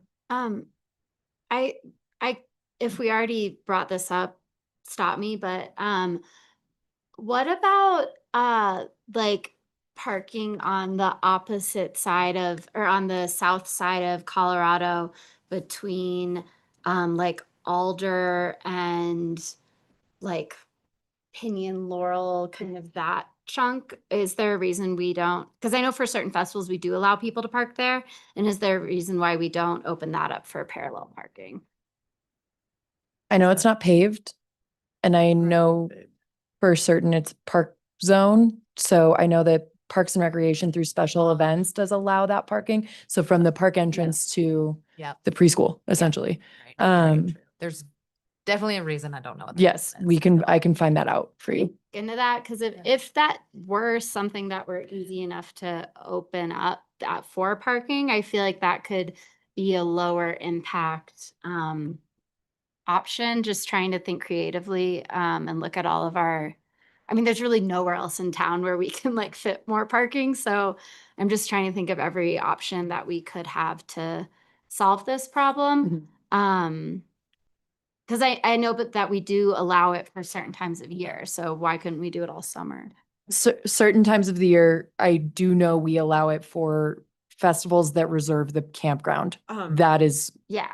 the And it's also clarification there. snow storage during the winter. Yeah. No, I'm just talking about the summer. Like sure. this is just summer solutions. I would very much expect a lot of the same aesthetic pushback from that neighborhood that we have received for some of the parking changes this. Totally. Not I'm never going to defend a parked car as like a cute accessory to I think that's like, that's a given that parking isn't pretty and, I'm but we just still. making sure we raise that consideration preemptively and are thinking about it before a change like that would be made. Yeah. And I'm not saying that that's enough for me to oppose that idea. I think it's a fine idea, but I'm just raising the. I don't disagree. Yes. It looks you're like not- Stephanie just hopped on. Oh, Yeah, great. she's always. Oh, she is always present. Thank you, Stephanie. Here. Just a few things that were mostly already mentioned, but it is unpaved and it's parking on the shoulder for temporary uses. It does impact access to the river trail if it's not well managed. There's areas that get coned off. So it does encroach on River Park area there as well, which is why we like to see it occasional instead of all the time. It would take additional paving and we'd have to look at the boundaries of the river park and other stuff if that's explored. It is a nice relief valve when it's not a designated parking area to be able to use it for the larger impacts, like when we have 1,400 campers in the park. So additional cost, infrastructure and maintenance. And Great, potential Stephanie. encroachment on River Park that we would need to explore. Thank you for jumping on and clarifying that. But before we hear from members of the public who've been waiting patiently, are there any other comments from council? Are we going to make that, because we got like kind of the more raw Polco data with people's comments and stuff in it, or is that ever going to be out into like maybe? On the document center. Yeah. It's already there. That's public record and you can find that by going to bit.ly/TOT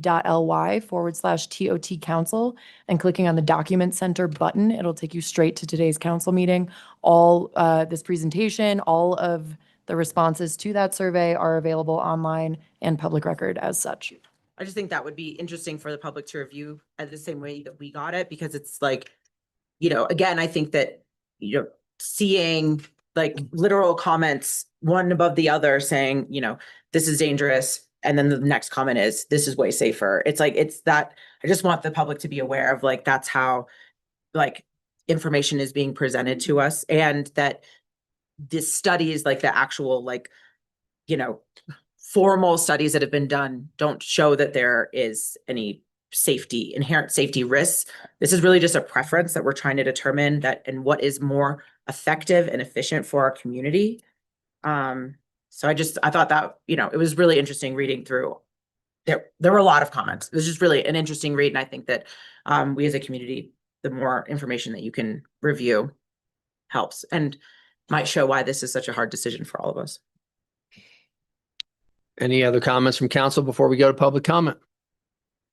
We'll start in the room. I do have a public comment signage sheet. First person on there is Mark Frankman, if you'd like to.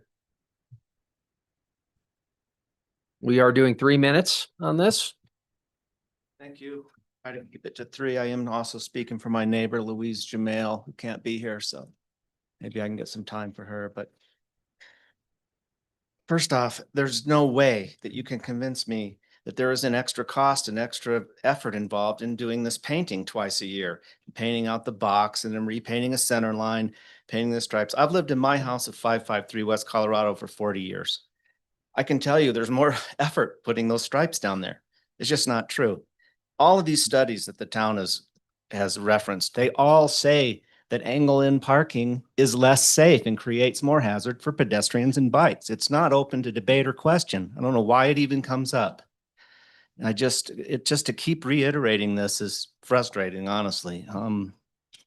The one metric you haven't talked about is that virtually everybody that lives in those 2 blocks, all the property owners don't want this. And I think that should be a heavily weighted factor. Your parking garage and most of the people I talk to, the tourists that try to park there and figure out, they're standing in front of my house going, how does this work? The sign, the QR code doesn't work. We're trying to text in. The meter's confusing. They'd rather be parking in that Silverjack parking garage, much rather. It's closer to where they want to be. They'll be able to spend money. Some of these people give up and drive off. I mean, I do, it's all anecdotal, yeah, but I see more anecdotal than probably anybody because I live there full time. And I can compare it to year over year because I've lived there for 40 years. It's really not a great solution. It doesn't need to be done for the minimum amount of spaces you get. It without question creates a safety hazard, impacts our quality of life. It's not as anywhere near as easy to cross the street just as a pedestrian. You have to get out into the traffic lane or you can see if somebody's coming with these diagonal cars. This is not just cyclists, it's pedestrians. If you do back-end parking, which works very well in places, I've read a lot of these studies now, not that I wanted to. Back-end parking on the north side would require everybody coming into town to do a U-turn, if I understand it correctly. So you'd have all this U-turn traffic to be able to back into a space on the north side. Right? They have to do that anyway, to park on that side, regardless of the angle. Well, that's true. And that's a good point. If there's more spaces on the north side, people are doing U-turns more. And that's not, something that's a great benefit to the town coming into the commercial core doing a U-turn. So these are the points that I think you need to consider. I wrote a lot and there's more than I can go through. And I hope you were able to read the stuff I submitted because it touches on all these things. And I think you're getting a lot of flawed information. This 23-foot lane, did you compare those drawings? It's not, you're not measuring it the way that the highway study did. It's not done accurately. They don't measure the length of that diagonal stripe the way you have done. Yeah. And Mark, I want you to know that not only have we read not only yours, but everybody's comments and that we've all, taken them to heart over the last 6 months, for sure. And it's why it's such a tough decision for us. So I hope you'll just be aware that some of the information you're being presented is not accurate. And I've made a big attempt to present the other side of this. And that when you make this decision, you're not basing it on the staff report because a lot of it's just wrong. It's just not factually correct.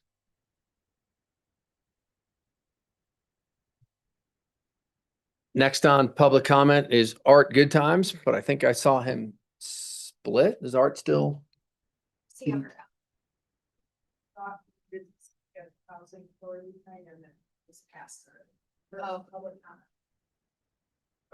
Oh, he was talking about gardening, I think. Oh, she missed because that was not on agenda. Okay. Email us, have him email us so it's public. Yeah, we can reach out to Art. Anybody else in the room for public comment?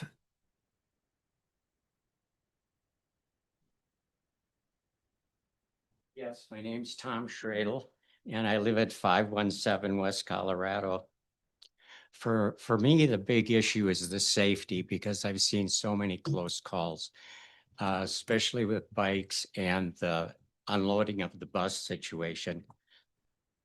There was a meter placed right in front of our home and not on the property line. So it's been quite noisy, as Nancy Green had mentioned, noise by your home or things late at night.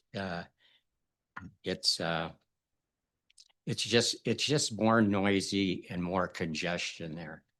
And thank you for your time. Thank you. Anyone else in the room? Sure.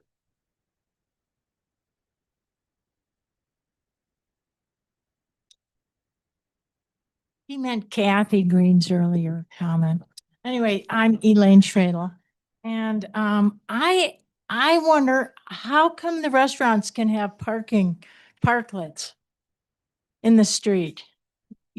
How can they have parklets? How can you expand their business footprint, but take away, our piece in our residential area? Thank you. Thank you, Elaine. Anybody else? Eric? Hi guys, Eric Dalton. Just 2 quick points. I think in the Desmond survey, it said something like, let's take advantage of our existing parking infrastructure before we expand. You know, I think I felt personally like last year it was kind of a jump to expansion before, Kristen, maybe your point of, hey, are we really utilizing Silverjack? It's a little disappointing. We can't tell, is Silverjack utilized to 85%, which maybe means, you know, we need more parking or not. So I don't have an answer for that, but, you know, anecdotally, doesn't seem like it reaches capacity very often from when I've been down there. And so makes me question, why are we expanding, you know, into a historical residential zone to accommodate commercial parking? I think the other disappointing thing I've heard is this wayfinding project seems like it's taking a really long time. And I don't know the whole story behind that, but to hear that we might not even have new signs up till July, you know, the middle of summer, to me, that's disappointing too. I wish we could be pointing people to the free parking in town, to the underutilized parking in town. That to me seems like it should have been the first step that was tackled, you know, instead of maybe one of, you know, something that just, I don't know, seems to be an ongoing project and is still not going to be here for the beginning of summer. You know, I wish we could be pointing people to the underutilized spots, the car henges in town.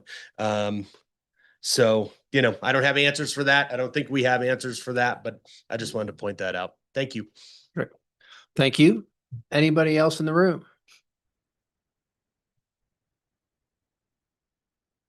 My name is Rosie Cusack, and I live at 417, and I live with the most successful parking meter in the history of the world, right there in front of my house. Lights on all night. Also, by the way, in the earlier discussion about safety and traffic, whatever it was called earlier, the first topics, Zoe, our town manager, said, really something that's resonated with me. Discussion about the sidewalks, the crosswalks, all of that. Zoe said, well, community style and values is to be considered. And I appreciated that. And I ask you to consider that here with this. You all know that on February 12th, the installation of those meters took place without any previous discussion. That is a fact. The other fact is, from a data standpoint, Trump won by 64% of the votes. Look how that's gone. Now, that reflects on this data thing, this survey. I want to see what people said, because there's a lot of variable things. But as you live there, and you know, live in these historic houses or whatever, the houses, you see people making U-turns all day long. It's just ripping around. It's just a frenetic vibe. You come into town and it's frenetic. We hear that from tourists. We hear it from lots of people. Standing at the meter trying to figure out how to buy a ticket is really a thing. I have never met so many people in my life as when I try to leave my house. People don't even know how to use the roundabout. How are we going to do an angled backwards parking job? I think that's really something to think about. Anyway, it's all the same, just a few more experiences than we had last year, but this is really real. And what did you guys come up with? 9 more spaces? I don't know what we're celebrating here. Why are you spending all your valuable time and energy even talking about this? Really? Thanks. Happy St. Patrick's Day. Thank you, Rosie. Anybody else in the room for public comment? Seeing none, I will close public comment for the room. Are there any hands raised online? Yeah, right now we have 2. I just unmuted Susan Dalton. Great.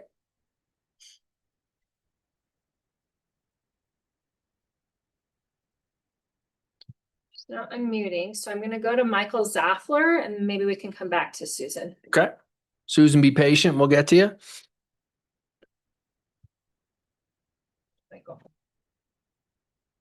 Howdy. Hi, Michael. Hi, you can hear me? Yep. Yep. Thanks for taking comment. Michael Saftler, lived in town for over 50 years. I ride my bike everywhere. I rarely, if ever, drive, so I rarely, if ever, have to park. But riding the bike, The only safe place I have found to be able to ride is down the middle of the street. And I don't know if that was really the plan. It feels a little bit unsafe because there's cars coming from both directions when you're in the middle of the street, and it's always interesting to try to make a turn. I don't know that this diagonal parking really makes that much sense. And then as a number of issues that get tied together here, we have tried to lower the speed limit to, I think it was 7 or 9 miles an hour at one time. That didn't work, and we still have the 15 mile an hour speed limit in place, but hardly anybody drives 15 miles an hour. And if we were driving at 15 miles an hour, it might be somewhat safer. But unless and until we can enforce that, I really don't see how this diagonal parking really makes any sense, and it's frightening. I mean, when you're headed west toward the out of town, you really don't know if any car is backing up. You have to check every one of their rear backup lights and constantly, with your hand close to the brake. I don't think this is a good idea. I think it's time to abandon it. Thank you. Thank you, Michael. Can you try to unmute Susan? She's unmuted now. Okay, You great. should be good, Susan. Yes, thank you. Susan Dalton, I live at 465 West Colorado. You opened the presentation with talking about the Desmond Parking Survey and how it told you to maximize existing parking. In that survey, it says that 45 places are routinely not used in the Silverjack parking garage. I agree that the wayfinding will help and signage will help, but town created this angled parking for the gain of 20 parking places, and 45 are reported not routinely used in the Silverjack parking. I also was following the meeting previously, and I understand that there's a wildfire contingency program, and we're going to adopt a code. And I appreciate that my home and many other homes along Block 400 and 500 are historical homes who add to the historic residential district and the historic landmark district of Telluride. And I appreciate that, but you have in your packets how the parking obscures all of our homes so that the tourists coming into town, they can't even see the beautiful homes that we have along Colorado Avenue because of all the parking. And a lot of those parkings were big vehicles, campers and trucks. I know because they're parked in front of my house all summer. It's blighting and degrading the entrance into Telluride. And I also want to remind you that we spent $50 million to buy the valley floor. And don't blocks 400 and 500 deserve the same consideration from the town of Telluride to not block our historic residential district? Thank you. Thank you, Susan. Anybody else, Tiffany? All right, public comment is now closed for this work session. Any other comments from council? Could we explore the parking at the other end of town diagonally, like by that empty lot? By the post office? Put some spots over there instead where it's not facing anyone? That, I don't know that the right of way is wide enough at that portion to implement diagonal parking. It's the same. Is that accurate? I don't know that that's. We would need to look into that. That is not something we have explored yet, Right. but we could absolutely bring that to you. You're talking about the post office salon. It goes from center, No. it's the Ajax very last, it's the Hotel. last Yeah. commercial block. It has a center lane, 60 feet wide. From Mix to Pinhead. 60 You're talking about that from Mix to Pinhead on. From Mix to Yes. Pinhead. Yeah, yeah. It wouldn't add, it would not substitute the number of spots that we get from 2 blocks. Right. But it could. It's a long block, so it's a short block. It is a short block, but I don't know. I think that also looking at maybe doing some stuff down. Yeah, I'm like wondering, it feels like a stupid question, but do parking spots have to be paved? Like, I don't think they have to be paved, but if you looked at some of the information we give it in your packet, curb stops and things like that are elements that help with successful and safe parking. So I think some of those infrastructure pieces are key to some of these conversations. And it's so hard because you want to help the businesses that are struggling as much as possible. And I do see, the flip side of it, with how this was implemented and where we're at. And again, it's Yeah, I mean, the reality is that if we want to talk, historical significance and things, the entire north side of Colorado Avenue from what year was the Model T built? 1910 or whatever. That was diagonal parking all the way through town on that north side. Then obviously as the town, and that was when the town was the most busy. That was when we had the mining booms and all of that. And like that was when the majority of the vehicles were here, because that was when Telluride had the largest year-round population. Over the years, as that year-round population dwindled, then they got wider sidewalks because people wanted to hang out on streets more in the 60s and 70s. That eliminated the ability to park on the north side of that street. So now, and then again, then it went to diagonal parking. Then later, it's like we've taken away over the years a lot of our parking for, what we're calling the vibe, or like the whatever, that changed the nature of how parking happened in downtown Telluride. And now we are experiencing that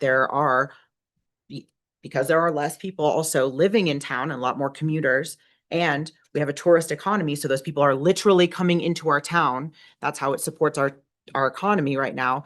We are just bursting with not enough parking, especially during the summertime. I think we feel it. It's not all the time. It's definitely ebbs and flows, but that's the reality. And a lot of times you have to build your ship for the biggest storm. You have to build it for when you have the most people, not like, you have to be able to facilitate when we have these really huge spikes, because that's when we see money coming into town and stuff like that. So it's not easy. It's definitely, it's a tricky, it's a tricky dance that we're doing right now with, wanting to support businesses, wanting to respect homeowners. It's not easy. Do we have to wait till July to put a sign to direct people to Silverjack? There is Okay, Okay, I know, but what I'm Yes. saying. There are, Different. those signs do exist, and I need to clarify. All of the installs should take place by July 1st. I'm not saying it's going to take until July. And the Wayfinding project took a lot of planning and has gone through a design phase, a very intensive community engagement period. The reason it has taken what may be perceived as a long time is because we know this is going to be a change that the community is going to have feelings about. So we've moved slow, and also budgetary limitations has kept us to implementing even just a portion of the phase 1 signage that we were hoping to implement. So yes, we apologize. It's taken a long time. That public process has been very public, and our goal was to make sure that we brought everyone along with us. So that there is signage directing folks to Silverjack. That was implemented when we discovered that there was underutilization. Our parking map was also overhauled when we discovered that there was underutilization. Those were posted up and down Main Street to help people understand that you can go park in a free surface lot. You can go park in Silverjack and pay. It's online, it's available. We have seen a major uptick in visitorship to our parking page over the last year. which was our goal for that education and that communication aspect. That said, new signage will certainly help this. And it's something that does take time because we went through a rebrand in my first year. In the second year, we went through design and grant funding for all of that. And now we're finally in fabrication. Thank you for that update. Yeah. Any And other- there's an open house on Friday at 9 if you'd like to come touch paint colors. Yeah, I wish we got as much engagement on everything we do as we are on this one. Yeah, I think there's no solution here that addresses everyone's wants and needs and concerns. I think whatever we do here, we're gonna upset half of our community. And that's just, I think, something we have to digest. And then so Zoe, in a perfect world. Yep. Because it's a work session. Yep. Direction. Direction. Yep. So usually, I mean, bigger picture, painting and parking on the right of way, you know, those things do usually fall into town operations. But since this is a change that has had such a big impact and attention of the community, we have brought it to council to help aid us in that direction. So what staff is looking for is direction. So does council want us to see in the spring, us to implement any changes to the parking pilot? Do we want, that we have seen here? Right. Yep. And so just to reiterate, choice one, keep it. You could say keep it with the qualification like it's another year pilot. We can get rid of it or modify it, which is the back end angled, which, again, everyone has their opinions on that. And And it could be anything beyond these as well. yeah, if anyone's got another bright idea, I'm certainly all ears at this time. For me, it's tough. It's tough. Do I really believe angle parking is in the town's best interest, especially for the businesses that are struggling? Yes. Do I like the way we went about it when it was started? Absolutely not. And that puts me in a really tough spot to figure out what's best. And I don't know if it's keeping it a year and really honing in on the data, or if it's removing it for a year and really honing it on the data. And to me, my opinion is, whatever we do, and not that I want to be sitting back at this table discussing it again, but having, there's some questions we just couldn't answer that might have helped guide us to an answer. And that makes it tough.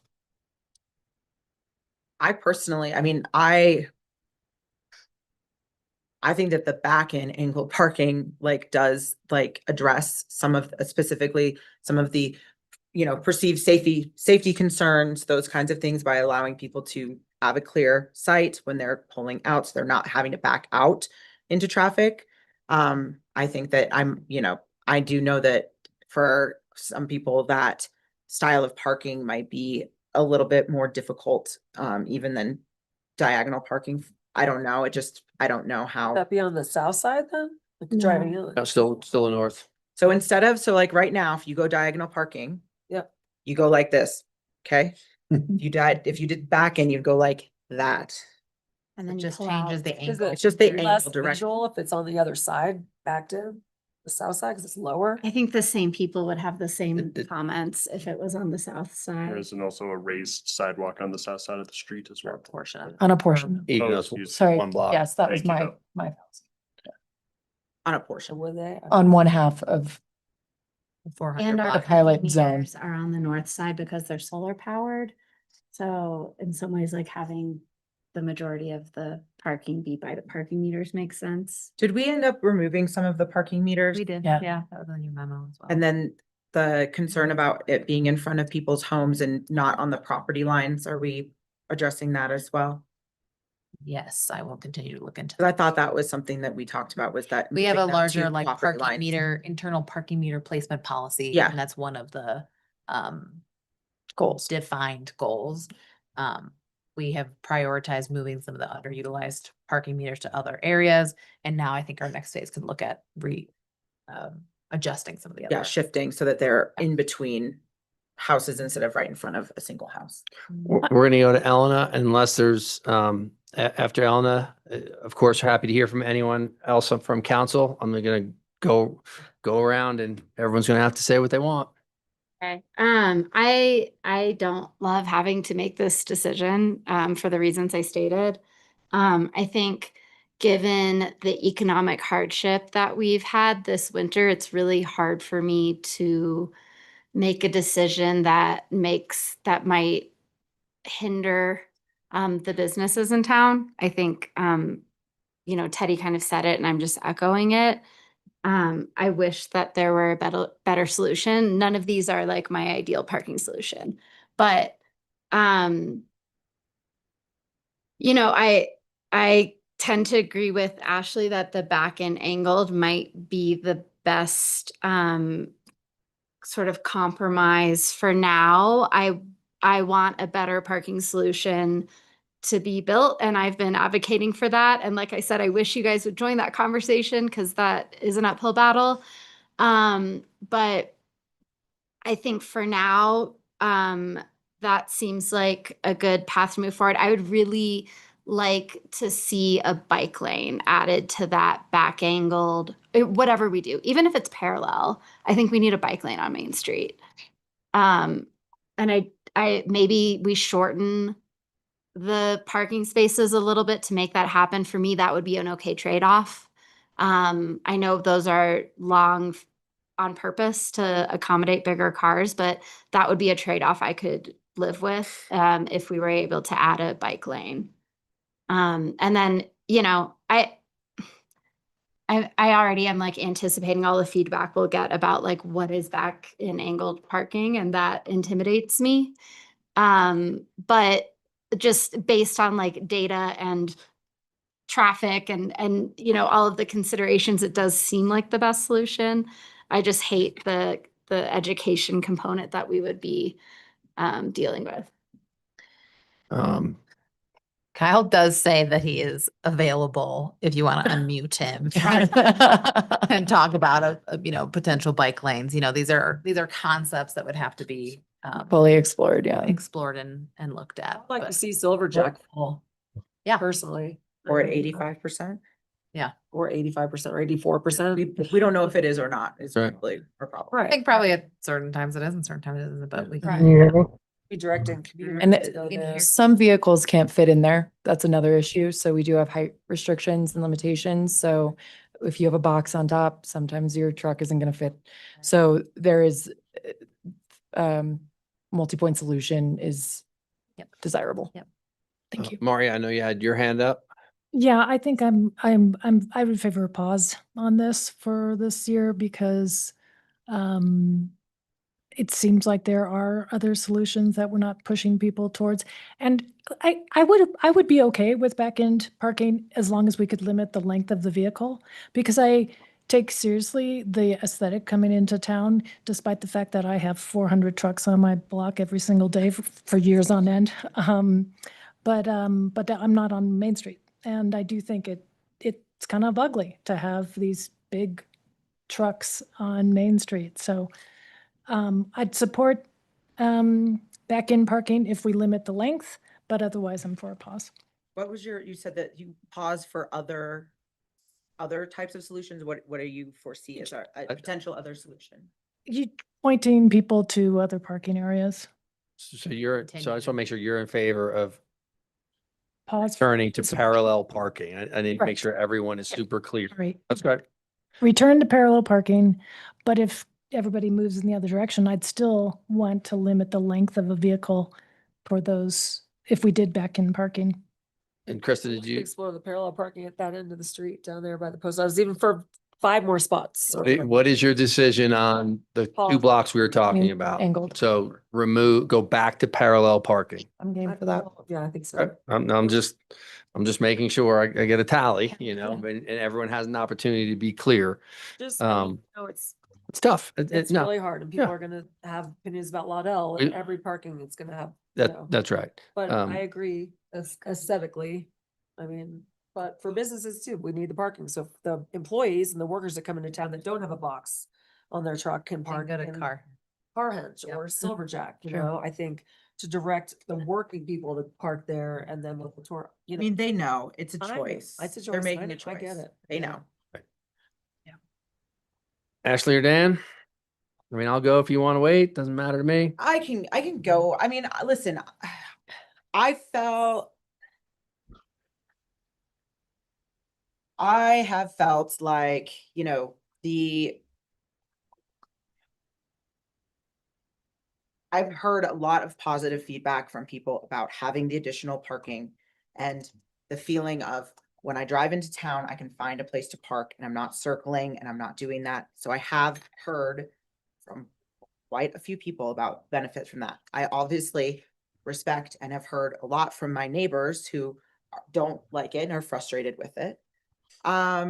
I believe that I think I would like to, even if it only adds, like, I think it's probably realistically to do it on from Willow, from Willow to, I don't know what that next street is. Is that Alder? Alder.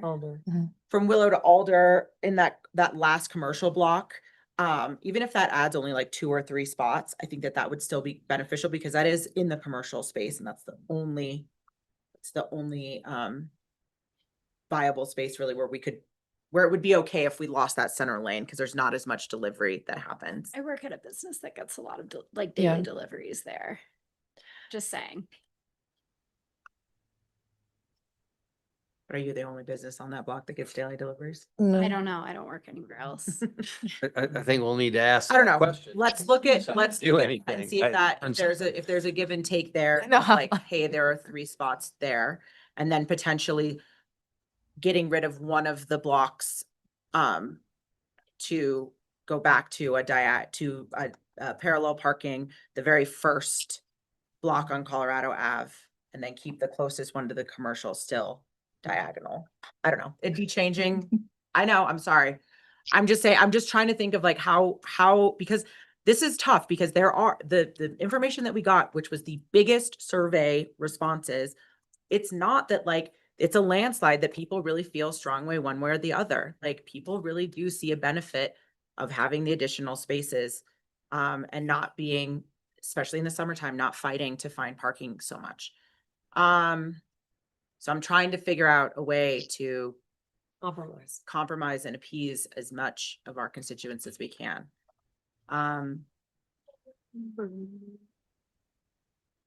think that we obviously hope that I would like to understand what the actual usage of the Silverjack is. I know that we need to just figure that out and figure out how to get more people in there.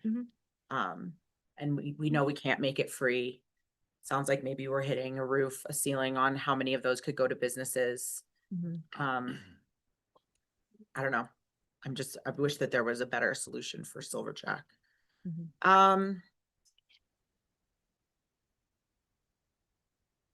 Yeah.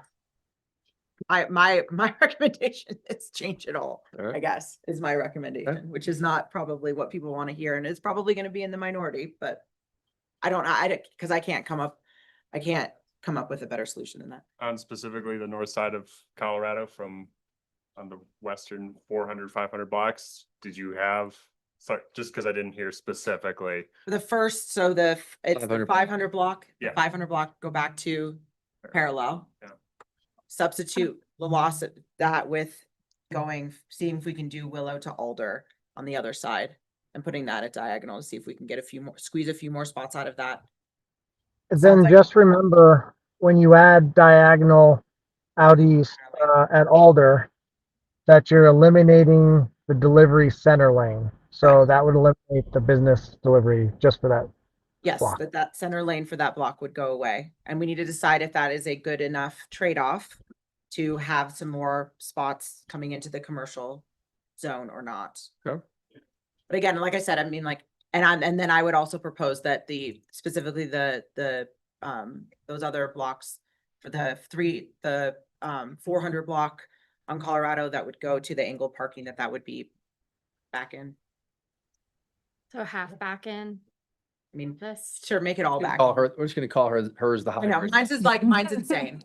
Sorry. That's good. Okay. That's I good. I'm trying to see if I there's, understand your there's direction. creative ways to accommodate Change a my variety of answer, situations. make it, I want to, I want to get more, I want to do what you just did, but I'll You stop. can, you can do. I'm joking. I just was trying to see Whatever you want. three options. Dan? Sure. Well, and I think some of Ashley's mental exercise there shows the difficulty of the trade-off exercise that's presented in front of us, is that there is not an easy, simple win, that there is a clear pro and con to no matter which decision we end up going with here. So I think that recognition is where I'm starting with here.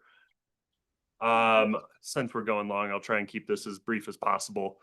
I feel like of these options, I see the most benefit of converting to a back-in angled parking for those blocks on Main Street. I think that does address some of the safety concerns, as we saw earlier in the day. Some of those, and was raised in at least one public comment, some of the some potential for speeding, and what I've seen in some of the data is that has a chance to reduce overall speeds as people take the time to stop, put in the reverse and back in.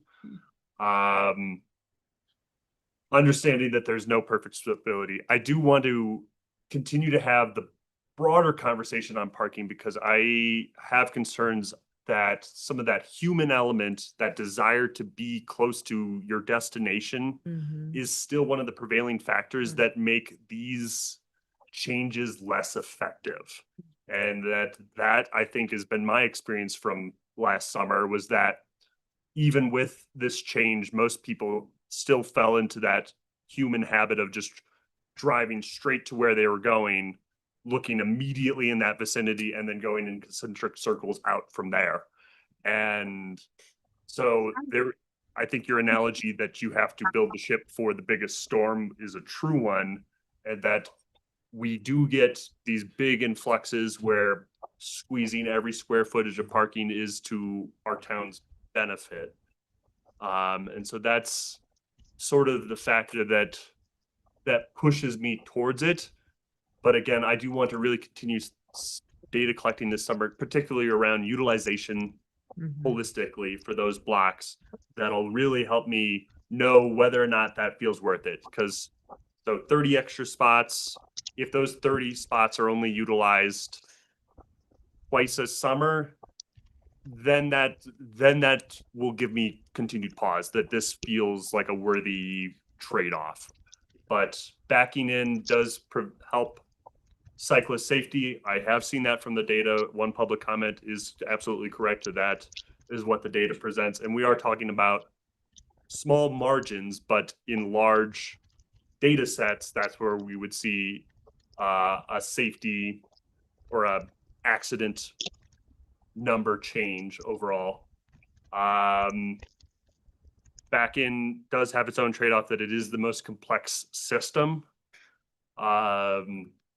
So continued public information and signage is going to be key for a successful implementation there. Those are my thoughts. Thank you. So you get it. When push comes to shove, keep diagonal parking. Keep it, but as back in. Okay. Yeah. How about shorter vehicles? I could live with that. I think that if that helps with shorter vehicles. if that, especially if that does help accomplish a dedicated bike lane on the Yeah. side of the street. I was gonna say, let me work with Kyle on that. He's gone. Like, I'm not gonna talk with him, but Too late. but I appreciate him trying to hang on and his expertise. Because I think the shorter aspect is some of those other striping elements, and potentially even like the Yeah, because shorter vehicles create a too, then that boundary. might push some of those big trucks and big vans then to go and park in lots like Carhenge and the Shandoka lot, where they can accommodate bigger vehicles. You guys are all nailing again that parking's an ecosystem, and behavior, and trying to create these behavioral patterns is a huge part of what we do with parking, and it's a very hard and complicated thing. So I appreciate the conversation. And I did ping Kyle just now, and he said we can absolutely explore limiting vehicle lengths and adding a bike lane. So those Okay. are things that he has affirmed we can explore. All right, that's up to me, and I'll give Zoe and Lindsay extra credit if they can decipher all of our answers. Yeah, I think. At one direction.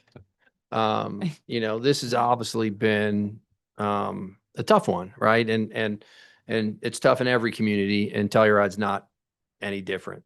You know, personally, I prefer the angled parking and how it helps the businesses.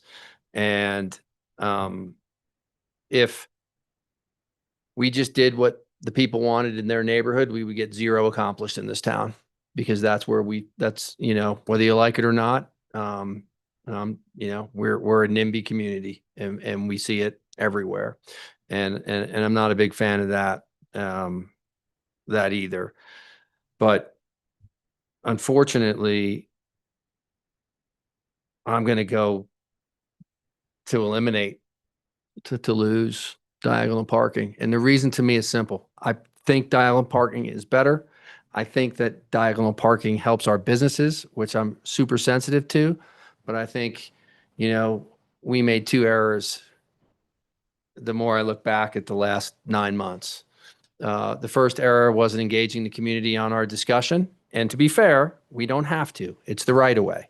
There's no obligation for us. Well, we did engage. It was noticed. It was part of a public meeting. It's not that we didn't. They're just, they weren't as maybe aware of it as other. I will just say, you are correct, Ashley, but we of course always could do better. Yeah. And I think we've learned opportunities and lessons The, to the do time, better. the timing of it. It was part of a public meeting and in our Yep. manager's report twice, and meter parking was part of a resolution that went to council several times. So there was definitely lots of public process with this, but we were learning to engage the community a little bit better. Yeah, yeah, maybe I said that wrong, but we needed to engage the community a lot better. And then I'm not necessarily was convinced with a lot of the data points that we had all the data points necessary to make the decision. Yeah. And this is going to be this, you know, I say lots of stupid things, so it won't be the last stupid thing I say, but I almost want to see parallel parking and the study of how it operates and all of our facilities function and how it does when we're really keeping an eye on it, knowing the sensitivity of it. You know, I don't think we're going to take a giant step back either way. And if I'm for back to parallel, it's 51% versus 49. It's that close. But it's just, I think we needed to do a better job in how we implemented it and how we got the data to get to this point, because we can't 100% defend it. And we're going on somewhat guessing. And again, I think we're guessing correctly because it helps the businesses, but something over the course of time just didn't sit well. Yeah, and I would just like to say, we did invest in and look toward experts to help us bring us towards some of these resolutions, identifying problems within our parking. So we definitely did base this off of data and information from parking experts, but I think there is opportunities for more data collection. As you are correct, there is no year-over-year comparison. These were not metered zones before, so we don't have transaction data prior year or you know, this year. So we did not have comparable data, but we did base some of these actions off of very strong data collection and parking expertise. One thing that was brought up in a previous meeting that I think that I thought was a good idea that it kind of fizzled out. Cause I have heard from people who, you know, this is they live here, this is their residence, and it shifted from just being like permitted free parking to the paid. There was discussion about possibly getting those residences more, like an additional parking pass. Oh, I don't know about. I think that would go against our land use. Is it land use code or?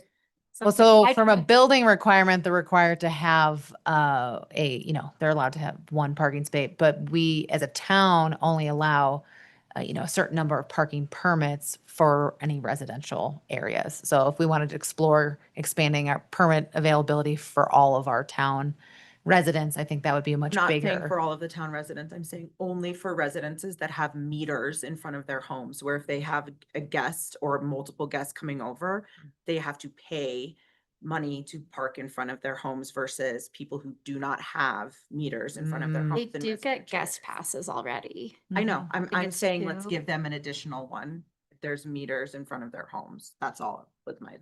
Okay, you Can I get a consensus if council would like us to explore that? I think that's Yeah. the solution here. I do have a question though.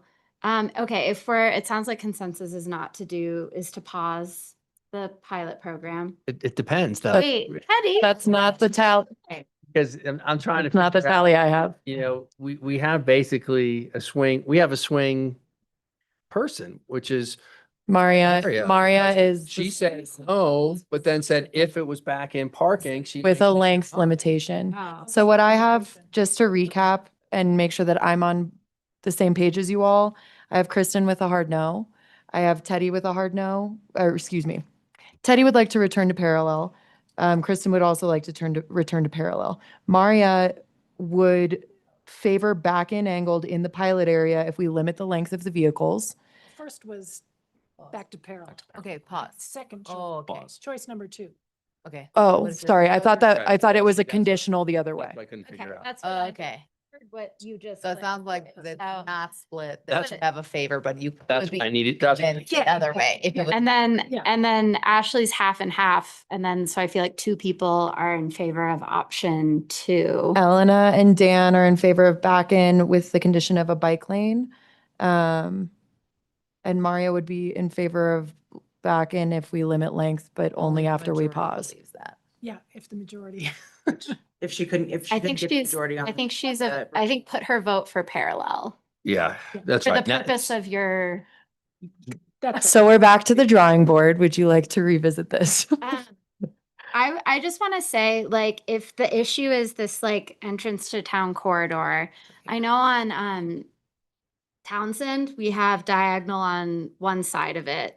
And it's a really wide street. Could we potentially do diagonal on both sides of Townsend? You're approaching the medical center, which has a ambulance consideration that I think we would need to explore pretty deeply with them. Right in front of the. Correct, but if we put diagonal on both sides, Go to it. then we What about the north side of Townsend, like leading up to that elementary school? we can explore anything you'd like. I think let's explore Just that. things to consider. That street. Can I make a suggestion as we have lots of, Yeah. we're kind of moving away from concrete directions. So maybe it is a pause on this parking pilot now, giving staff a year to collect data and explore additional expansions of parking throughout this year. To then bring to council in a work session of the pros and cons of those potentials. Instead of me trying to come up with it on. Yeah. Actually, the changes. Consultant. Right, because I think there will be give and takes for any of these quick decisions you are recommending that we have now prepared for your discussion as a work session. And because we are looking at our striping for this next year, which we can implement parking at any time. We really can. But there's a value of doing it, cyclically when we're doing the striping in the spring and so on and so forth. But It's too bad that we couldn't do something like, and I just want to put this out there because it's too bad where we could have diagonal parking, like that would be like as needed. So it would be like during these like high influx times when we really could use an extra 15 Yeah. spaces, we could shift it to diagonal parking. right. And then it could be parallel when, there's less strain on the system. It's just too bad that there's not, I think the solution to that is we could open up the center lane for parking during heightened times, which used to be parking when I first came to Telluride.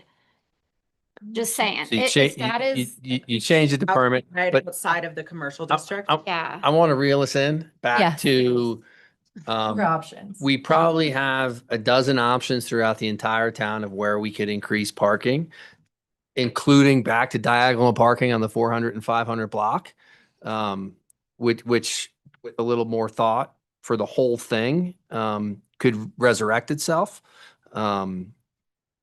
But we'll be here pretty late tonight if we keep coming up with ideas. Let's work session it for everything.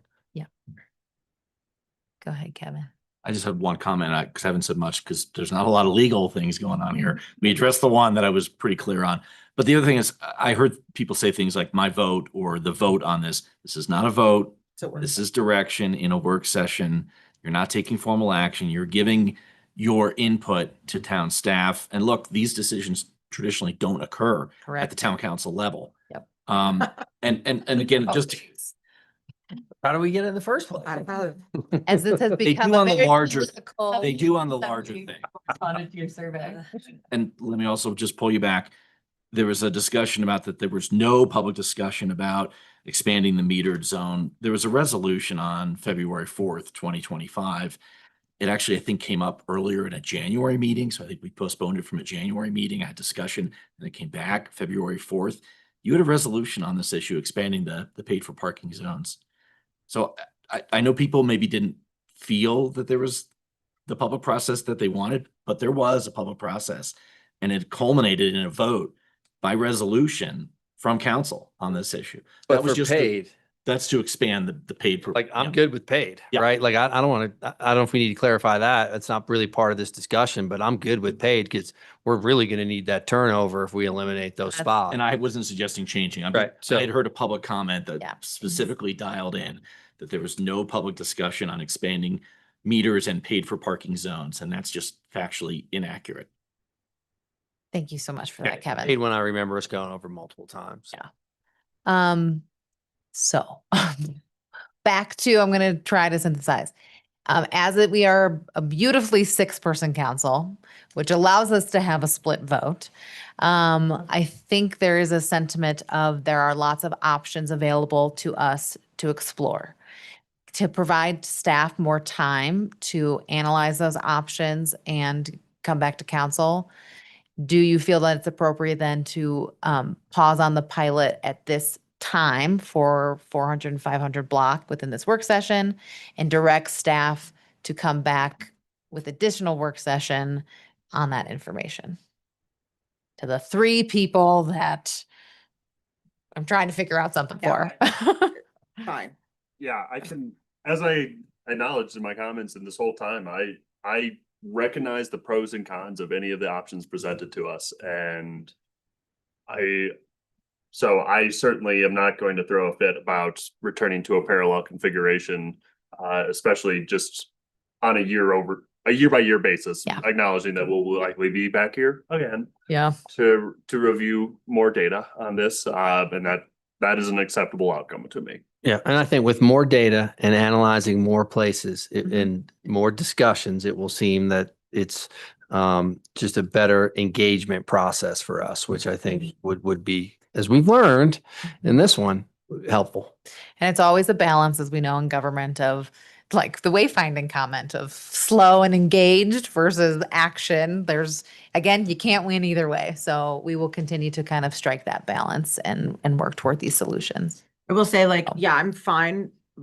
Like I said, it didn't matter what we chose up here. Like, there was going to be a big percentage of our population that was going to be frustrated with it. Yeah. I think that, people will, if we don't have diagonal parking, they'll feel like, we took away parking. It was so much easier. There are people who have said to me, like, I cannot parallel park, and having a diagonal option actually was like, I loved it to not be able to not have to parallel park. So I know that, like, those people will be frustrated by us removing it. So there is no win for us here, despite my mental gymnastics of trying to see if I can figure it out. But I will say, I still think that in this, we know the definitive thing that this survey told us was that people do not think there is enough parking. So, like, that it's not that, like, oh, now, like, the problem is solved because we're not doing diagonal parking or whatever, diagonal parking now, that means that the parking issue has resolved itself. We still have a problem. And so, like, even if it's not like we're going to change an entire block's configuration of parking, like, let's see where there are places where we can maybe extract other parking spots to help alleviate some of the pressure so that people do not feel like they are circling and circling and circling, trying to find parking in the summer. Yeah. And to be fair, it could be right back on the 400 and 500 block. Yeah, I think it just will be helpful to look at the whole picture. Okay. All right. Have our direction. We will be pausing on the pilot. Staff will come back with a work session throughout the year to discuss other options to potentially be implemented. Could we maybe 2020. visit like midsummer, like after we've got like half of, no, not to change it for the year, but just to see like, so that we can start the conversation. Can we have data in October when we have a summary of what happened all year and then decide? I think that would be, and if the 41% or 49%, depending which part of the survey you believe, wants to come up here with torches, we'll discuss it again, right? I mean, it's 50-50. I don't think the people that, I think the people who were in support of the diagonal parking, like, obviously, like, they're not going to be as vocal as the people who were frustrated with the parking in front of their home. So I don't think that we're going to see that. I think it's just going to be more of just like a little bit of the feeling of like, oh, we had this like thing that was helping and we took it away because there was a percentage of the population that was frustrated. I think I don't think we're going to see that group of people. But maybe they could park at Silverjack or Carhart. Well, and I think also mentioning that a lot of people use that already. Kristen. Well, and I think mentioning a lot of people using that parking aren't actually residents. They're the visitors who we want them to come spend their money. So we're not going to hear from them because they're going to leave and not grumble at us at the buck. So I think there's like a lost voice here. But the business might be grumbling, girl. Yeah. Yeah, Okay, I we'll was see what happens. interested to see that businesses didn't come for public comment, but. Great. I got a text message. I'll just throw this out there. We could come back on the 31st, exploring a little bit more depth, some of these options that you presented. But of course, we won't have any significant additional data points other than just how we could No, I think do it. I don't. Great, guys. Great. Striping will be taking place in April. So just so everybody knows, this was a public meeting. Striping will take place in the traditional, in the continued parallel format, reverting and taking a pause on the pilot. Can we add a bike lane? I think that will always be something we continue to explore. It's a shared bike travel lane.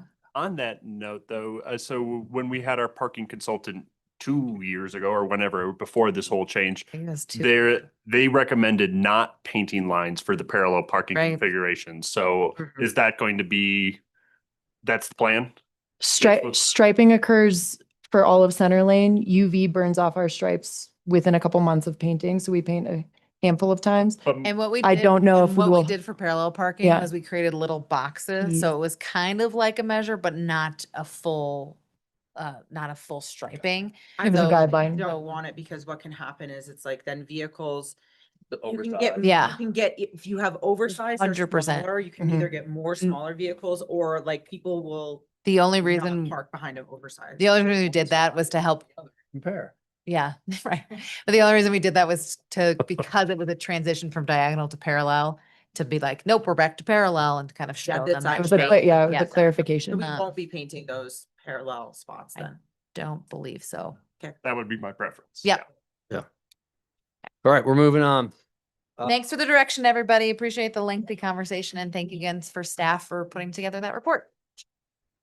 And thank you to all of the citizens that. Thank you, Oh, 700. Yeah, please do that more. There's everybody, and we appreciate your input. Not an easy decision for all of us, as you could tell, especially since it's 4:43 PM.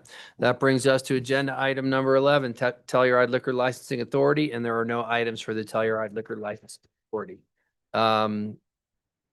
Agenda item number 12, administrative reports.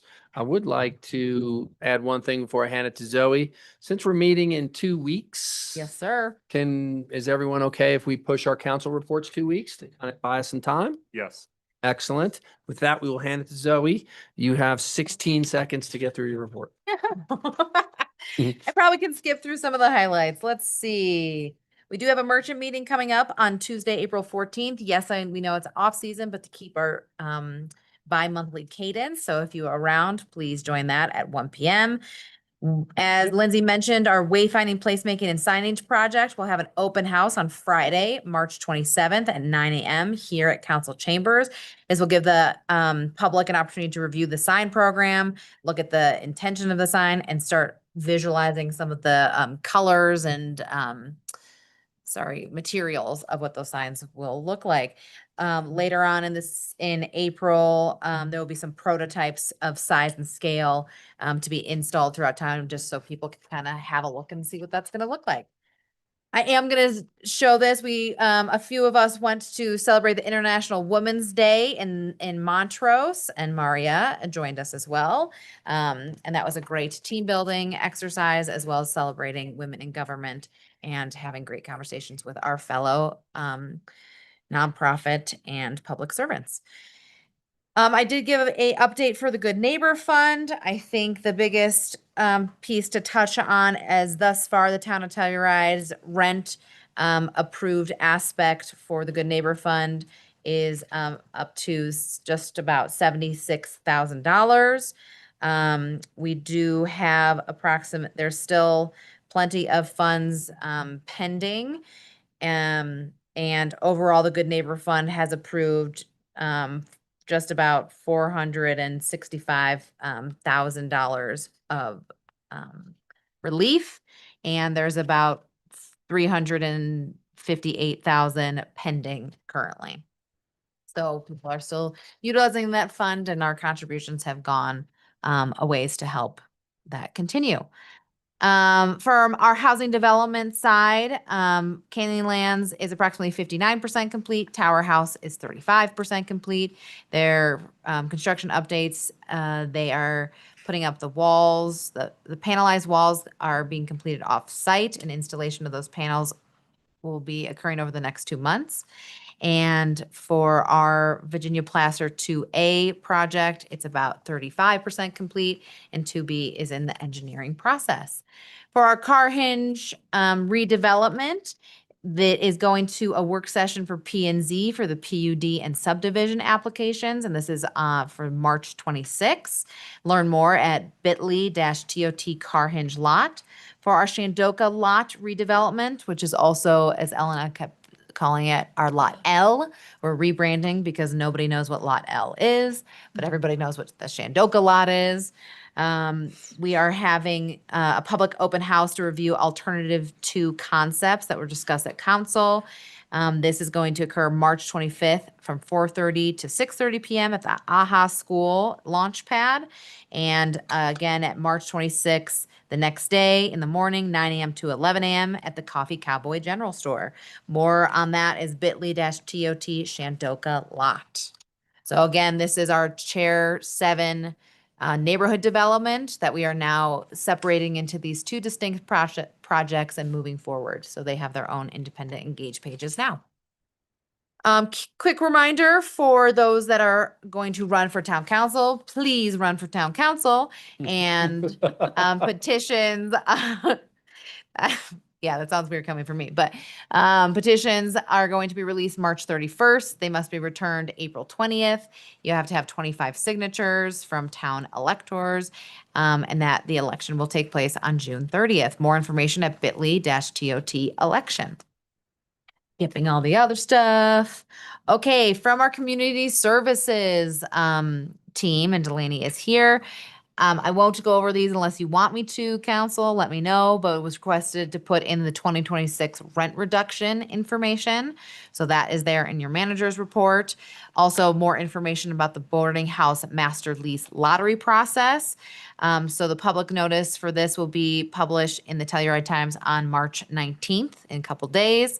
And the lottery will open on March 20th and close on April 10th. The lottery drawing will occur Friday, April 24th at 9 a.m. and leases to successful businesses will begin on May 1st. As a reminder, this is specifically for our Telluride boarding house units, and it is for any qualified local business, nonprofit community organization which benefits San Miguel County, or governmental organization desiring to utilize that. Qualified entries will receive 1 entry into the lottery. Additional entries may be given based on the number of employees. A maximum of 5 double occupancy and 3 single occupancy rooms are set aside for execution of a master lease, and no qualified business may hold more than 2 master leases at one time. Each master lease will have a term for 2 years. Delaney will be providing a vacancy report if you want to. Oh, everyone has the vacancy report, so there you have it. Great. If you'd like to go over that in more detail. We appreciate Delaney and her staff separating out our vacancies into units offline due to basic turnovers, units under minor remodel, under major remodel, rent-ready vacant units, and units pending offer, as well as units with accepted offers.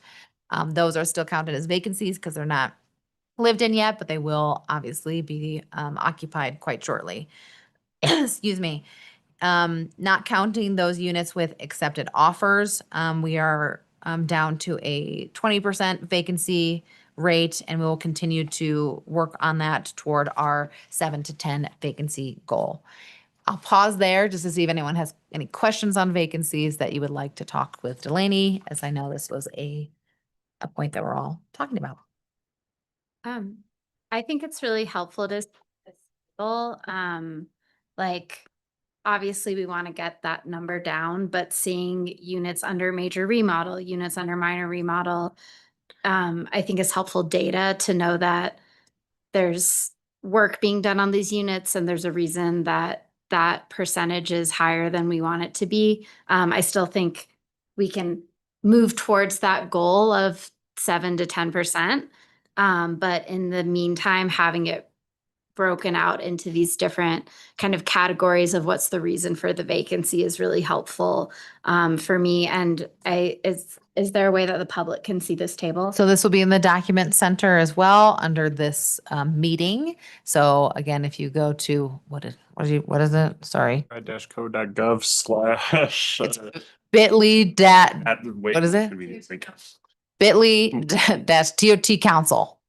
And can we get an update on the 31st, same chart? We will be doing this so as per council's direction, we will continue to provide these updates. And we are actually doing an update every single week on Monday that we're going to go ahead and provide to Zoe, and she can distribute it to you each week if you want as well. We got to figure out how to get people in those 24 units. Yeah. Yep. I think we are all, 49. 24 that are 24 that are Ready. rent ready vacant. Yeah. great.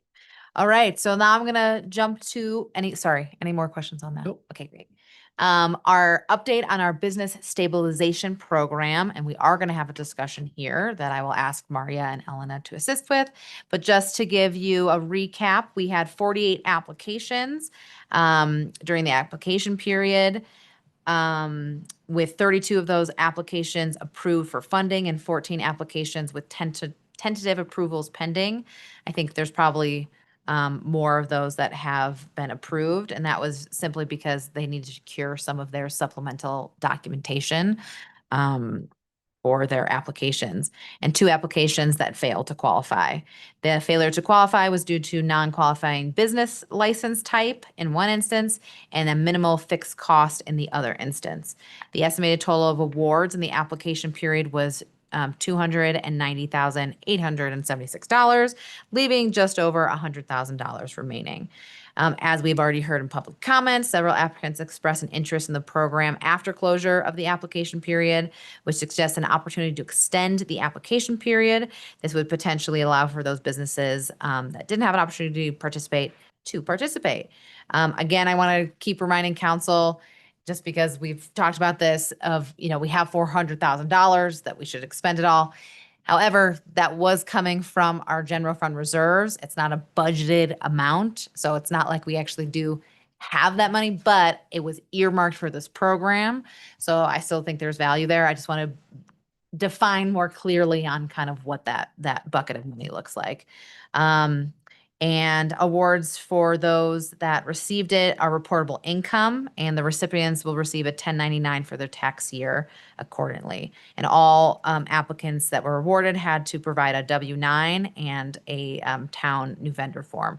Just that became a point of communication, so just wanted to put that out there. So I will now allow Elena or Maria to open up this discussion of a potential second round and what that might look like.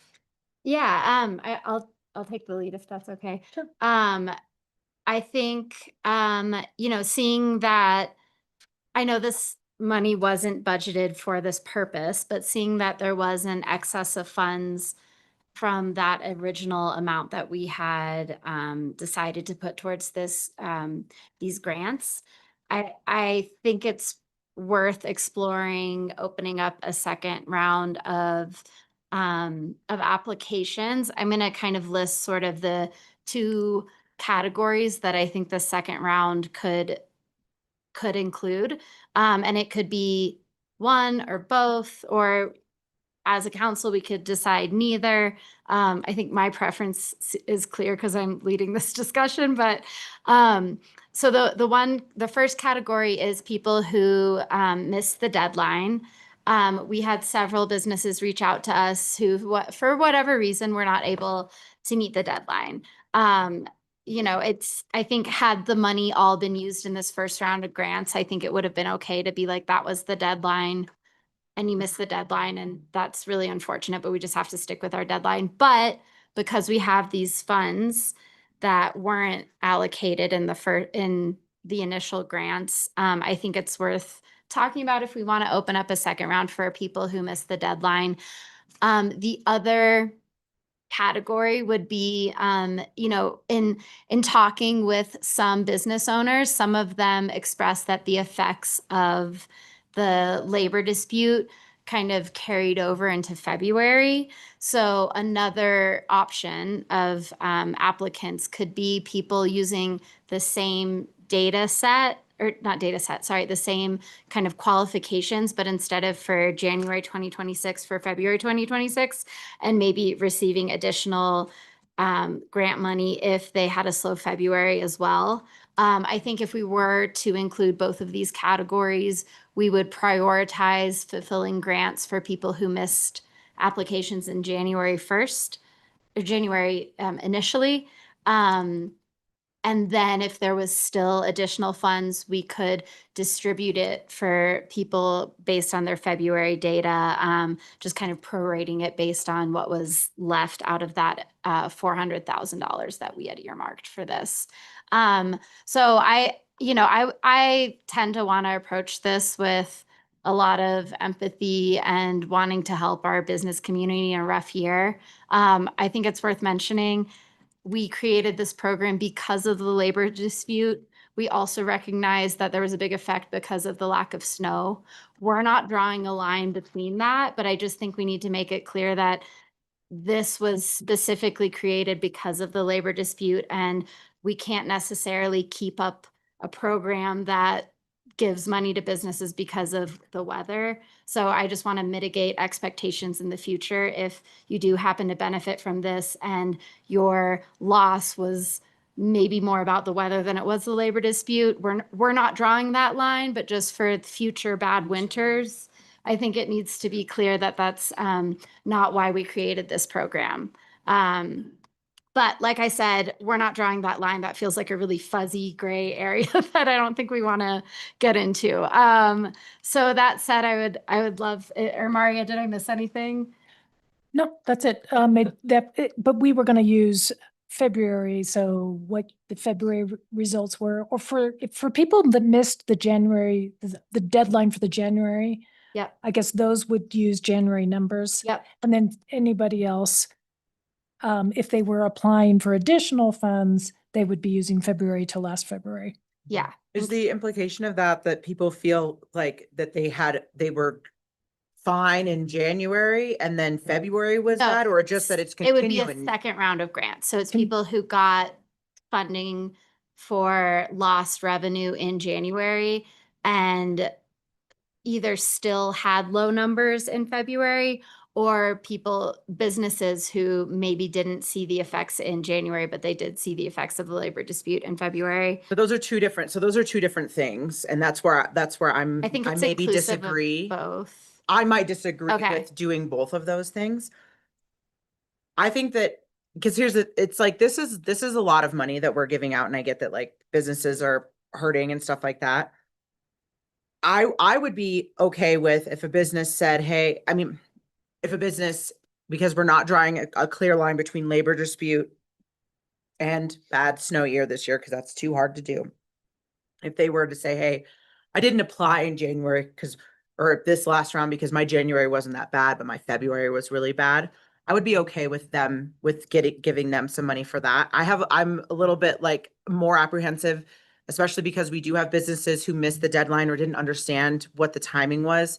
Like, I have a little bit of apprehension to say, oh, you can come in for a second round. I would rather just do, you missed, you're a new person, you're a new business coming in that didn't get it in the first round, or you didn't apply in the first round because your February numbers are actually the issue that you're dealing with, versus allowing businesses to come in for a double dip. My only issue with that is now we're creating kind of a separate or second set of guidelines that we didn't give the first set the same opportunity. But here's the thing, it's like, if you were a business that didn't apply on the first one because you thought the timing was different or whatever, like, you probably could have benefited from being able to come and apply twice, that now that benefit. You can wasn't still an probably original apply benefit. twice.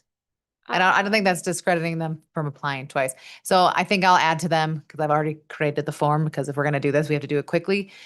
It would be a single form. So even if someone is applying that didn't do it in January, they can use the same form and apply for both of them.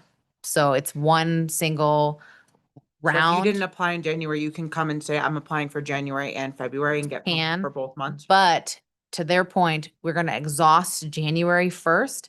If there's funds left over for anyone that applied in February, it would then be prorated for whatever that pool is to the applicants that they had. Okay. And my point was like, I don't know, that could be another $20,000. It could be $5,000. Like, I don't know how much money is going to be left after people apply for January. Yeah, I mean, I think I've gotten emails from at least 4 businesses, and then you also gave public comment. So that would be 5. Todd so Tice did too. That's, Chaudhry. yeah, so that was one of the emails that I got. And with the maximum of $10,000, that would leave some money left over. I mean, the other thing is we can just leave February out of this conversation, which I'm okay with that too. I think giving people who missed January a second opportunity to get some of this relief that to me feels like an easier decision. I agree. I think the February conversation is a little more, I think where there should be more discussion. But also we should get consensus on the second round for January as well. Yeah, 'cause- I'm very much in support with the second Absolutely. round for January. So that feels like an easy one. So then the question is, if there's money left over from that second opportunity for people who didn't apply for January to apply for January, what do we do with what's left over? This is basically put the money back towards where we took it, I would agree. Okay, great. I or don't think we need to do February also, especially. Yeah, I think that reopening it for January, like, I think that's good. That's how I feel. it's a great start, and we can also look at what's left, if anything is left, Yes. and then decide, because it might just be such a minute amount. It might not be worth people's time to apply. It might not be worth our time. I mean, who knows? But let's give everyone the opportunity who missed it to jump in. Totally. I think I would prefer to be slightly more open and generous with a community that's been hit with multiple punches this last winter season, but I think I agree that it'll likely be somewhat a moot point, because the funds available after this sort of second round, I think, are going to be pretty limited. And Then is that really doing much to truly benefit a lot of these businesses? I bet we'll, Perhaps. I mean, a bet lot we'll of go through the businesses- funds. Yeah. So that, here's the thing, it's like only a few businesses might have reached out after they missed the deadline. Cause I know, like, I'm one of those people that be like, oh, I missed the deadline, and I would just move on. I'm not gonna write an email. But I think that if we recirculate that we're reopening, I think we'll get even more than what have reached out. And I think we might see it go. I think that's probably the best way to go, is just do it for January. Okay. That is great staff direction. I think we will look to open the grants as soon as possible. Obviously, we have spring break coming up. So most likely we'd keep that. I did a little draft timeline, so this will come out in an e-blast, but application period, as soon as I can get the form up and we can get our communication. So sometime this week through April 10th. All materials would be submitted by April 10th. The application review period with Region 10 would be the 10th through the 17th. The advisory group would relook at those applications for that second review on April 20th. If you guys are around. And then the award notifications would be around April 22nd or whatever that week is. And I think just to tag on to what you just said, part of the quick timeline for this is the whole point of it was emergency stabilization funds. Yeah. So it kind of defeats the purpose if it takes too long to get the money. Because it is, just as a reminder for anyone listening, it's intended for fixed cost burdens. So things like rent, like insurance, the things that are sort of those monthly or regular expenses that there's some urgency. Yeah, they don't fluctuate, and there's some urgency to get those bills paid. So just wanted to clarify that. That's why we're kind of like, I don't want it to appear that we're rushing through this process, because that's not how we want it to be perceived. It's that we want to get this money into your bank accounts as quickly as possible if you need it. That's all. Great, guys. Okay. I'm gonna, you Um, want to take it, Teddy? Sure. Go ahead, Bill. Little brief comment. Thank you for considering this and looking at it as real holistic. I'm not one for looking for handouts. I've never have in my life, but a little clarification for you.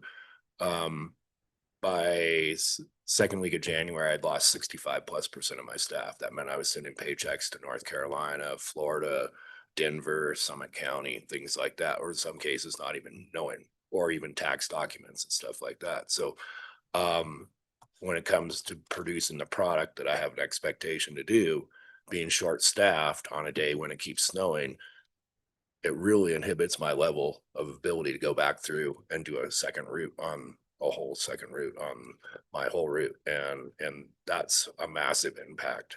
So not only was it a double whammy of snow, but also with staff. And so I had a lot of people who were, they have restaurant evening, jobs, and then they shovel snow for me in the morning, and they just disappeared because they got laid off.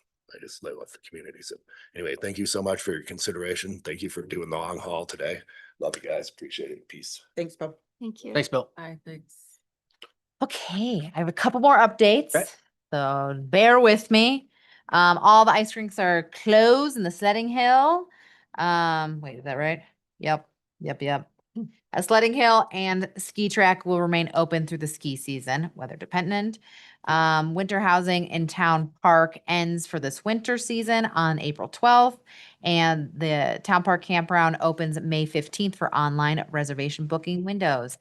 Winter programming, we have registration open for youth baseball, swim team, and adult softball. And for spring and summer programming, the pavilion is used for school and youth lacrosse and soccer club practice starting on March 11th.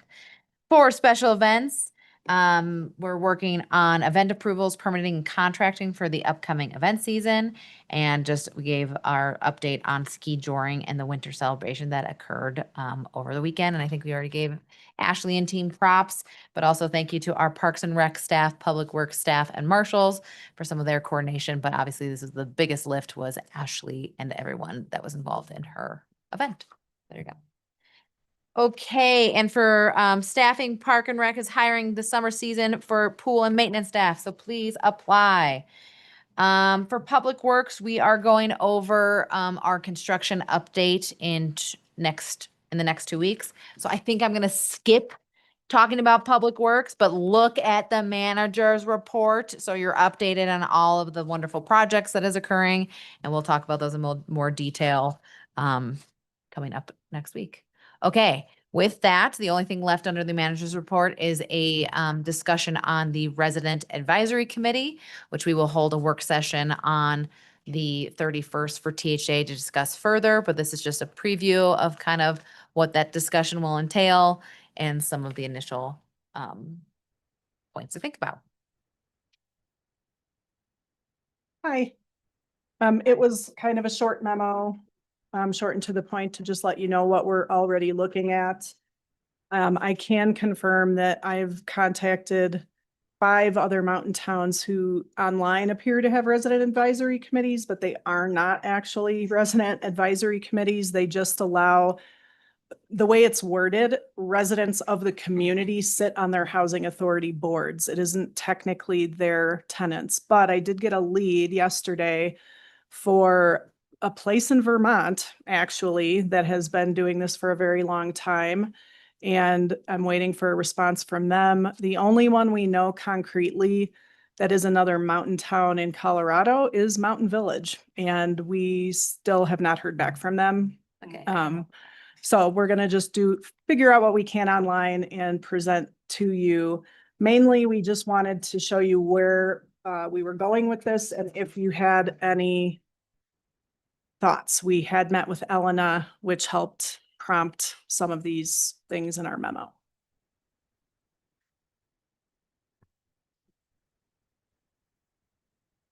Zoe, do you have anything?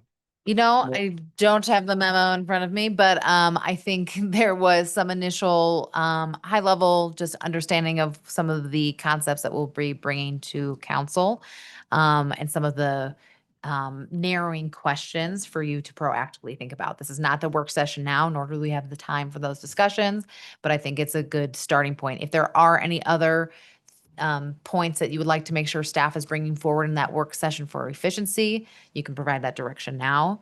But I don't want to open this up for too much of a lengthy discussion because that's what the 31st is for. We get to hear all the options and what they can come up with and see what we decide to do. And I'll make one comment.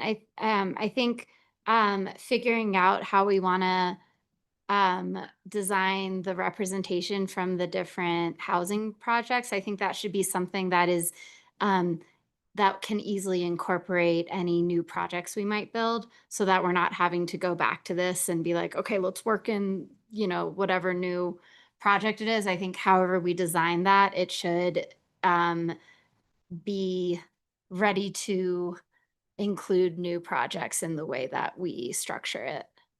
Can I ask a clarifying question? Yeah. So let's say we land on 7 members. Are in considering new properties, would that anticipation be that the board would likely expand to add the additional members? I'm just trying to think of all the way to present the options. It's like percentage, based on percentage with a minimum of 1 person from each housing project. The other way we kind of discussed maybe doing it is per like X number of residents, like per 500 residents, you get a representative with the minimum of 1, but I kind of think the percentage might be easier to grow with in terms of large. I don't want us to get too deeply into Yeah, some of these Sorry. conversation Sorry, pieces. I'm talking too much. Oh, you're fantastic. You're good. I think that those considerations are fine, and under ideal circumstances, some of that breakdown can have some good impacts. I think as we've seen with other boards, just getting enough people to sign up is going to be my primary concern. Mm-hmm. And what I feel like I'm going to want to hear from the rest of council on the 31st is, what do you feel the goals and objectives of this advisory committee are at that time? Thanks, Dan. Are we making this too complicated? Could we have 1 or 2 seats on THA subcommittee that are non-voting? Legal. I feel like that's more complicated. We talked talked about about it. this, Yeah. We but I did. think there's a legal barrier. I mean, it's the non-vote. Looking at changing THA is a much more lengthy and complicated process than developing an advisory committee. But again, I think we can look at things in parallel, and I don't think you can discredit some of the conversation on the 31st into leading in further direction, as we've already discussed in the town council goals and objectives, as we look at THA and some of those pieces. But this was kind of a more great, Ally. Thanks. Hi. I don't know, I'm just sitting here thinking about like getting together another committee with 7 people to serve on it, to have another group of meetings, it just seems like we already have it, the THA subcommittee. Could we put some, like, designate some of our residents, people that live in our residences to serve, to give comment, that they don't necessarily get a vote, but they are advising and are points of contact for that board? I don't know. That seemed easier. in And my we mind. talked about kind of, I don't know if it necessarily has to be part of the THA board, but these people can certainly part of the you know, if you have designated certain people, whether it's 7 or 2 or whatever, part of their roles and responsibilities could be going, you know, participating and being part of the THA discussions. I don't even think they need to be part of the THA or the THA board. So I see Teddy's hand raised, but I definitely have something to add to those questions. Yeah, this was something that's been a hot topic for me for a while, and I was under the impression that changing the THA subcommittee was just so far more complicated. And not that we wouldn't want to do it. It's my preference to do it your way, and have that change. But looking at the resident advisory committee was kind of a step one that could be a quicker implementation, that we're listening to the locals and they have a voice in it. And then once that composition is made, then we have a little bit more time to maybe change THA sub. I'm not saying. You're not saying change it. I'm not saying Exactly. change it. That's I'm the big saying difference. just designate 2 people to say, you are going to sit at THA and you're going to give feedback and advice. They're not voting members. They're not part of the THA subcommittee. There's nothing prohibiting them from doing that currently. Yeah. And I feel like part of the benefit of designating a formal committee like this is it helps in empowering, give formal Empower them, yeah. structure that gives commitment to it. Because I think I just if think we, we're gonna struggle getting people to sit on it. You're not wrong. So, Well, yeah, and Dan, trying in that Yeah. realm, right? Like we're trying to get them to contribute instead of showing up at the meetings. That's not as much planning and maybe not as effective to get their points across. And if they choose, and if we get to the point where we don't get the people to join in the committee, then we don't have it and we tried. Ally, go ahead. yeah, so what I'm hearing right now, and one of the questions I really wanted answered, maybe not today, but something I want you to think about in preparation for the work session is, what do we want the authority or responsibility of the members of this resident advisory board to be? Because I know I've heard back and forth just at staff level discussion, we have a lot of confusion. Are they supposed to have authority to change anything that we have in place? Or are they just advising us and being a mouthpiece for current residents or people who want to become residents as to what's not working in the policies or at the properties via management? So I'd like you to think about that before the next work session and come back with this idea of what the purpose of this board really is. What I'm hearing right now, if they're not to have any authority, what we could do is make them act a lot like a liaison that we have for, say, at Planning and Zoning or at HARC. And that way, I think Dan, you're absolutely correct. Anyone can attend these meetings right now and make public comment and act as a liaison.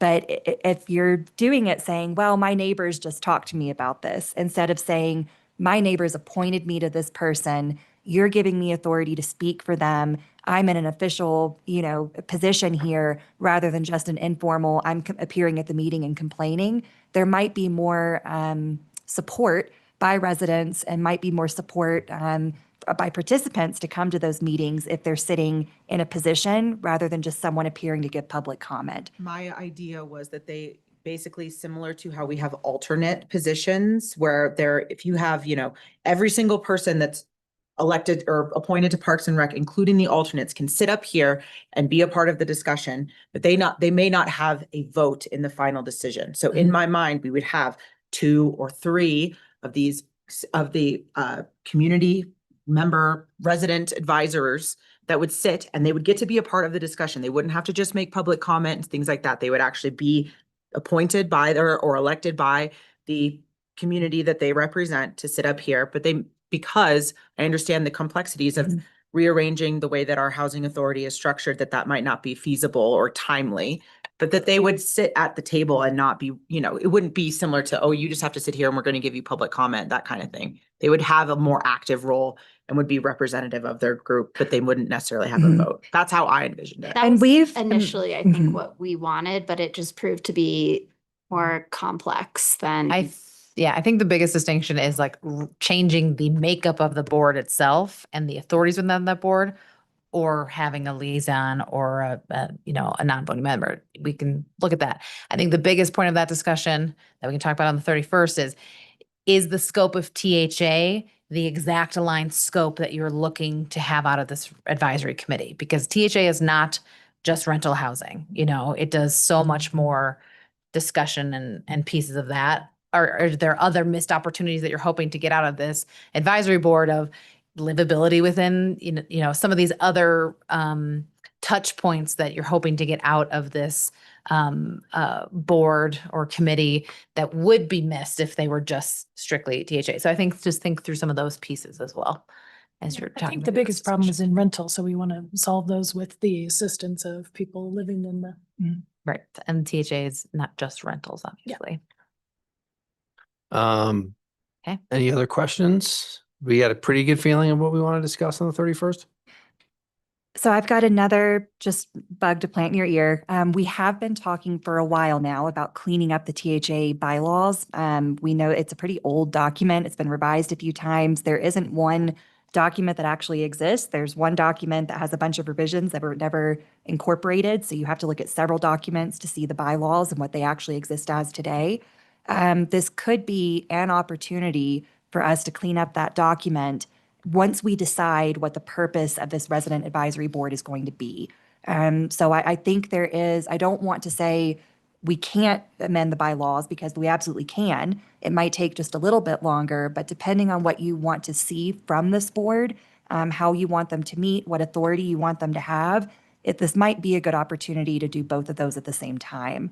And we can bring up more potential options for this resident advisory board at the work session. Right now, I think we're just a little lost as to what it is you guys want. Okay. And for the 31st. I think we have it. And again, for, I think we can talk a little bit more offline on some of those pieces as well. Okay, I Kevin. knew we're going to lose the mayor, but just real quick. I'm good. Are you? Oh, Okay. I remember one of the things I think you've directed, and it's not right now, but soon, is the recomposition of the THA. It's in the town So council I would goals and say- objectives. That's Yeah. why I was like, we can talk about that, but if we are going to look at the, I wouldn't take it piecemeal. What I would say is, Yeah. if you want, start drafting language, making the changes, but don't bring it one now on March 31st, another in yeah, April. if we're going to touch and the then more bylaws, substantive one in June. If you're going to touch it once, and let's bring all the Exactly. changes. if we're going to do that, I think we need a much larger conversation if it's going to go down that topic of what does that mean from THA, its authority, if we change the makeup, like, I think it's not just, so do we have enough information on the 31st to then compare changing the THA sub composition and does versus THA board? or THA board and No, comparing it, no. or do we need to? No, because there's a lot of authority that THA has. And again, I really want to weigh what changing that makeup, the pros and the cons of changing that makeup means and some of those other pieces. So again, I'm trying to Yeah, and I can't pull together those materials for the meeting on the 31st. I wish I could, but I can't. No, Yeah. and so the reality that's why we is, kind of ended up with the first initial direction of let's look at Right, the and- resident and- advisory committee. and Kevin's saying, don't do that because then you're just wasting Well, time in the if- long run, I think if right? you're looking at a resident advisory committee, great. If you are opening the door to changing THA and its bylaws, then we're having this much bigger conversation. Should we I just think straw that's poll? kind of what you were talking about. And I think that there has been a stated desire from at least several in the community for a resident advisory committee. I don't know that that isn't, I think that that could be accomplished without opening up the bylaws for THA. And so I think that we stick with this path or resident advisory committee, and we earmark the larger discussion for later in the year. Maybe we get a couple people from affordable housing and a couple people from rental housing. And there's to represent all of the. You mean owner-occupied- deed-restricted housing? And affordable housing, like where I live, or that you live in Voodoo, like you could bring stuff for rental people think, and I could bring stuff, but not me or you, other people like that to bring. in the initial, advisory. I think it's more, I think if we're taking a little bit of direction from Kevin is, do we prefer to Advisory. dive into the resident advisory committee and then we can worry about its composition on the 31st? Or do we want to skip that and go right to how do we change THA? Or some type of hybrid, which is do the resident advisory, but if it's not going to we don't want it to take up a lot of our time with all the things we have going on. And we should probably push the discussion for changing the composition of THA into 2027 and see how the resident advisory committee unfolds? Does it help? Does it hurt? Do they want to see more activity in THA? And maybe do you learn something from it? I don't know. I mean, I was all in favor of resident advisory committee going right into THA. And then Kevin said, well, I don't know about that. So I think Kevin, go ahead. Well, I think you can do a resident advisory committee pretty quickly. Right. It's Yeah. my gut. Yeah. THA is going to Have it be take a lot of time. And I want Just be more discussion and more analysis. I want a quick way to get our residents in positions where they feel like there's more structure around their experiences and what they feel like they need to communicate to us. So I still think this resident advisory committee is a good idea. And it might just be the level of involvement that people want. Like people might not want to be fully on THA, but do want to have a voice in what we're doing. And so this might actually be the level of involvement that our residents want to have. It's a little more casual, but I feel like it still gets at the core problem that people feel like they're not heard, or that there's not like a more structured way to present community feedback to THA. Right. So I think this is still something that I think this is something we should still explore. That's just my opinion. So I'm good with it. I just want to make sure we were giving direction for what fits what we're trying to accomplish as a council. And I'm good with that. And what that may do is enable us to learn and buy some time if we decide to change the composition of THA down the road. and I mean, they might advise us like, we don't want to survive. Maybe we Might not even want to be on this. Yeah, or maybe they're like, oh, we really do want that. So I think that's part of the function of this is, the resident advisory committee can weigh in on that change in composition. So we're not just making decisions without getting, feedback from all the different residents. Fair. But Dan, what are face that I says have that a you're lot you of have a thoughts. thought. But let's keep moving. We'll talk Okay. later. Yeah, the 31st. We'll talk later. All right. So do you have enough to go on? So, Penny, Zoe, Ally? Yeah. For the 31st? I know it's a Yeah. quick turnaround, 2 weeks. Yeah. Okay, great. Back to you then. Okay, I think that's it for manager's report. All right, great. Kevin, back to anything you. for attorney's reports? I don't think so, to move us along, no. Okay. 12C, we're skipping council reports. 12D, there are no related organization reports. 12E, comments on payments. Please provide any comments by email. That brings us to agenda item 13, Telluride Housing Authority. Do I have a motion to go into Telluride Housing Authority? So, yes. We have Second. we have a motion from Kristen and a second from Ashley. Kristen, how do you vote? Kristen, yes. Yes. Mario, yes. Elena, yes. And yes. And Teddy, yes. With that, ta-da. All right, I would like to call to order the Telluride Housing Authority. It is Tuesday, March 17th, 2026. It is 5:27 p.m. We are in Rebecca Hall as well as online on Zoom. First order of business is a roll call. We have present Maria Stark, Kristen Permakoff, Teddy Erico, Ashley Von Sprecken, Dan Enright, and myself, Elena Levin. First item on the agenda is item A, approval of minutes. The minutes of February 24th, 2026. Make a motion to approve the meeting minutes of February 24th, 2026. Second. We have a motion from Teddy, a second from Ashley. How do you vote? Teddy, yes. Ashley, yes. Mario, yes. Kristen, yes. Elena, yes, it passes 6-0. Second item is new business. Item A, consideration of an adoption of a policy statement regarding consideration of income earned by minors. And here to present, we have Delaney Tapson Young and Allie Slayton. You or me? Thank you very much, Chairwoman Elena Levin. So this item is before you today as a proposed policy statement 2026-02. We heard a public comment at the last meeting that income by minors was included in household income for purposes of both the guidelines and the policies. That is true. Income is household income. It does not exclude any income of minors. So right now, if there is a minor that's earning $500, $10,000, whatever it might be, that would count towards calculating that household's tier for purposes of rent year over year or qualifying for a purchase opportunity of a deed restricted housing unit. You did express at that meeting that you would like to see that excluded from the calculation of income.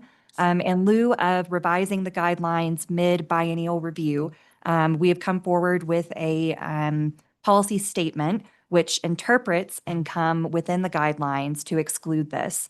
There is a very brief cover memo for the proposed policy statement that I have drafted. That cover memo, as usual, asks a few questions. I always like to think I draft a good policy statement, but there are things that could change.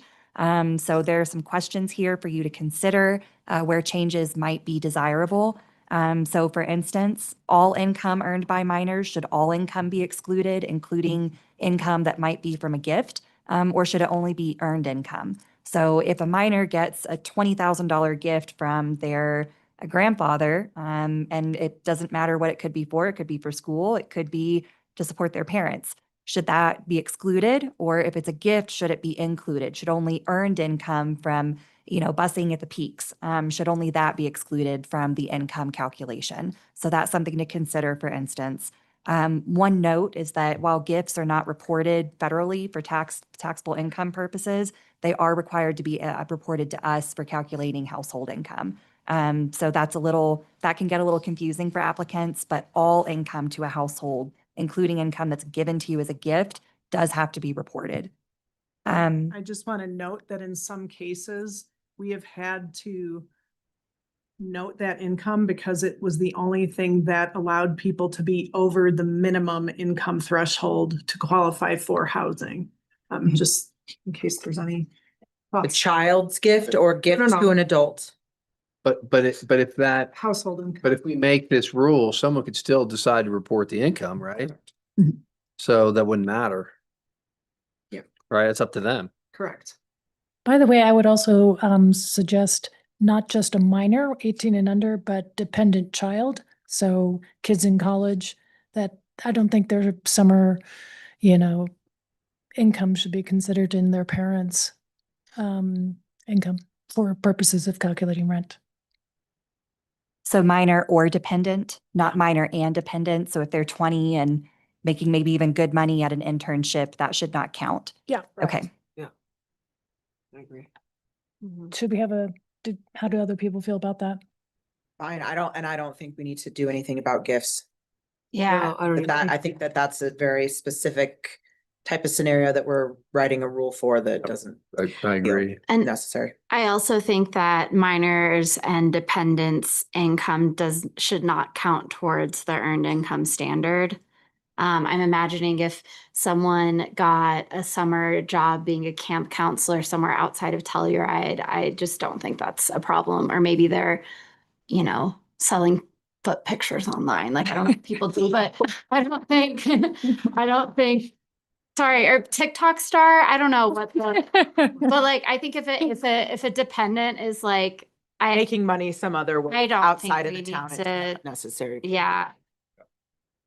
Okay, so minor or dependent child. So we'll put that in there. If the parent claims that child on their tax return, they're a dependent. So right now, so there aren't any changes needed for the all income then, because right now it does include all income and gifts. So gifts are not excluded as written.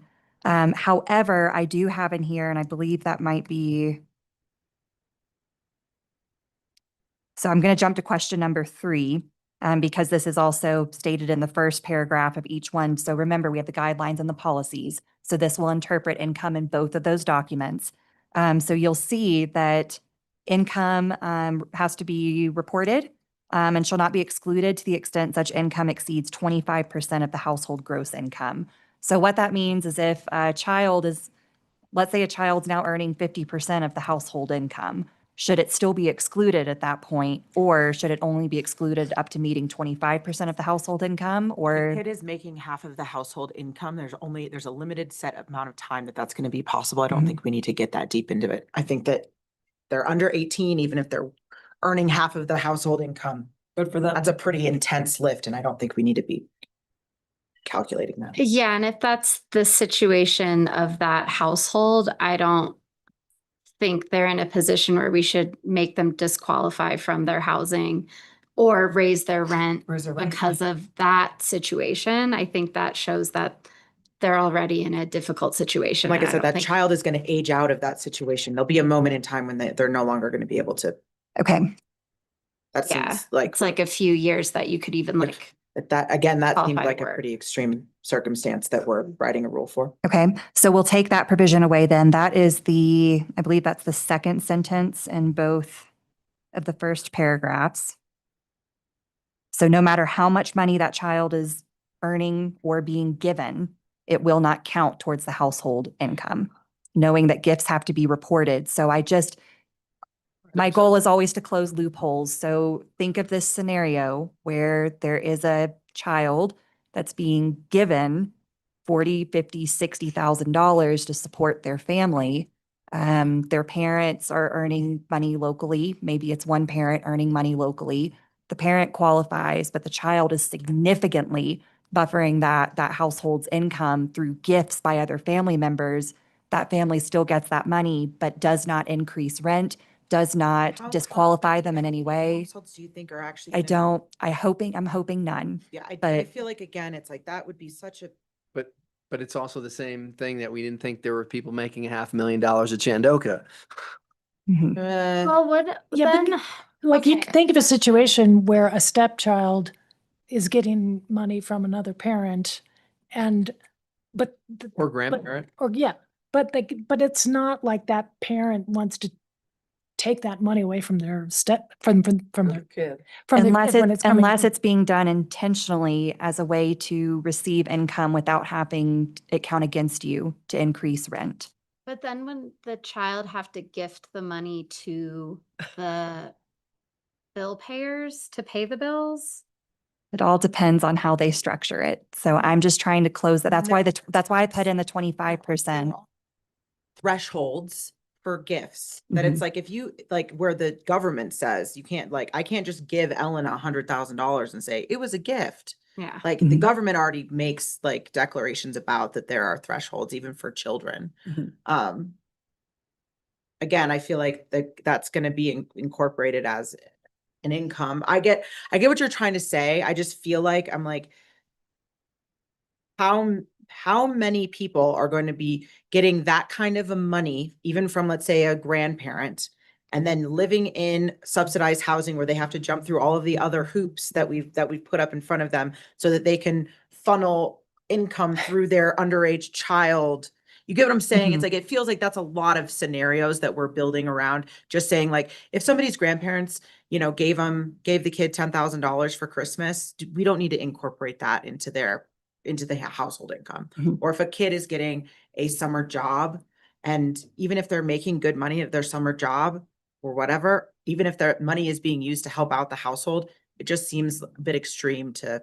Should there be an absolute cap? Is there a certain amount that you consider, so long as you're earning or being given under a certain amount, we don't care about it? We don't care what percentage of the household income it is, but once it reaches a certain amount, we are being more concerned about, because think about it in this next situation, which is the source of income. So all income earned or received by a minor under the age of 18 shall be included for purposes of calculating the earned income standard. So the earned income standard, as most of you probably already know, means that 60%, 75% of the household income has to come from a local source, unless you get an exception to go down to 60%.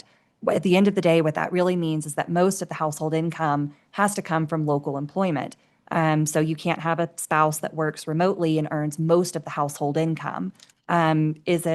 But we brought up the situation of a child working while they're in college. What if we just made it simpler and said doesn't have once you're in college, once you're over 18, I think maybe this sunsets, and maybe it's just until the age of 18.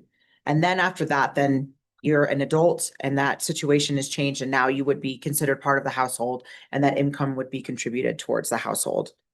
Because the thing is, it's like, once you're 18, it's like, you could be in college, and then you come home, you could get a roommate and live somewhere else. You don't have to live with your parents. It's not necessary. I don't know. I'm just trying to think of how we can, again, how can we simplify things and break it down? To me, it feels like maybe it's just the age. It's like anyone under 18 We're not going to worry about it. Once you're over 18, then you're part of a household. You're I will say that that does make, and I think you made a really good point, Maria, but I think that does make the most sense to me because once a child turns 18 and they leave for college, it's really up to that household to decide if they still want to claim them for purposes of meeting a minimum, bedroom threshold, minimum or maximum income, or if and they can still claim them for federal income tax purposes. They don't have to live here for our lease purposes. So whether they want to claim them or whether they don't.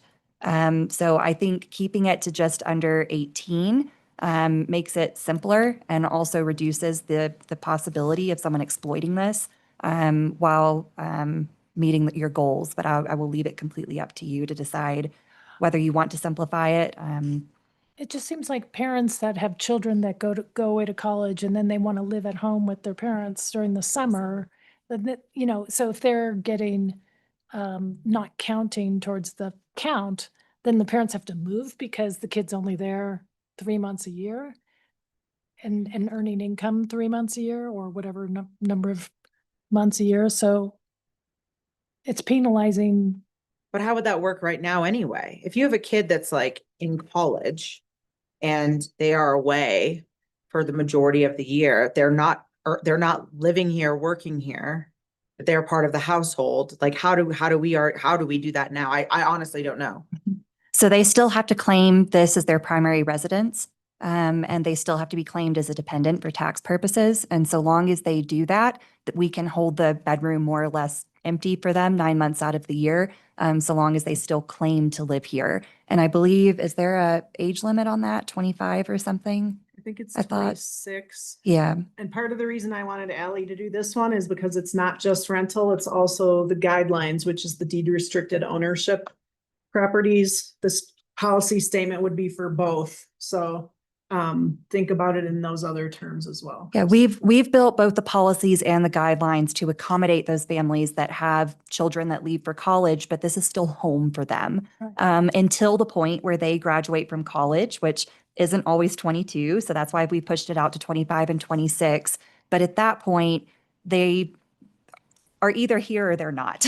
So they either get to claim this as home or they. Yeah, I feel Yeah. like we don't have to change that allowance for like, hey, the room doesn't have to be given up or whatever. But like Right. to me, it's like it would just be cleaner in my mind to say once you're over 18, because right now we're making them do it for under 18. I know. So to me, it feels like this gets at least the kids that are under 18, that are minors, that, are very much not adults yet.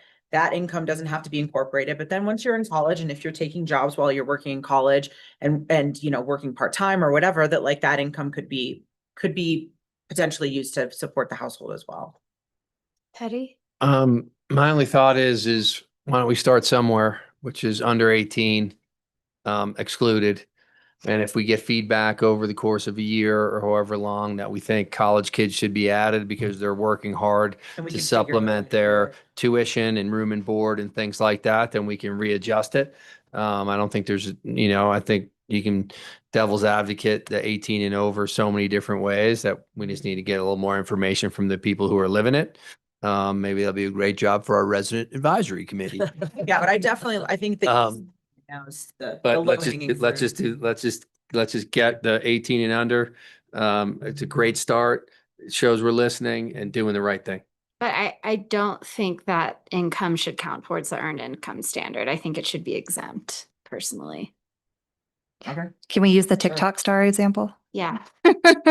So you're I think camp counselor at Yeah. a camp, like what if a high schooler is at a summer camp in Fort Collins or something for the summer? I don't think that should count against the earned income okay. standard. I think that's a reasonable example. To my knowledge, we don't have any stars locally, but I've heard you can earn 6 figures doing it and even 7. So if some 15-year-old star in Telluride is earning $1 million in rental housing, I think that is a very extreme example, although I hope every 15-year-old becomes a millionaire. But if that does happen, I think we should reevaluate the policy. But I think your reasonable example, Elena, probably makes sense to exclude this from the earned income standard unless and until we see some abuses of this policy, at which point we might need to revisit it. And this is anticipated, and I believe it's in here, The policy statement is going to remain in effect until we do put this into the policies and the guidelines at the next biennial review process. So this will exist as you decide it exists today. But between now and we'll be doing the review process again next year, between now and next year, we can come back with more information about where we might be seeing some problems with what you adopt today and where we might need to tighten some things up. And hopefully we won't see. Yeah, hopefully we won't. We're never hoping for that, but we're always looking for it. Okay. Do we feel good about moving on to the next? We'll need to make a motion here. Oh, and do we, public comment, right? Is anyone here for public comment? Is anyone online for public comment? Okay, so we're ready. So before the motion is made, just to recap, there is a motion on the cover page of the memo. So it's going to be with the following amendments. And it's going to be to strike the second and third sentences under each paragraph for guidelines and policies, beginning with however and all income. Okay, I move to approve and adopt a policy statement 2026-03, excluding income of minors from calculation of household income with the following amendments. Striking sentences 2 and 3 under both guidelines and policies, beginning with however and all income respectively. Work, Dan. Second. All right, we have a motion from Dan and a second from Kristen. How do you vote? Dan, yes. Kristen, yes. Maria, yes. Teddy, yes. Ashley, yes. Elena, yes. The motion passes 6-0. All right, so moving on to item 2B, consideration of adoption of a policy statement regarding a temporary reduction to the employment standard hours for leases executed in 2026. And here to present, we have Delaney Young-Tapson and Ally Slayton. Okay, I can do this. Okay. You did the last one. Thank you, council and THA. This memo is just outlining what was requested of us, which was to have a blanket statement for a reduction for 2026 as people come in for renewals from 1,400 hours to 1,200 hours. As with the other memo, Ally presented some questions for you to consider before we go into the language for approval, or so I'm anticipating of the actual policy itself. So the question is a reduction from 1,400 hour to 1,200 hours enough, or is it too much? Keeping in mind, CSD staff already has the discretion to allow for employment hours reductions without a policy statement. If this one is put into place, then if it's 1,200 or less, unless you change that amount, we don't have to have any discussion even with a tenant. If somebody comes in with only 800 hours, we would schedule an appointment with them to go over why and work through that with them and continue to utilize our discretion. So does anyone have any comments or questions about the number of hours? Anyone? I still am in favor of making this policy amendment. I could live with it for just a time limited section for this next year. I think that this is as much of a gesture to the community of the values. I think that's not everyone clearly is in tune with every little change or little thing that the town of Telluride does. And this is a more broad reaching statement of sorts that says this is what we want, instead of leaving it as is. And I think that most people will assume that, oh, I actually do have to get 1,400. And if we want to be generous in this regard, then this would be the way to do it and helps signal that value. So I support it. Yeah, and I think we'll have a bigger discussion at our 2-year review of the policies of any long-term changes we might want to change, but this is kind of an immediate statement that we can make. So yeah, I agree that it shows a sentiment that we all share. Teddy? Was there a discussion at sub about 2025? It's a limited time frame. In December, that was potentially affected that are locals hours But So, it's a 12-month roll. yeah, Yeah. it's Yeah. exactly right. rolling Just instead of. your Yeah. lease. So period. it's like when you go for renewal in 2026, it will encompass that December 2025. Okay, then you understand that. Yep. So I think this, It will cover it enough? I mean, I think, I It hope will. so. I think anything beyond or anything below 1,200 hours, there is still the staff discretion. But Good, I think, totally good with that. yeah, Totally but I good. think this kind of sets a standard that feels like it acknowledges the lack of work that happened this winter and alleviates some fear that some people might have around not getting those hours. And then anything beyond what we decide today can still be approved by staff. It should help your time as well. Yes, hopefully, yes. Fine. You were saying, and I feel like I spoke over you, maybe? Okay. Do we have any other comments or questions about this? Will people still be able to do like I volunteered X number of hours and that can? Yeah. Yes. And I think that because it's 10%, right?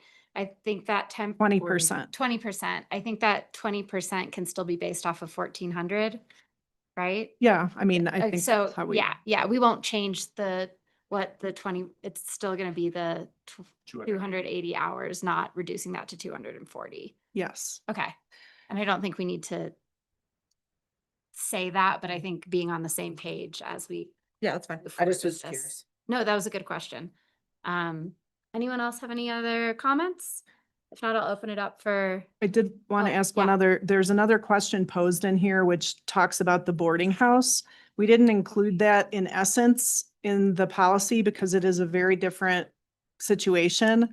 Most of the tenants are seasonal and only have to get that pro rata share for the 4 or 5 months that they live there. They're going to be leaving, they're not going to be renewing. It should only affect a handful, 6 or 7 of our long-term tenants. And those would be the only people who would really qualify under this standard. And it isn't currently included. No, but it's not it could included, be. but we wanted to double check that, one, we wanted to bring it to your attention. And then 2, just confirm that you understand why the boarding house was left out. And don't think that that needs to be amended at all. And through our research, we think there's actually only 1 or 2 tenants who live there full-time who will be affected, and we planned on using our discretion for them anyway. The other tenants who have been there long-term, the other 4 to 5 tenants have positions at places that were not affected by any of the stuff, without saying too much for privacy reasons. Is there a way to for those boarding house tenants that are on longer term leases where make this policy statements to all tenants under the Telluride affordable rental policies? Yeah, I mean, I'm just trying to wordsmith it. So those people are captured as well, but I don't know if that is a necessary or fruitful exercise. But do you understand what I'm sort of saying? And if there's an easy way to accomplish that? Because I see it, the 3rd paragraph, this policy statement does not apply to units located at the boarding house. Well, I- the would it- boarding house already has different work hour requirements, But so. not for all tenants. Yeah, if they're year round, they should be hitting the 1,400 Okay. hours. We did an audit of all of the current tenants and we think it's only going to affect 2. So we left the policy statement as is, knowing that we could have this time to tell you, we will use our discretion in those 2 singular cases. What an addition of this policy statement does not apply to units located at the boarding house, except for those under the presence required employment standard, something to that effect. With that, I think your first suggestion would work better, which would be to strike does not apply to units located at the boarding house and simply strike that and say applies to all rental housing properties. Right. Town-owned rental housing properties. But then, Well, are we saying the policy statement So we're applying this new standard, the 1,200 hours to the boarding house, which already has a lower standard. Yeah. That's I the think part that gets I very think it's- confusing. this is written- It's talking about two households that we're in contact with. I think it's. Maybe better they I feel like have to this fill might out be the over form. complicating it, Okay. as long as like, Just know that we're gonna take care of them. yeah, as long as you know that our desire is to see this applied to those couple of tenants at the boarding house. I think Dan, are you okay with us keeping this simple just for the sake of, I think it's also going to be easier for people reading this to keep it simple and understand. And then the third question for discussion is expiration of this relaxed rule at the end of 2026 too long or too short? Or is it extended again? Or Yeah, and I think we will have a bigger discussion about any edits we want to do to the policies, but we should kind of do that all at once. I don't think we need to dig into editing the policies at this point in time, so I'm okay with the way this was written. Anyone else? Any comments? Is there anyone here for public comment or anyone online for public comment? See none online. All right, I will close public comment and with that, if anyone would like to make a motion. Move to approve and adopt policy statement 2026-02, temporary reduction to the employment standard for leases executed in 2026. Second. Oh, all of us. All right, we have a motion from Dan. I'll take a second from Teddy since he normally doesn't. How do you vote? Dan, yes. Teddy, yes. Maria, yes. Kristen, yes. Elena, yes. The vote passes 5-0 with one abstaining. Ashley, is in the bathroom. Absence. Absence. Yeah. Okay. Doesn't matter anyway. We can move on and is that everything? Yep. Yep. Okay, with that, I will adjourn this meeting by mutual consent at 5:55 p.m. Great job. Thank you very much, Eleanor. That brings us to agenda item 14, executive session 14A. Mill Creek for a conference with the town attorney for the purpose of determining positions relative to matters that may be subject to negotiation, developing strategy for negotiations and or instructing negotiators under Colorado Revised Statute, section 24-6-4024E and section 4.6.c of the Telluride Home Rule Charter and 14B Telluride Arts for a conference with the town attorney for the purpose of determining positions relative to matters that may be subject to negotiations, development strategy for negotiations and or instructing negotiators under Colorado Revised Statute, section 24-6-4024E and section 4.6.c of the Telluride Home Rule Charter. Do I have a motion to go into executive session? Second. We have a motion from Dan and a second from Elena. How do you vote, Dan? Dan, yes. Elena, yes. Maria, yes. Kristen, yes. Ashley, yes. Teddy, yes. 3-minute recess. Yeah. Thank you.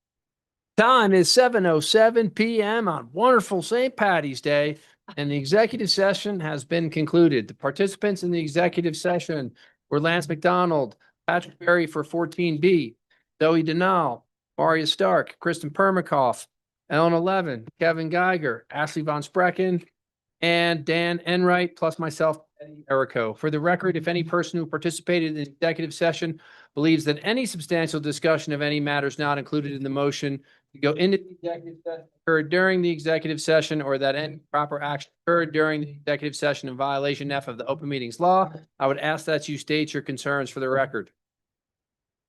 Seeing none, the next item on the agenda is adjournment by mutual consent.